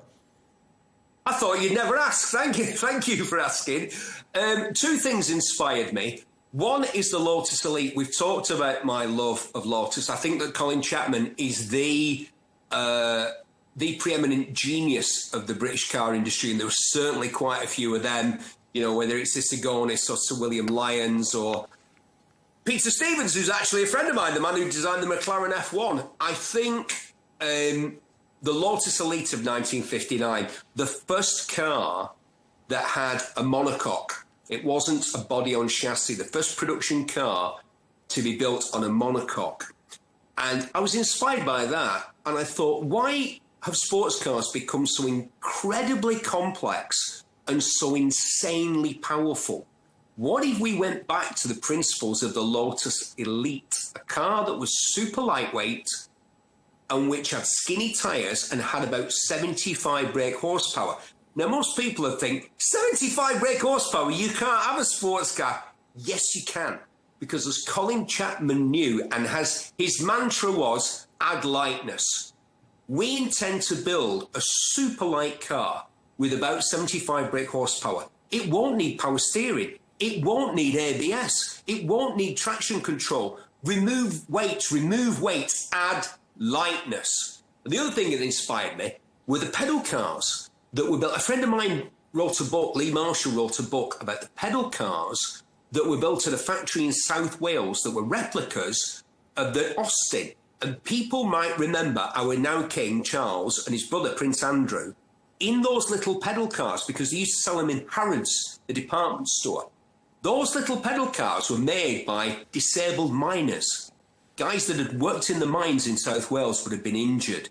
And somebody had the bright idea of finding employment for these guys, something for them to do so they could work and earn a wage again, these proud men who worked in the mines. And they built these fantastic little pedal cars. And I thought, what if we in Manchester could give employment to perhaps disabled ex-servicemen? I've been talking to an organisation that's involved with those kind of guys. If we could build a super lightweight car that was still very much fun to drive, but harked back to that concept from all those years ago. Stop making things with 1,000 horsepower. We've got enough hypercars. And why do they have to be so expensive? Let's build something that's lightweight, simple and fun and retails for a fraction of the cost of this other stuff.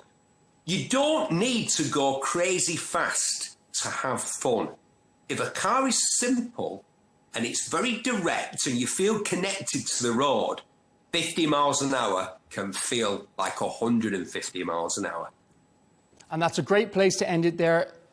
We wish you the very best of luck in your endeavours with that. I'm sure when it's built, you'll have to come back on the show. But for now, Steve Berry, a former Top Gear presenter, thanks so much for your time.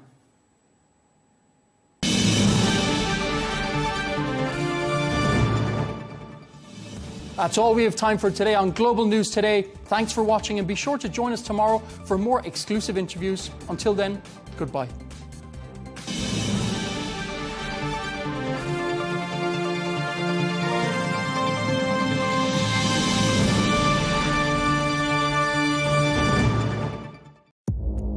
Our allies, in many cases, are worse than our enemies. Stay informed and connected with the latest international headlines. There obviously is a risk. From breaking news to in-depth analysis, it would appear that this war is coming to an end. Who buys this stuff? Investors, pension funds. We deliver the most important developments straight to your screen. Iran always wanted to deal with militia. Join us for compelling, expert-driven conversations. A curfew order has been established. And an insightful look at the issues shaping our world today. There are lots of proposals about European architecture for security. I'm Leigh Ann Gerrans, and this is W News. We dealt with this when I was Chief of Staff in the first term. Where you don't just hear the headlines, you get the full story.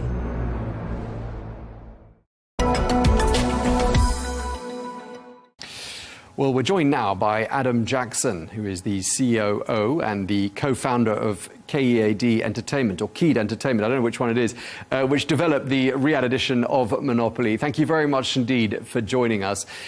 Just first of all, Adam, what does it say about Riyadh that the city is now on the Monopoly map? I think it enters the family of Monopoly and basically iconic cities that are represented all around the world, often found on a Monopoly board. So in many ways it's enabling Riyadh to enter into that realm, and it brings familiarity to people as well from such an internationally recognized brand that people now can sort of relate to Riyadh City by it having its place on that Monopoly brand. Okay, where did the idea come from? How did it strike you and your associates that now was the moment to launch this? Well, it started off as a whisper, as these things sorts of do. It was about 14 months ago, and it was sort of a lightning bolt from heaven, so to speak, that sort of landed on our laps. And then from there, we sort of explored the idea further and negotiated some rights and things like that to enable us to do it. And that was sort of like the planting of the seed. And then, like a snowball, it sort of grew. And then, we got good support locally. Our first partner was Diriyah. They came on board and really got in behind us and supported us. So, we were really appreciative of the level of support that the Riyadh business community and also cultural tourism associations got in there and supported us. Yeah, it's a great game, Monopoly. Everyone seems to love it, which is why it's stood the test of time.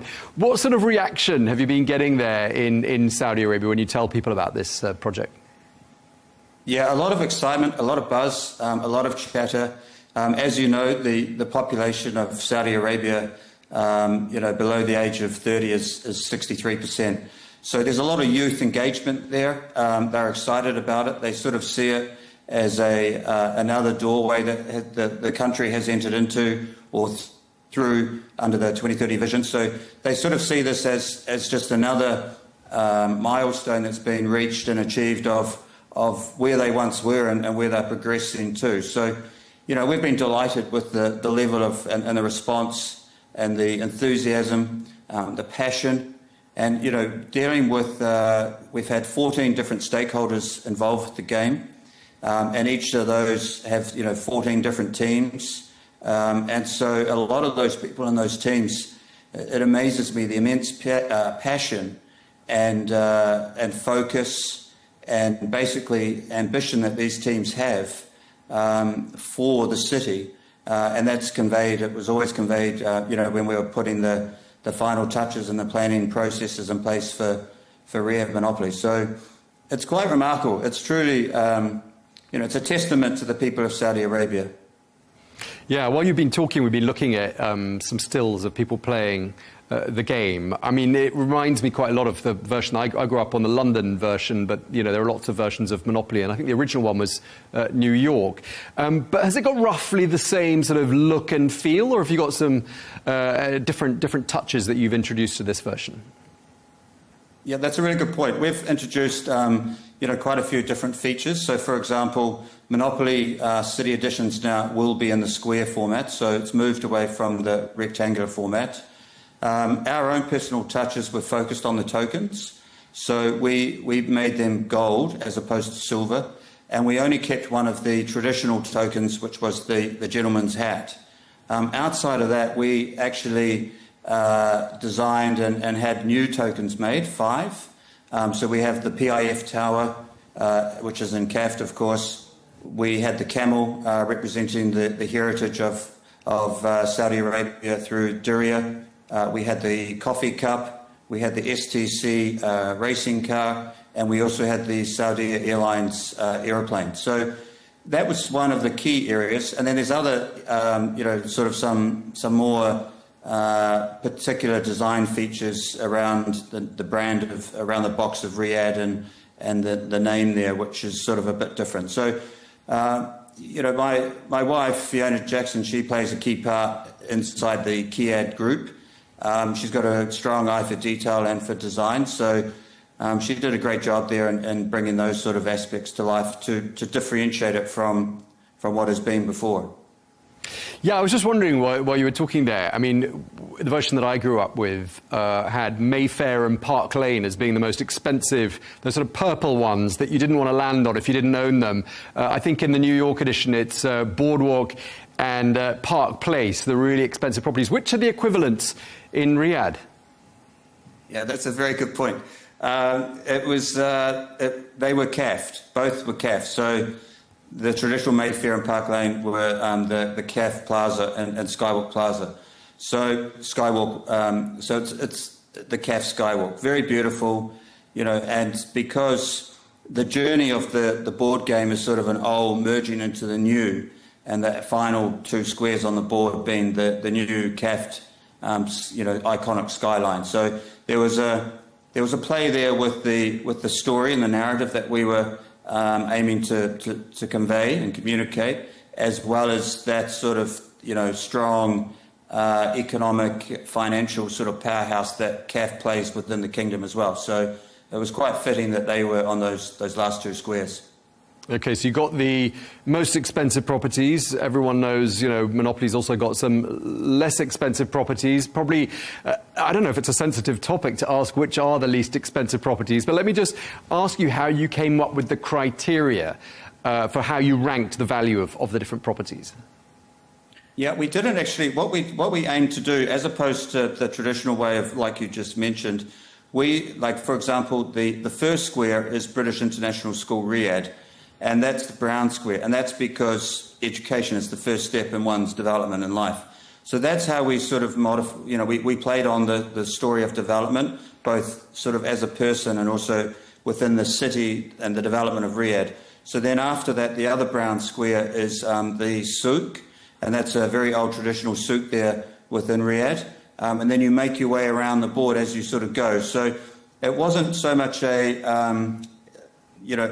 dollar value as such. It was more part of a story and a chronological sort of time frame that we had attached to the different colours. And then we just sort of broke it up as well into the methodology behind it was different sectors. So Diriyah, for example, to match their colour palette, they went with the orange. They took the 3 orange squares. 3 kingdoms in the history of Saudi Arabia, so they had 3 squares.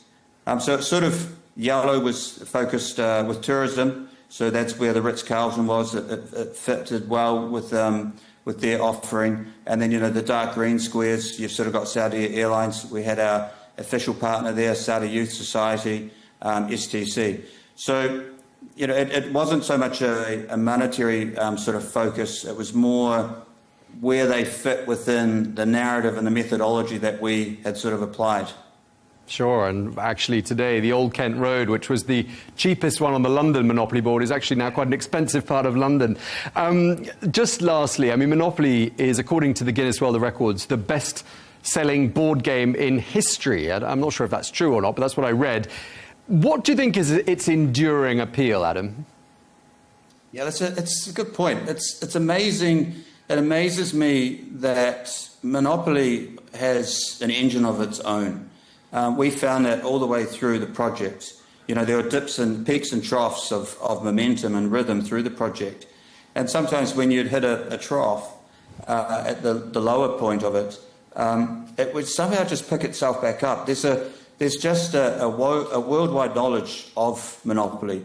It's a great game on many different levels. For example, it teaches the young mental arithmetic. It teaches them money management skills, how to negotiate, how to position yourself. It teaches, entrepreneurial spirit, property sort of ownership strategies, rent, mortgage, the role of a bank. So it sort of beats the test of time. And as well as I do, we always compare things to bricks and mortar. So as long as we're here, even though we're in this digital age, property still plays a major part in our lives. And I think this is the board game that's closest to representing, in a fun, sort of friendly manner, how to play the property game without actually going and buying property. Yeah, fun and friendly, unless you were in the household I grew up with. And we had quite a lot of fights over Monopoly. But thank you very much indeed. Really appreciate you taking the time to talk to us. Adam Jackson, the COO of Kayad Entertainment. Thank you for your time.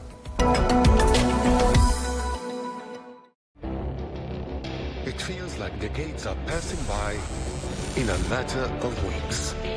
Seismic shifts in the world order. Never, ever will be part of America. With so much happening and so much noise. Whether it's political upheaval, Canada has been ripping us off for years. Economic shifts or social movements. And no one wins from tariffs. I think America can be more friendly to the rest of the world. The in-depth analysis and all the latest developments across the globe. To have an inclusive policy together. The meetings with Hamas gave me some hope. We're in another nuclear arms race. The most important development straight to your screen. Welcome to the dressing room. I'm on my own. I need backup. And an insightful look at the issues shaping our world today. It was not going to happen, that war, and it happened.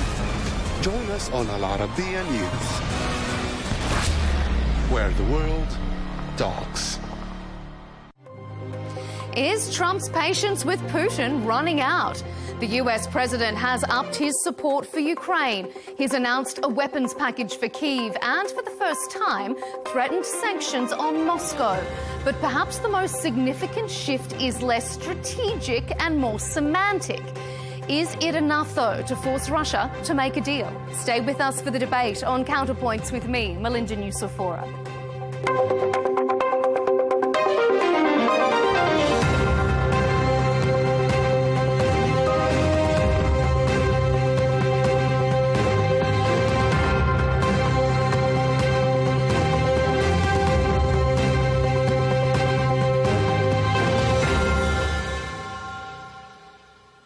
Another President Trump bromance bites the dust. In the space of 5 months, his opinion of the Russian leader Vladimir Putin has gone from this... I believe he wants peace. I believe that President Putin, when I spoke to him yesterday, I mean, I know him very well. Yeah, I think he wants peace. I think he would tell me if he didn't. I'd like to see peace. Do you trust President Putin? I believe that, I believe that he would like to see something happen. I trust him on this subject. To this assessment on BBC Radio. But I'm disappointed in him. Bill, we had a deal done 4 times, and then you go home and you see he just attacked a nursing home or something in Kiev. I said, what the hell was that all about? And if there's one thing the world has learnt about President Trump's leadership style, it's that he acts on his gut feeling more than calculated strategy. So this seemingly simple change of tone says a lot. It will certainly give Ukraine a morale boost, but will his threats make any difference to the war's outcome? Russia doesn't seem to think so. Officials and pro-war commentators say the US weapons deal for Ukraine is less significant than anticipated and have shrugged off the threat of tariffs and sanctions as hot air. Coming up on Counterpoints, we'll debate, has President Trump changed his mind on Ukraine and Russia's President Putin? Will the threat of tariffs and sanctions against Russia achieve anything? And can Ukraine really win this war, or are there going to be some bitter pills to swallow?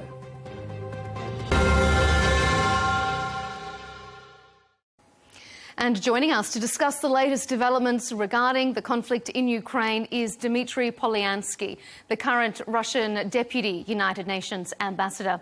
Brendan Weikert, a geopolitical consultant who has advised the Department of Defence and is also the author of How the West Lost Ukraine. And rounding out our panel, Sir Michael Fallon, a former British Defence Secretary from 2014 to 2017. Gentlemen, thank you for joining us here on Counterpoints. The US president has made no secret of his desire to extricate the US from overseas conflicts, including the war in Ukraine. He had said he'd end the war on day 1 of his second term. But since 6 months on, and the US is still embroiled in seemingly endless and uneventful rounds of negotiations. The latest round will be in Istanbul on Wednesday. This will be the first time the sides have met since President Trump started talking tough against Russia, threatening tariffs and sanctions if a deal isn't struck. So, Ambassador Polyansky, let's start with you. Has President Trump changed his position and his opinion on Russia and President Putin with regards to the conflict in Ukraine? Well, I think this question would be logically better directed to President Trump himself, because I can't bet on what in President Trump's mind. We know that U.S. foreign policy has been mercurious, to put it mildly, for quite a long time, and it's sometimes very difficult to guess what is the next step. In any case, I know that our two presidents have certain chemistry among them. They have regular contacts almost every 1 month. They have a telephone conversation. And I think that the person who would be best placed to comment what has changed or hasn't changed would be my president, President Putin. So I would leave it to him. What do you make of that, Brandon?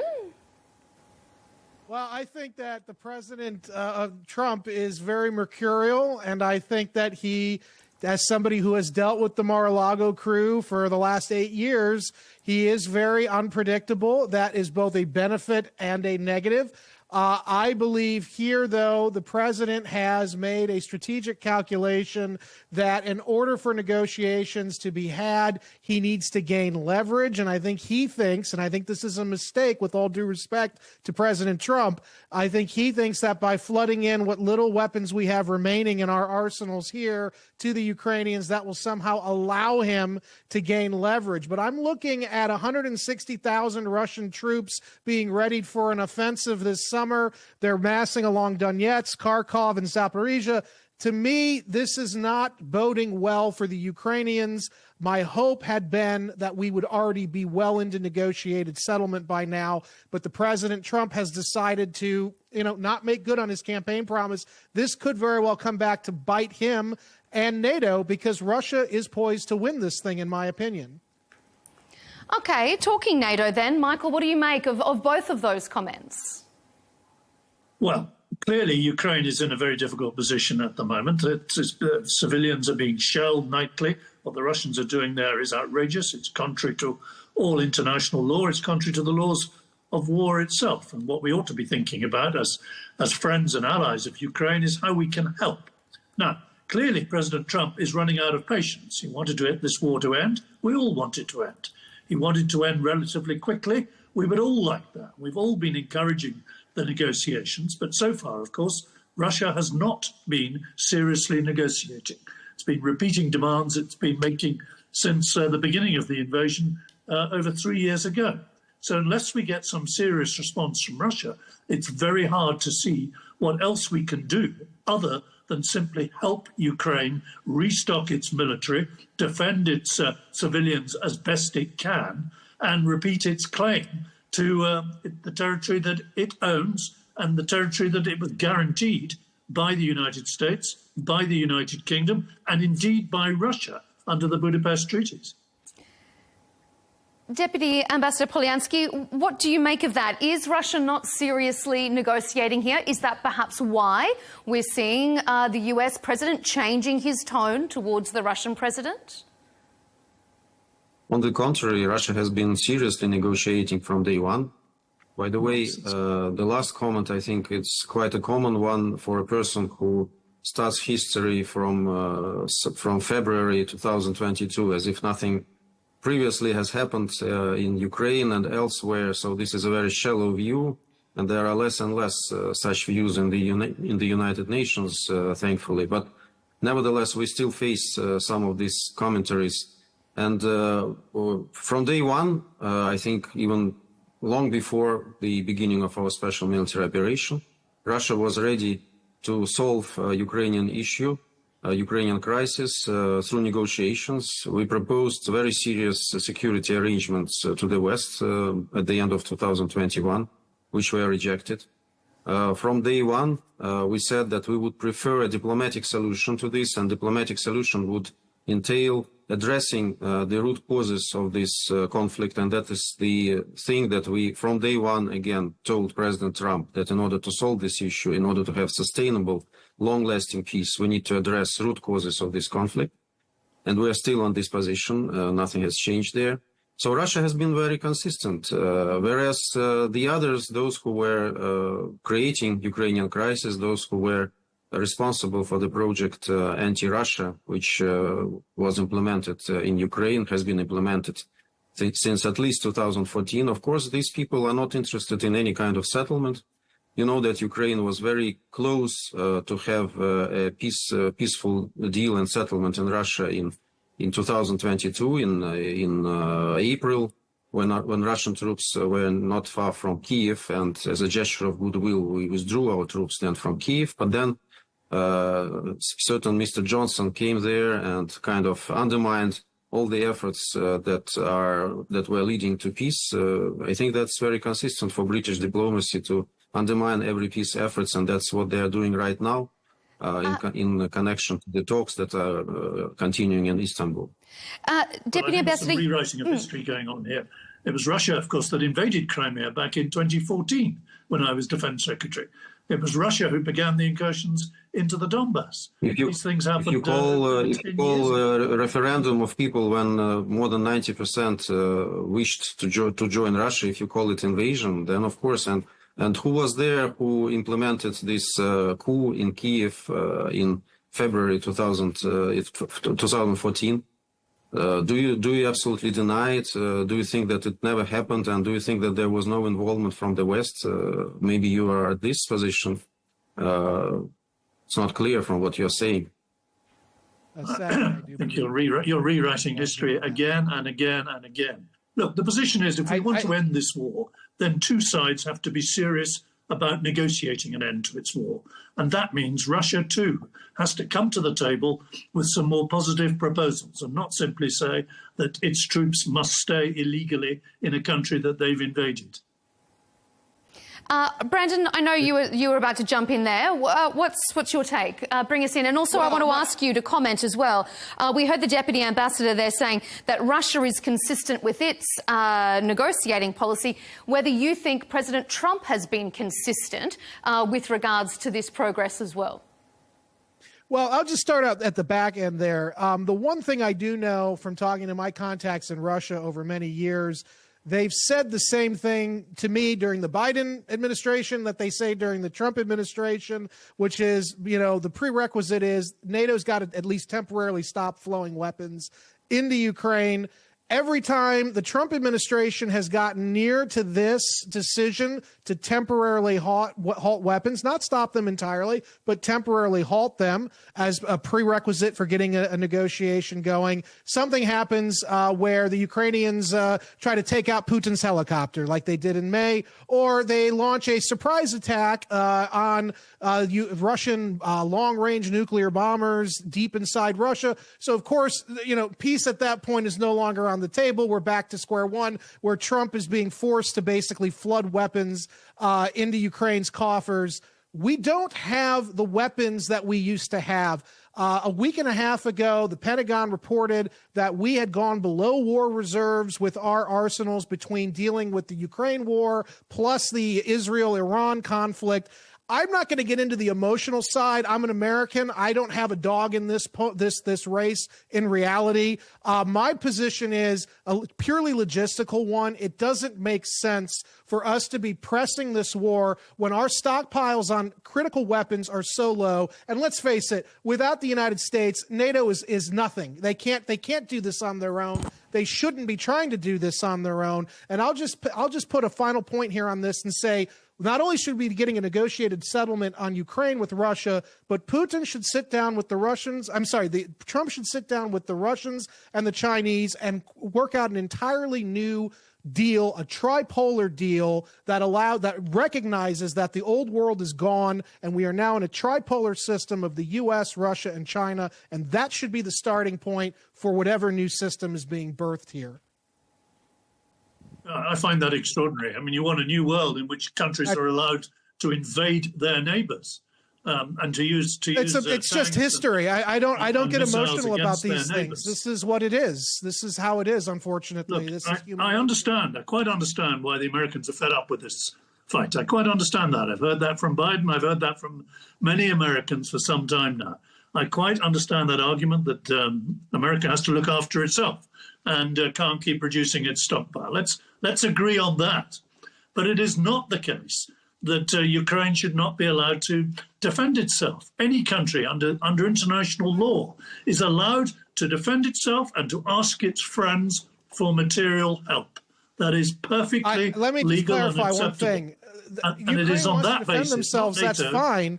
But they have to have the capacity, and they don't have the capacity. And what happens is they keep looking to Big Brother in Washington to protect them, and then they make really bad maneuvers that forces us to double down, and then we find ourselves locked into a borderline direct conflict with Russia, which is not in America's interest. I can accept or Britain's interest, to be honest with you.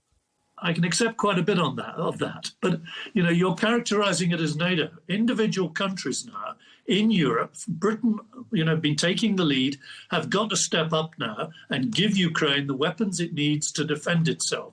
Kyiv and other cities are being shelled. But the Europeans Civilian don't have areas that are capacity. being bombarded, are being hit by missiles. And, you know, it is our obligation on our continent to do far more to help protect Ukraine from this kind of shelling and missile attacks. But as long as Article 5 exists, you know. Okay, I want to bring the Deputy Ambassador in to get his take on what both of you gentlemen are saying. Deputy Ambassador Polyansky, what's your take? What's my take on what? On this very interesting discussion? Well, I mean, whether they should help Ukraine or not, I think that's absolutely outdated discussion because, well, it's absolutely clear for everybody that Ukraine will lose. It's a matter of time whether you provide weapons or whether you do not provide weapons. I think this is settled. What is more tragic, I think, it's the position of Europe, including Britain. I mean, not only the EU, but Europe. When Europe has made a clear choice of preparing for a war with Russia, which Russia never proclaimed, and it's not Russian aim.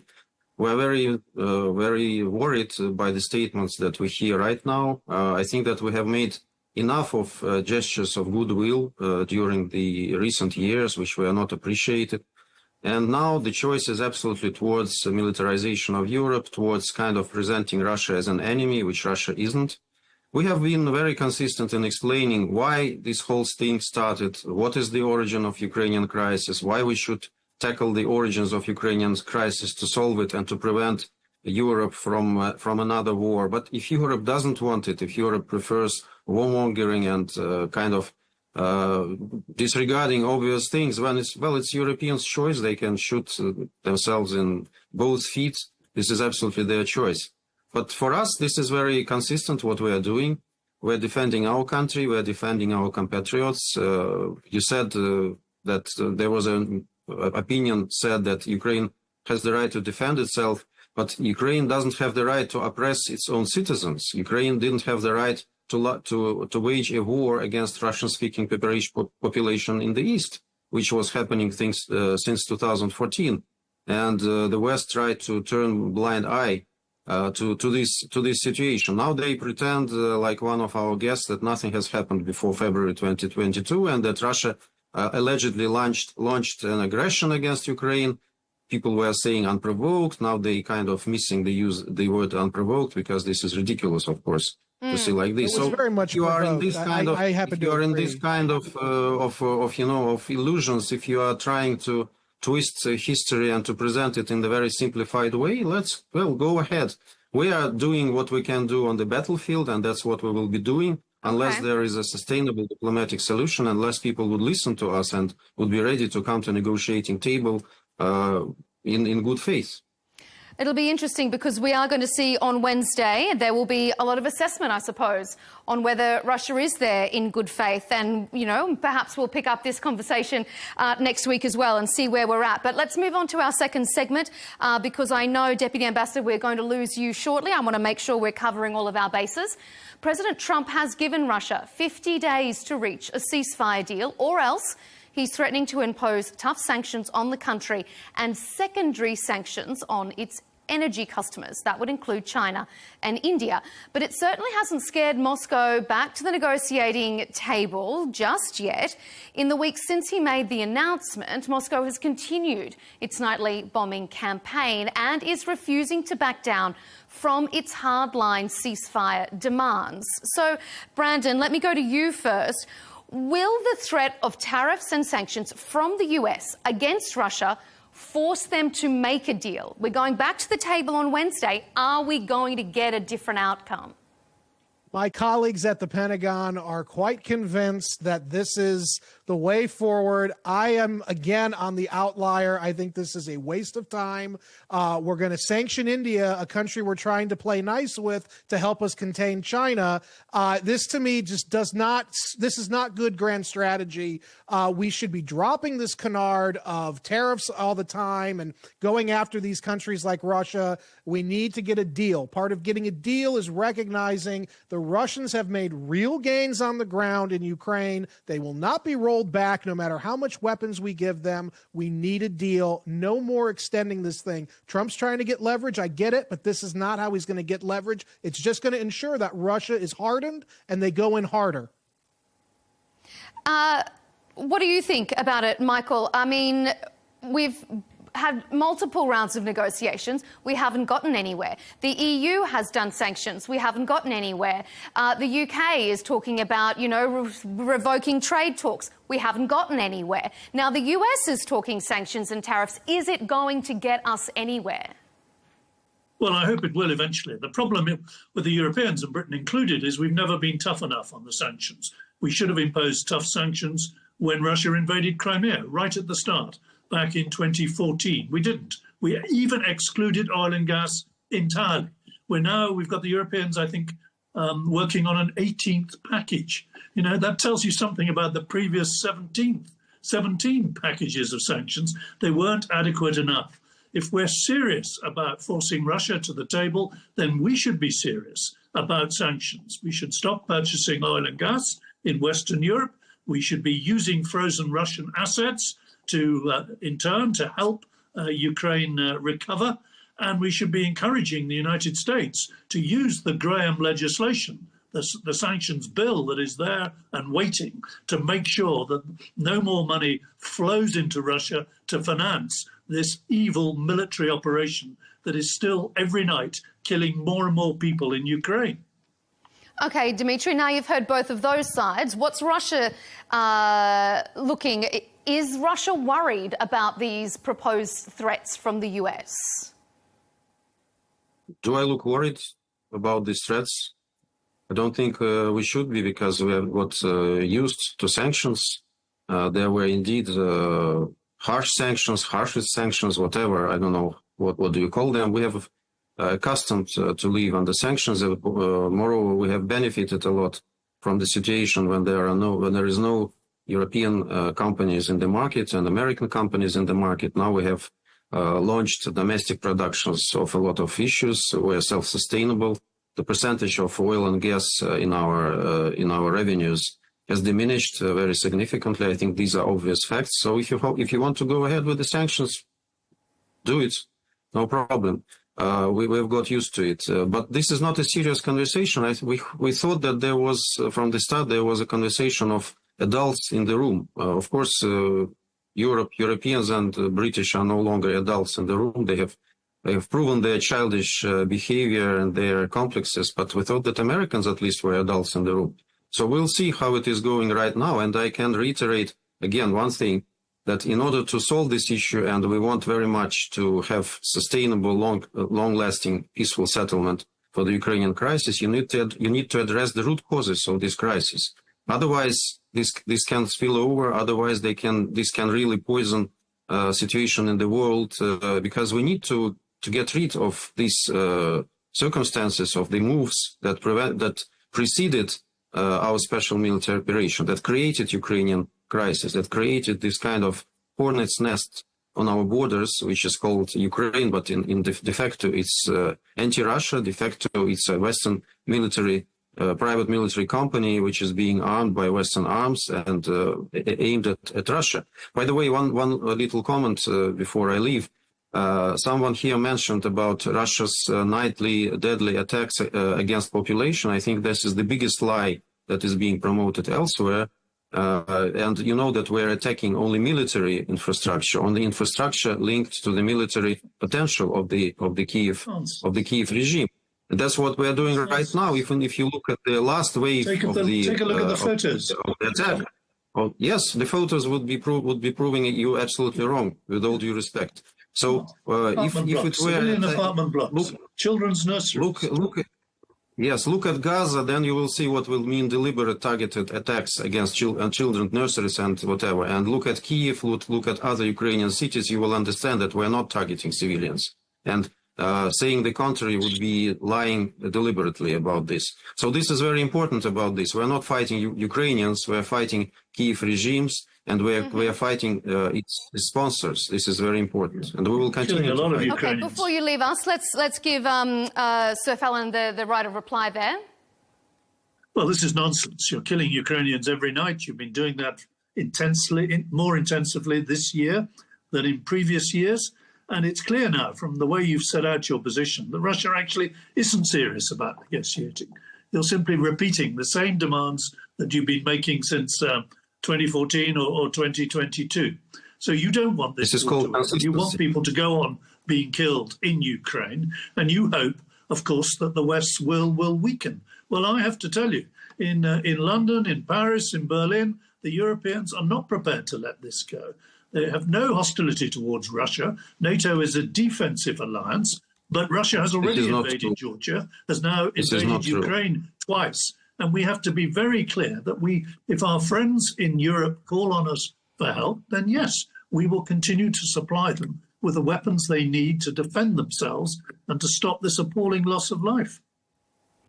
Now, unfortunately, we are going to lose the Deputy Ambassador in a couple of minutes. But before we let you go, I just want to ask you one quick final question. The US says that some of Russia's demands are unreasonable. They want Russia to come back to the table with a more flexible attitude. We're talking about threats of sanctions. We're talking about tariffs. Do you think that these threats from the US could potentially prolong this war rather than cutting it short?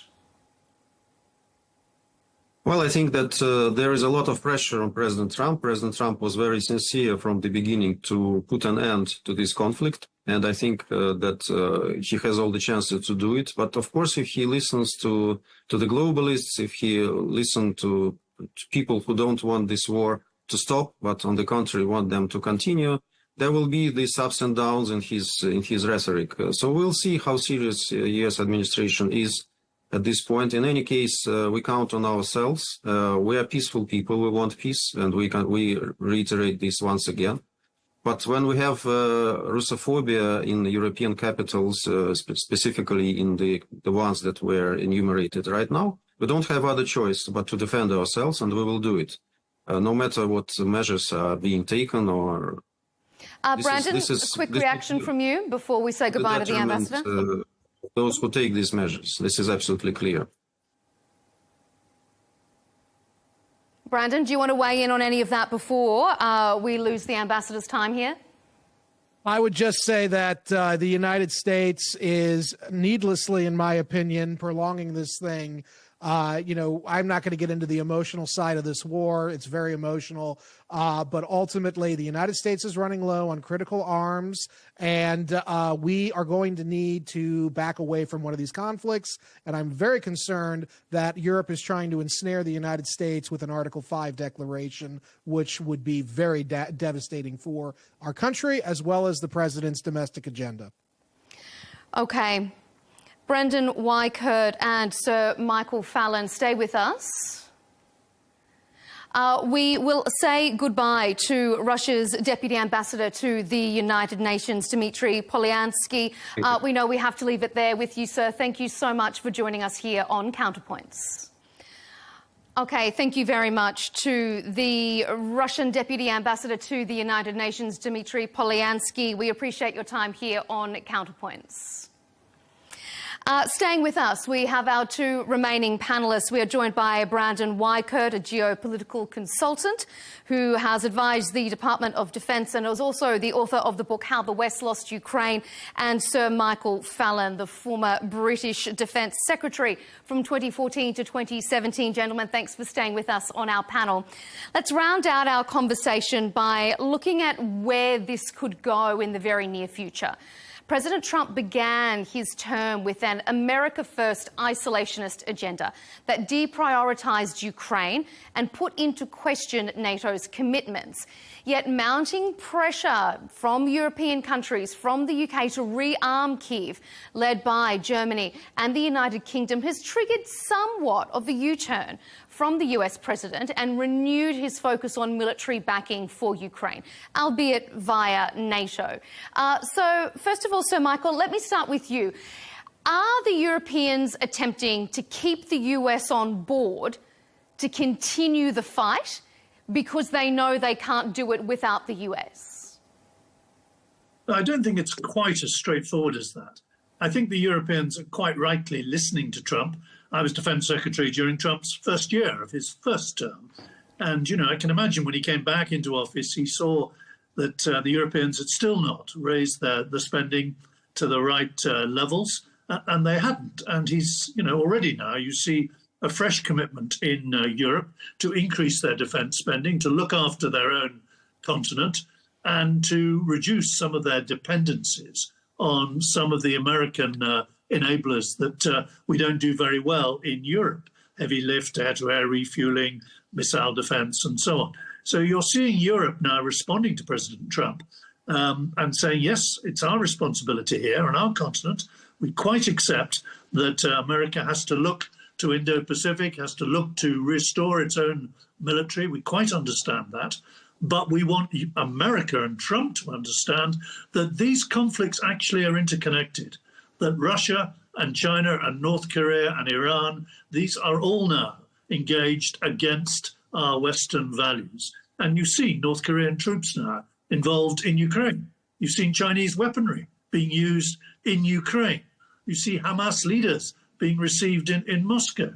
All these conflicts now, Indo-Pacific and European theatre, they're all now interconnected. And therefore, what we can do by holding the line in Europe, continuing to help Ukraine resist Russian aggression, in the end, that is helping America concentrate its efforts in turn over in the Indo-Pacific. Brandon, do you agree with that? Not really. The problem right now, with all due respect, is Europe's capacity and capabilities is going to take more than a decade to really be able to do anything. Everything they're talking about doing, from heavy lift capacity down the line, we're talking the 2030s, the earliest, is when these things are going to be indigenously really able to be used. This whole thing is just sort of, again, respectfully, it's sort of a fantastical argument. Ultimately, at the end of the day, it's all going to fall back on the American shoulders. The idea that somehow Europe, which again is tethered to the United States via Article 5 of NATO, somehow they're going to be able to potentially escalate in Ukraine without somehow ensnaring the Americans.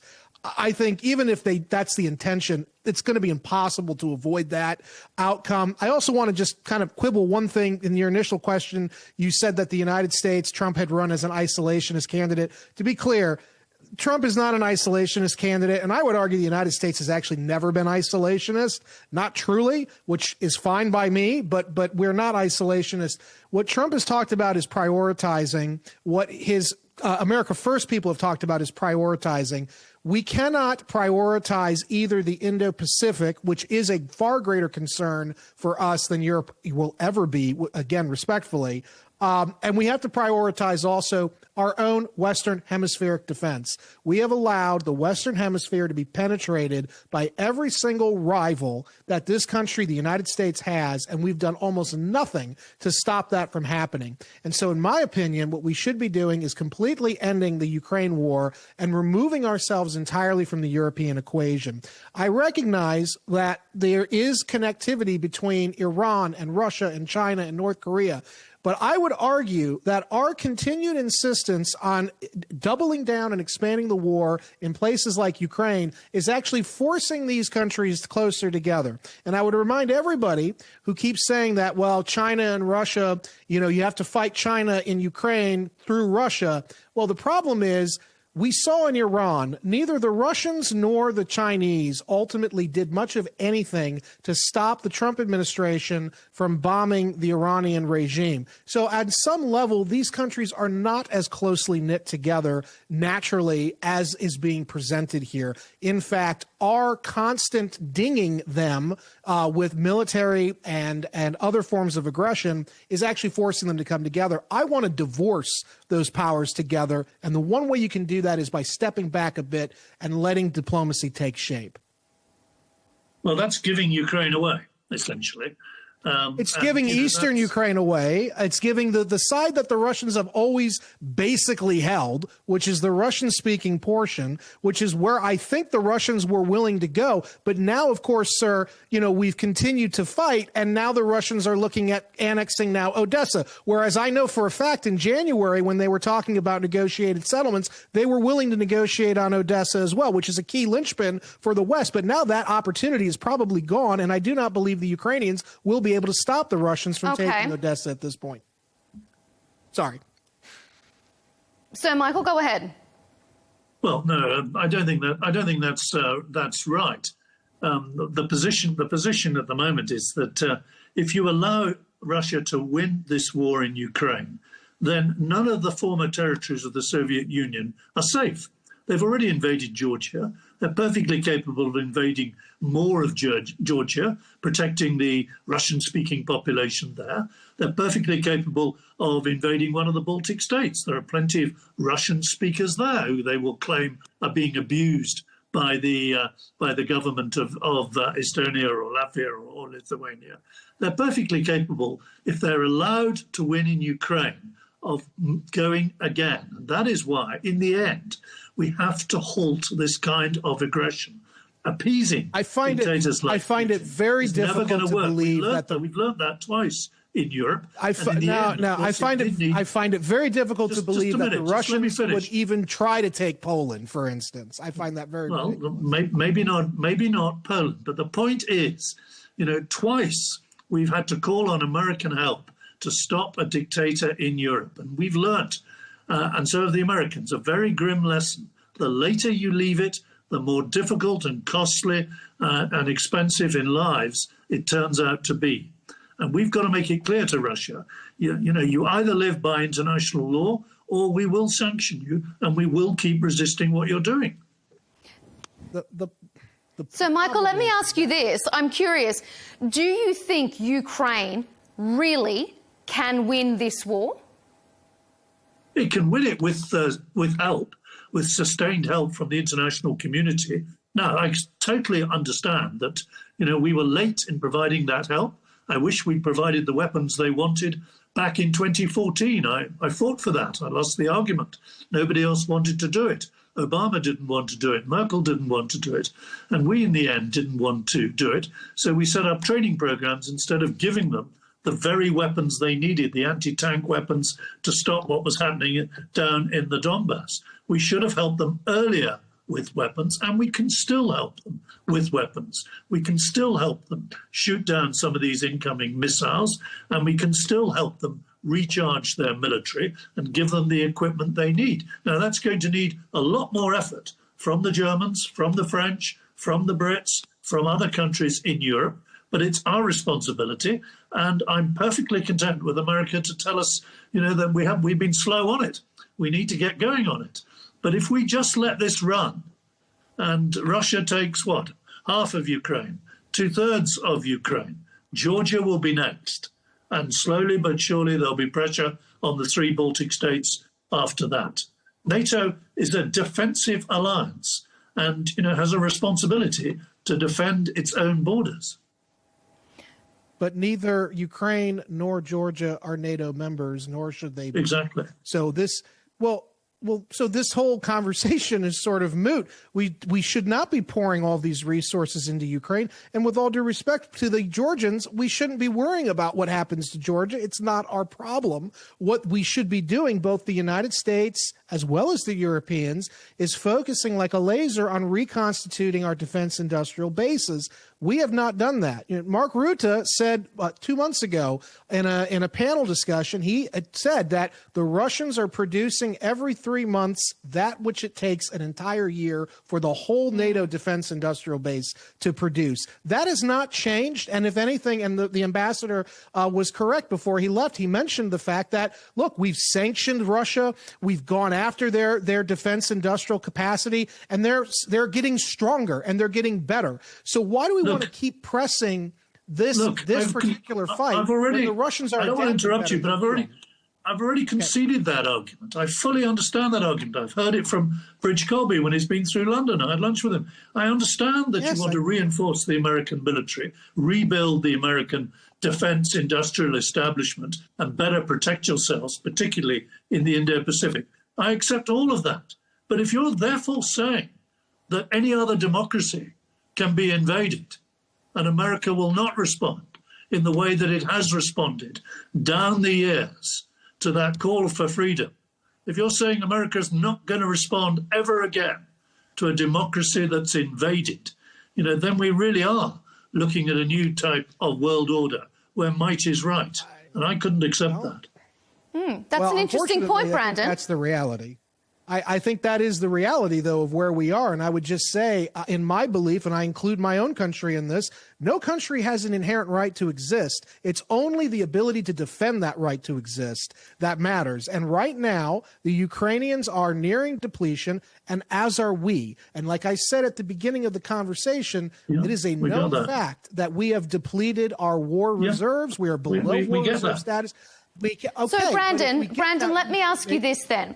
Yes, ma'am. It's a valid point, what Michael is saying. What kind of message do you think it sends to US allies that after all the long history they've had, when the US decides it's no longer in their interest, they're out and they're going to abandon you? What message does that send about the United States leading from the front?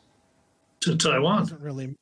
It doesn't really matter because we've done this many times before. Ask the Kurds. We abandon allies all the time. That's just the way it goes. And unfortunately, right now, the United States is not in a position to make or good on all of these commitments, these legacy commitments that we were handed, from previous generations. What we need to be doing is telling our partners, guys, you're going to have to stand up on your own because Uncle Sam has bigger problems closer to home and elsewhere. And so far, the Trump administration came in like they were going to say that, but for whatever reason, they've changed their mind. But the fundamentals haven't changed here. And this is why I said, not only do we need to be negotiating a new grand bargain with Ukraine and Russia, we need to be negotiating a new grand bargain on the world order itself. It is a tripolar system, and it's going to take a miracle to prevent it from breaking down into World War III. But we've got to turn into this thing and stop trying to cling on to yesterday's world. It's a new world now. Is it? What do you mean by a tripolar system? Is any of the big countries, Russia and China particularly, can invade any of their neighbors they like?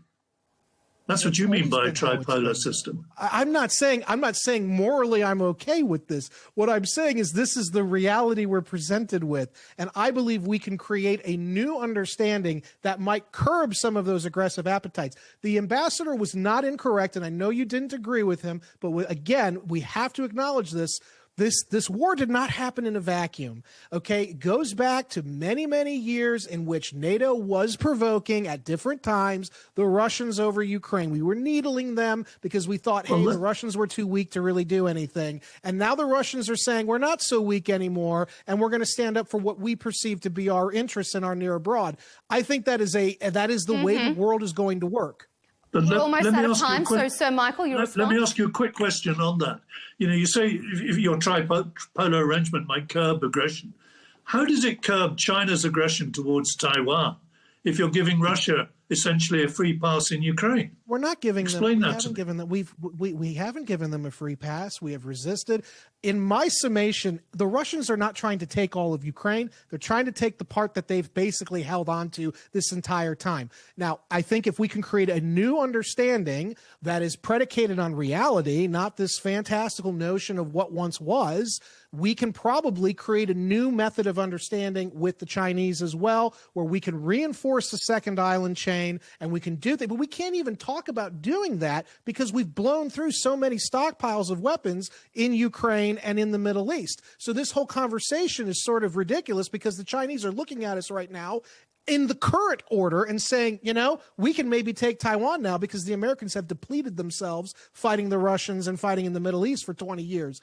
What I'm saying to do is we create a new understanding that acknowledges the reality that there are two other very great powers now in the world, and we make adjustments accordingly. That needs to be the way forward. Okay, we're almost out of time. So Michael, wrap it up for us. Your take on that? Is this a whole new world? We just got to get used to it. Well, it's an extraordinary world if this is going to be the case, that we have some kind of understanding that Russia and China, will somehow become nicer players in the world. If they're allowed to do what they want. No. If you're a Democrat in Taiwan, you're certainly not going to be encouraged by that. Look, I completely buy the argument, and I've said this endlessly tonight, that America is entitled to put itself first, entitled to rebuild, entitled to reduce its international commitments if it needs to do that. I get that. Entitled also to ask the allies, wherever they are, Australia or in Europe, to do far more for themselves. I buy all of that, but it doesn't follow from that by simply allowing might to be right, armies to trample over borders, that you're actually going to end up with a safer world. You're not. All these democracies, Georgia is still just a democracy. Taiwan is a democracy. All these democracies will be at risk if you allow Russia to win any part of Ukraine. Gentlemen, we are out of time. I'm going to have to leave it there, but this has been incredibly interesting. We appreciate your insights, of course. Thank you to all of our panellists for those really interesting arguments on both sides of the equation, which is what we love to bring here in Counterpoints. Thank you very much for joining us. Brandon Weichert, Senior National Security Editor at The National Interest, and Sir Michael Fallon, a former British Defence Secretary during 2014 to 17. Thank you very much. Earlier, we also had on the panel Dmitry Polyansky, Russia's Deputy United Nations Ambassador. Thanks to all of you.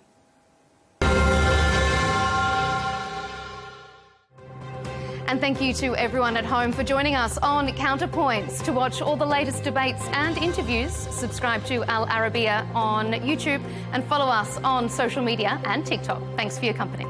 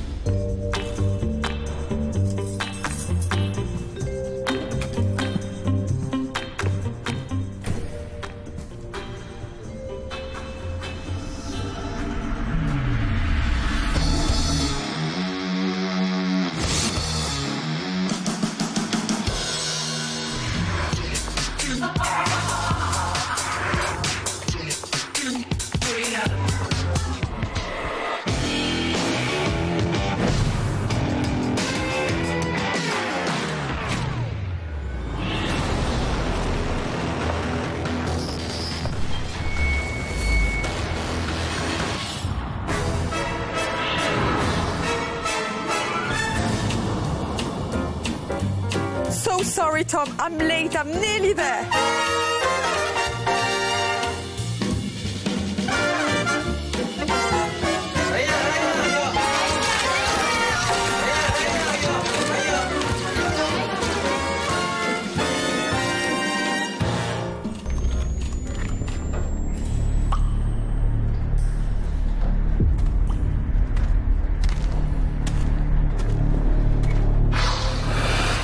Hello.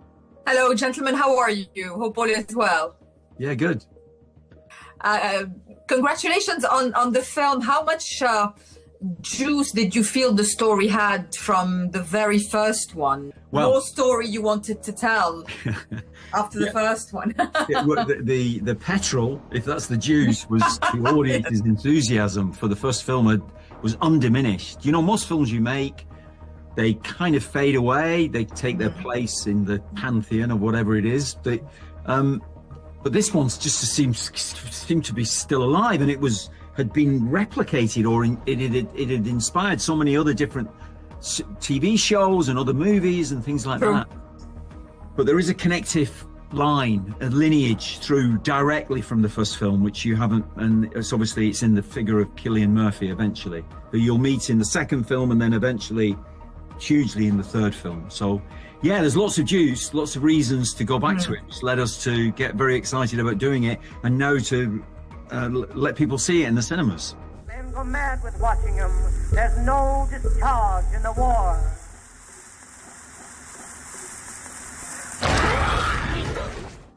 How exciting is it for the both of you to build those characters as if it's a little bit in a painting, each one of them so specifically different that they kind of match the whole picture? Not to be kind of difficult, it's just it's not how I would see it. It's not so much how much does one enjoy it, and it's not really about like it's good if the Clockwork Toy happens to enjoy it sometimes or not enjoy it, but really it's just there's a task. That's it. It's something like that. It is. Yeah, but and obviously this kind of relationship with you now is different. You reach for reasons to justify things. You paint things with perspective, really. You know. But an element, I think what you're talking about is that Alex writes these characters and then we hire actors who bring an identity. They give them an identity. They obey generally what they're asked to do by the script, but the identity that's created is uniquely them and always it will be them, really. Whatever was in your mind, if indeed a person was in your mind, a particular person was in your mind for the character. So it's a stickleback thing, of course, as well, as it goes on. The final question is the obvious fascination of audiences with post-apocalyptic type of stories. What do you think it stems from psychologically?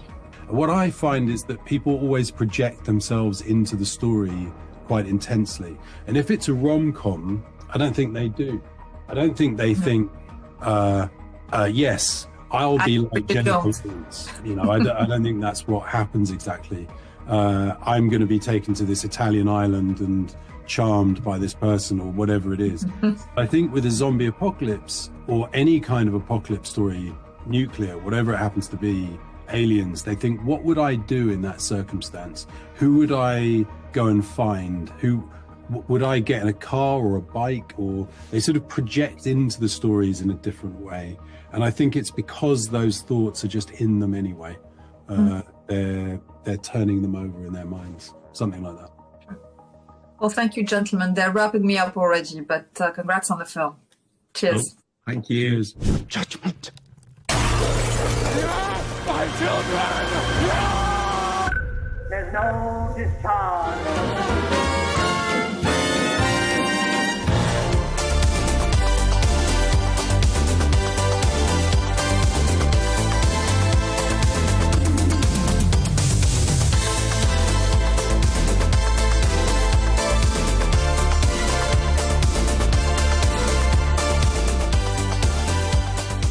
A lot of anticipation, a lot of excitement. I think over the years I've been one of those canned red carpet stalkers, waiting for all of the looks to arrive, and especially with Aishwarya Rai Bachchan, who has walked the red carpet for over 20 years now.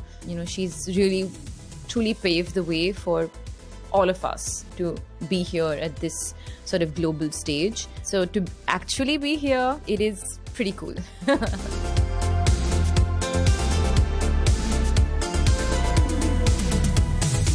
Just from when I started 12 years ago, there was not as much focus on creating the same amount of opportunities for women than there is now. I think there's always been a strong female gaze and a strong female voice. It's always existed, and it's cut boundaries many times, very, very, very often. I'm just saying, coming from where I am, from India, from like Mother India, went to the global stage back then, and I'm talking, over 2 decades ago. So I think for me, the light is being shone upon maybe now on the last couple of years, but the intent was always there. It always existed.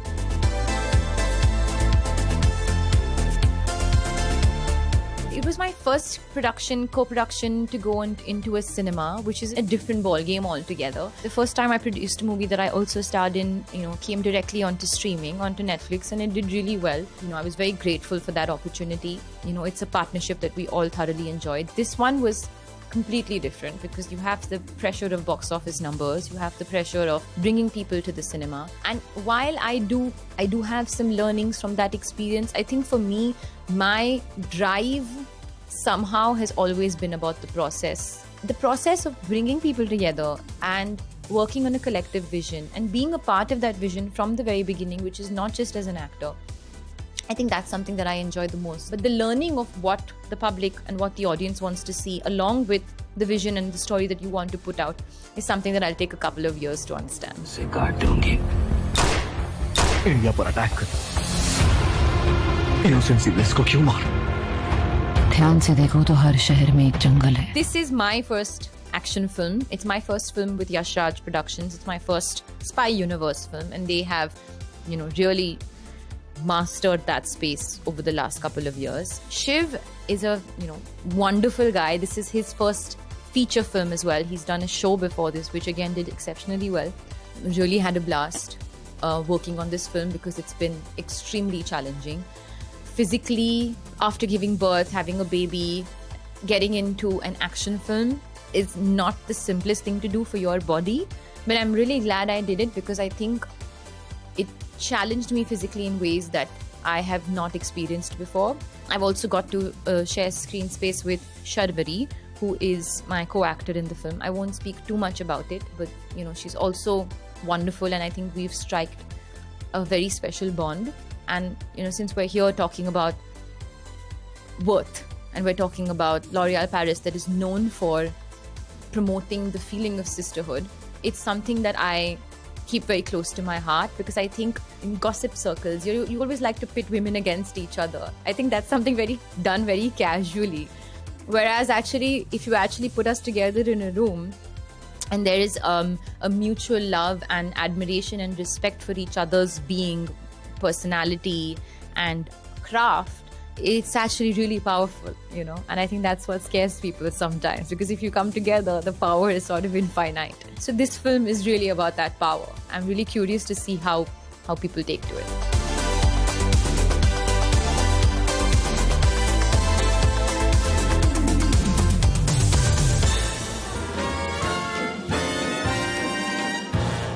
You must be new.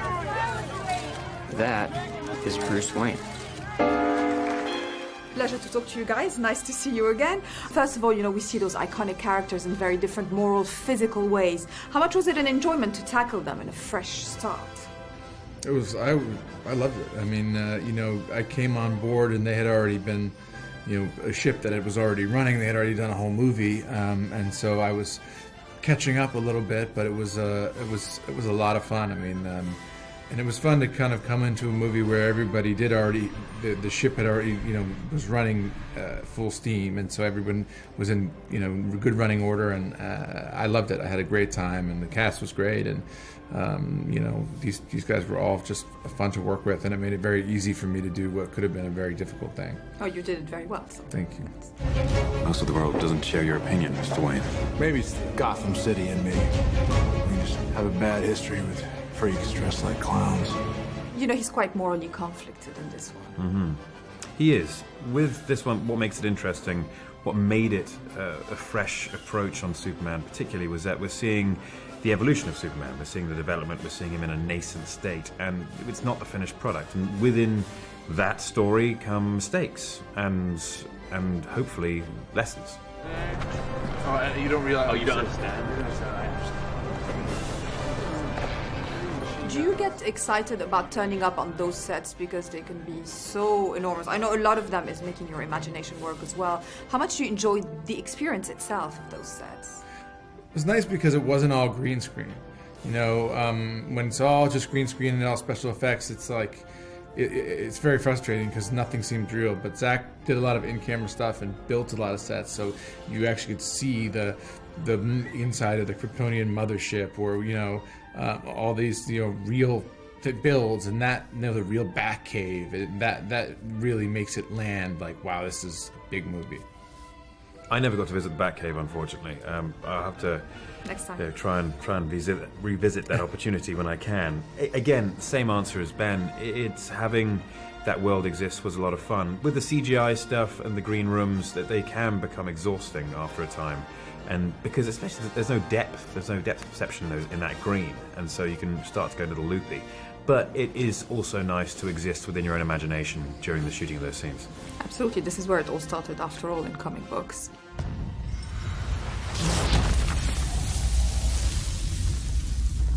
Do you get as excited as the fans, to put them all together even on the same screen? Yeah, it definitely hits you when you see the other people in their characters, and then seeing even some of the other new characters, being tested out and coming and going, and get the feeling that it's mounting an even bigger and bigger world of heroes and preparing for Justice League. That was like even cooler, feeling like the potential that this was really going to expand into something bigger. Was definitely a kind of high geek ecstasy moment. I wouldn't describe it better. It's great. Civil liberties are being trampled on in your city. Good people living in fear. Don't believe everything you hear, son. And there's a cool aspect. There's also all the themes there, you know, the moral compass, the journalism, father figures, religious figures. There's so much there. It's quite a rich content, isn't it? And absolutely, and one of the wonderful things about this movie, I think, is it mirrors the genius of comic books in the sense that everyone can take a little bit of something from it depending upon their own personal perspective. And that's the idea, and if the movie does well, then people will.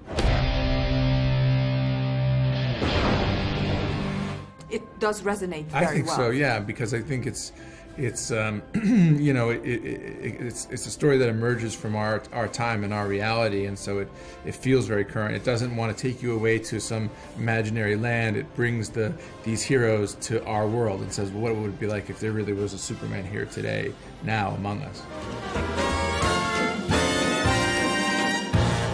Recently, you've come under a lot of fire for what some might. It's a lot of fire. It's a lot.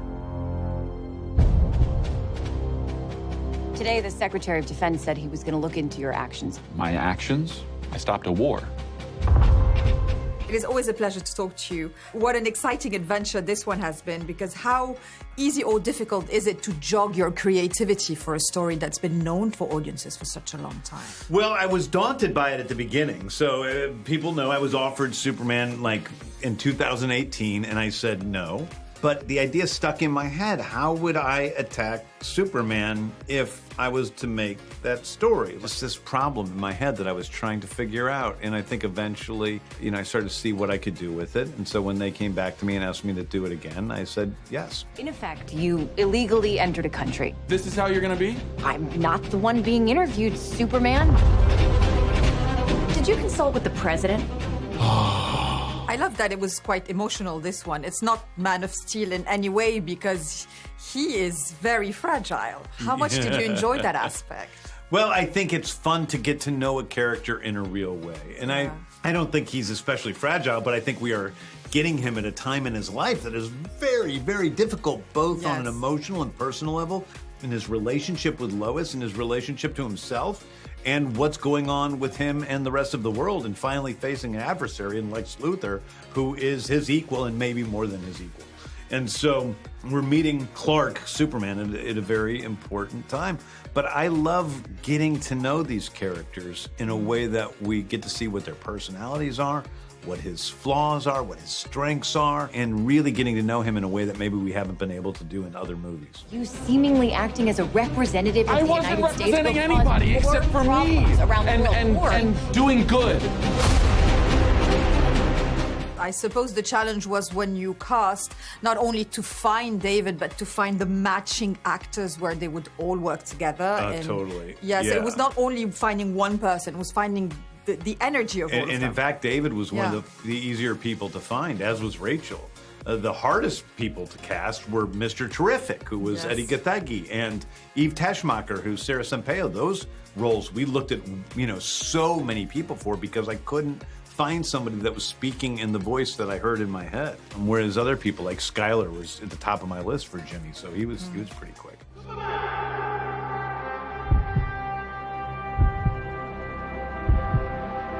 Hey, buddy, eyes up here.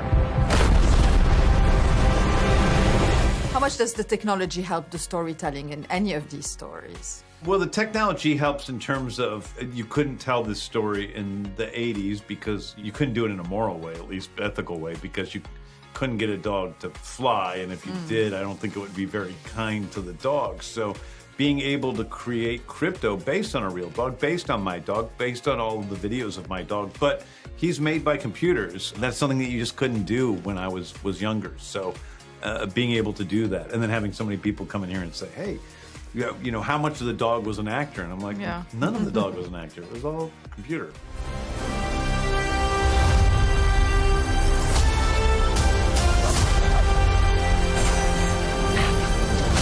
Your choices. What are you most hoping for audiences to find in this one? Obviously, as we said, you know, this is a story that's been around for decades. This is a new flair to it. Yeah, I mean, I think that hopefully, you know, younger audience will come to love Superman as I did when I was young and saw Superman the movie. And also, I think that Superman exemplifies a sort of kindness or earnestness that can be considered old-fashioned in some ways, but I think is really the most rebellious thing you can do in a world that is so overcrowded with meanness and irony, that being pure and simple and true is really the coolest thing you can do. Your actions. That's what makes you who you are. That's about working with Nicholas and the other flair that he brings to Lex Luthor. I love it. I mean, Nick is just such a great guy. People know he auditioned for Superman first. And I think it's only fitting, like Lex, that he became Lex. And I think that Nick brings a depth to Lex Luthor and really is the truest version of this character ever in film. Of so eaten up with envy that he's taken it upon himself as almost a spiritual quest to take down Superman, and really has rationalized that he's doing something good for the world because of it. Yeah, he does believe it. He's not a man. He's an it. He's somehow become the focal point of the entire world's conversation. The final question is about, the balance between pleasing an audience and pleasing your vision. How do you manage that? First of all, I'm the first audience member, so I'm lucky and I'm kind of basic. Like, I like things that most people like. So when I sit and watch a movie, I'm the first person that's watching it. And if I enjoy something and am proud of something, I usually find out that audiences like it as well. I am very conscious that I'm making a movie that is for as many people as possible. And I'm making when you're making a movie, you're making a machine to give people an excellent time, not only, in terms of the thrill ride of it all, but in the emotions of it, yes. the story, how it moves you. And so I do show the movie to many, many people, kind of seeing what works and what doesn't with other people. But I always have to balance that against what my core belief is. Thanks ever so much. It's lovely to see you again. Thank you very much. You too.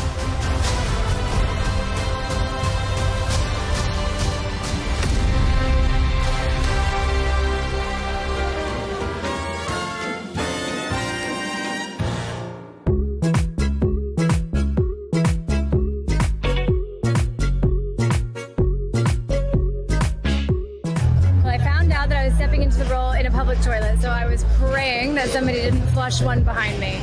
And then I was very intimidated, but also really excited to get started. I think it's perhaps necessary now more than ever to keep asking questions about what the truth is, how we find it, and how we share it, who gets to say it. I think it's vital as it's always been, and maybe with renewed urgency. I think that Superman at the end of the day is somebody who wants to be human. I think that we all want to be him. We want to fly and have beams come out of our eyes and do all of that stuff. But what he wants is what we have, being one of us, being able to connect with each other, to love and be loved. That's what Superman wants at the end of the day. Rachel is a lot like Lois Lane, so I really love her as an actor. She's a very controlled, dynamic actor who is able to be assertive in the same way that Lois is. She questions everything in the same way that Lois does, and she really puts herself completely into the role, and she's amazing as Lois Lane.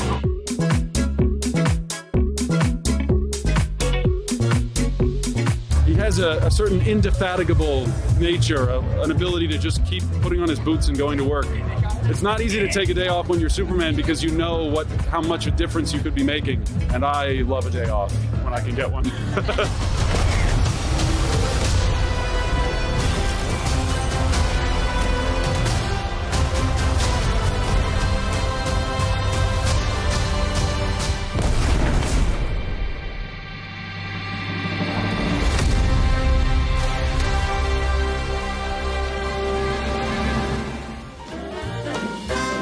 وهلا للبيج اكسكلوسيف انترفيو مع كل فريق عمل الفيلم بنشوف سوا.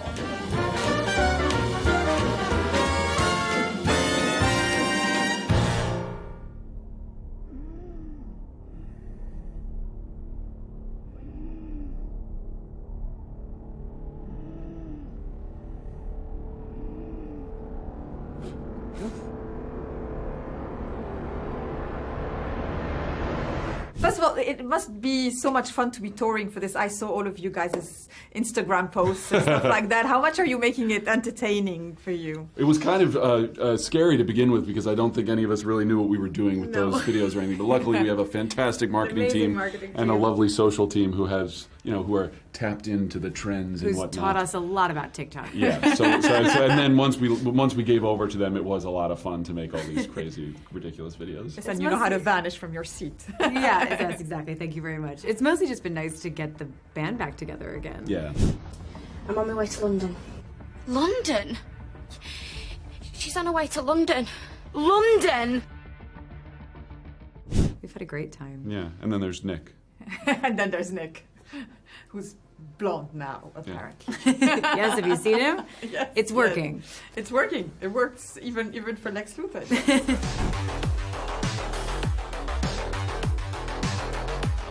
I just asked James, it's not only a question of, you being a Superman and you being Lois Lane, it was a question of the whole group having this cohesion and chemistry together. Is it the right impression?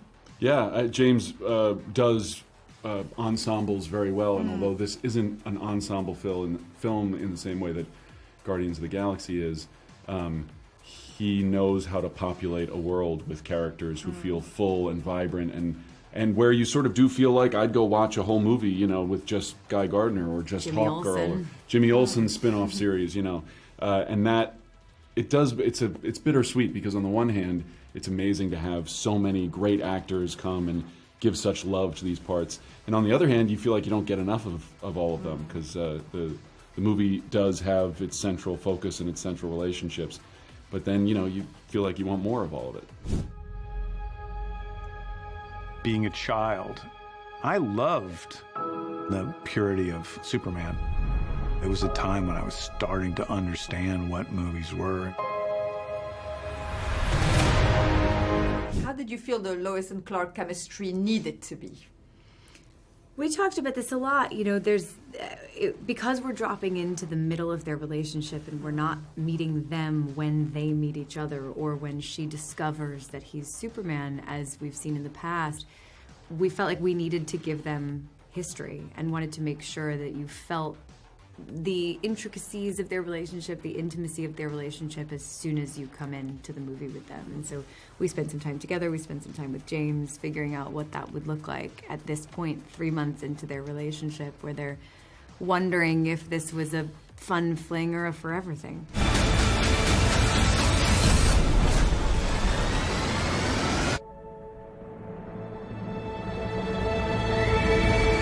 It felt quite emotional to me anyway. This is a version of Superman that feels much more emotional and introspective. Were you guys aware of that, and did you enjoy this aspect?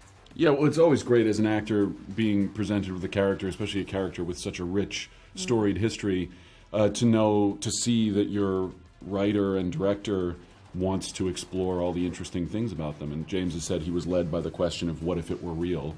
And it really did feel like, as you were reading these scenes, what would this fantastical character in this fantastical world really feel and really think and really be worried about, really be affected by? And that's all you do as an actor is just try to figure out what this person would do. Yeah, we get asked a lot what it felt like to take on these iconic roles.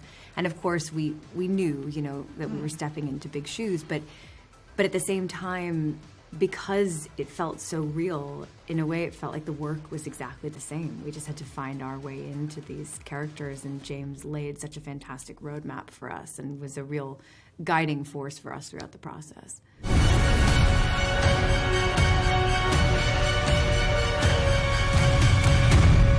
And finally, what do you feel makes the audiences endure with their love of those characters after decades? Well, who doesn't want to watch passionate people go to the ends of the earth for the things that they believe in, whether that's love for each other, love for humanity. I think this movie in particular is filled with people who are not always graceful in their pursuit of that, but who will band forces and do it together. When don't we need a Superman in our very complicated history as a global community? I think we have so many great heroes who have this sort of have greatness thrust upon them, great superheroes and iconic, characters who have a bitterness or a chip on their shoulder, and they're cool and they're edgy, and they're really good at what they do, but maybe they wish they could do something else, or there's a sort of a cool darkness to them. And I think Superman is just the other side of the spectrum, which is the enjoyment of watching somebody go to work and really love what they do. Somebody who has all of this power and has these responsibilities, but also has this great joy and playfulness in taking them on and in fulfilling them. It's not to say that he doesn't have his struggles, but ultimately he loves what he does. You've talked a lot about that hope being contagious. That kind of feeling of stepping in and helping and doing the right thing. When one person does it, and especially someone as aspirational as Superman, it inspires other people to do the same. Yeah. And he can lift the girl up. Thank you. Yes, exactly. Effortlessly. Thank you so much.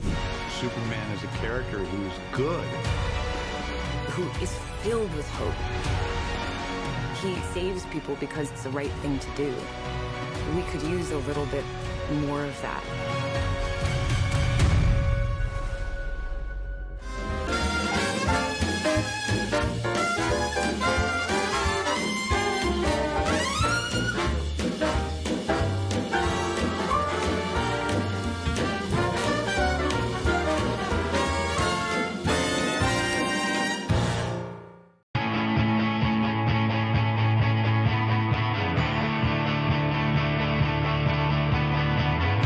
Welcome to the metropolis,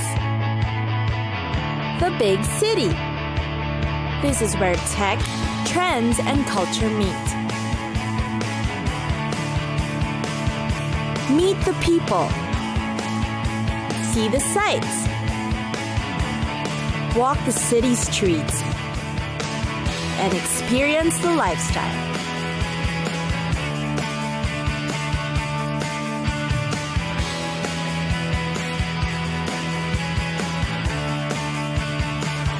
This is your first-class ticket to the cities of the world.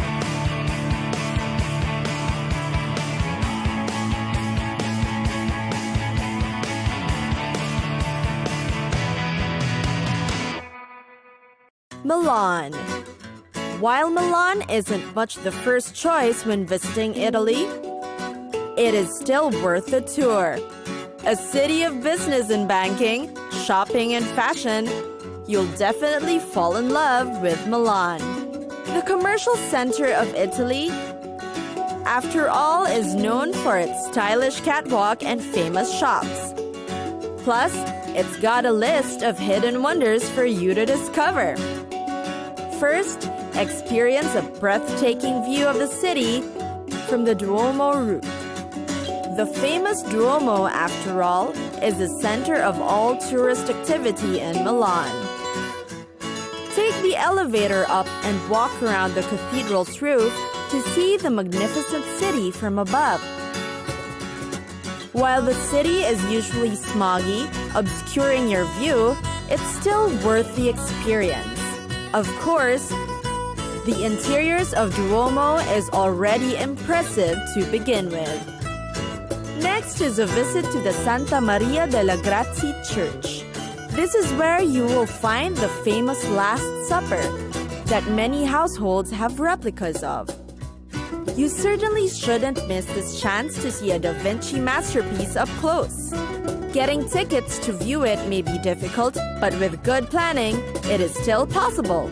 Then, of course, there are the beautiful parks around the city. Milan is definitely a bustling city, but there are places to take a break from all of the busyness. There are a couple of good-sized parks around the city that'll be convenient for you to escape in for a while. Milan is also definitely a city for culinary treats. One of the popular must-tries are the panzerotto, or the Milanese fast food. It is a sweet and spongy piece of flatbread with mozzarella and tomato sauce. Of course, there are many other specialties to try aside from this. Next are the wondrous canals in the Navigli. Yes, there are canals in Milan, and one of them was designed by Da Vinci. The Navali district has 2 canals, and you can take boat tours in it. It's also considered a haven for artists these days, and you may also come across small art galleries and charming restaurants nearby. It's also the place to be after dark, as the Navali is known for its hip and happening nightlife.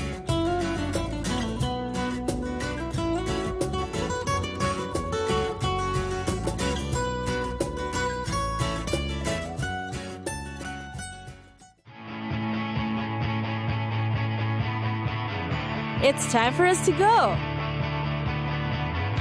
Pack your bags and get your tickets ready. And we'll see you on the next destination.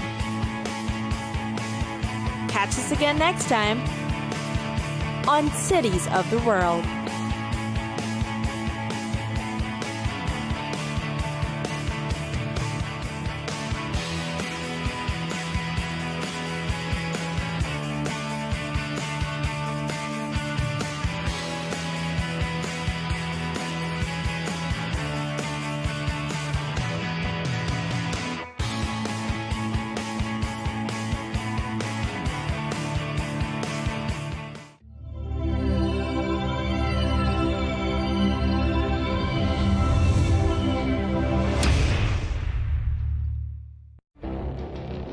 It feels like decades are passing by in a matter of weeks. Seismic shifts in the world order. Never, ever will be part of America. With so much happening and so much noise. Whether it's political upheaval, Canada has been ripping us off for years. Economic shifts or social movements. And no one wins from tariffs. I think America can be more friendly to the rest of the world. The in-depth analysis and all the latest developments across the globe. To have an inclusive policy together. The meetings with Hamas gave me some hope. We're in another nuclear arms race. The most important development straight to your screen. Welcome to the dressing room. I'm on my own. I need backup. And an insightful look at the issues shaping our world today. It was not going to happen, that war, and it happened. Join us on Arabiya News, where the world talks.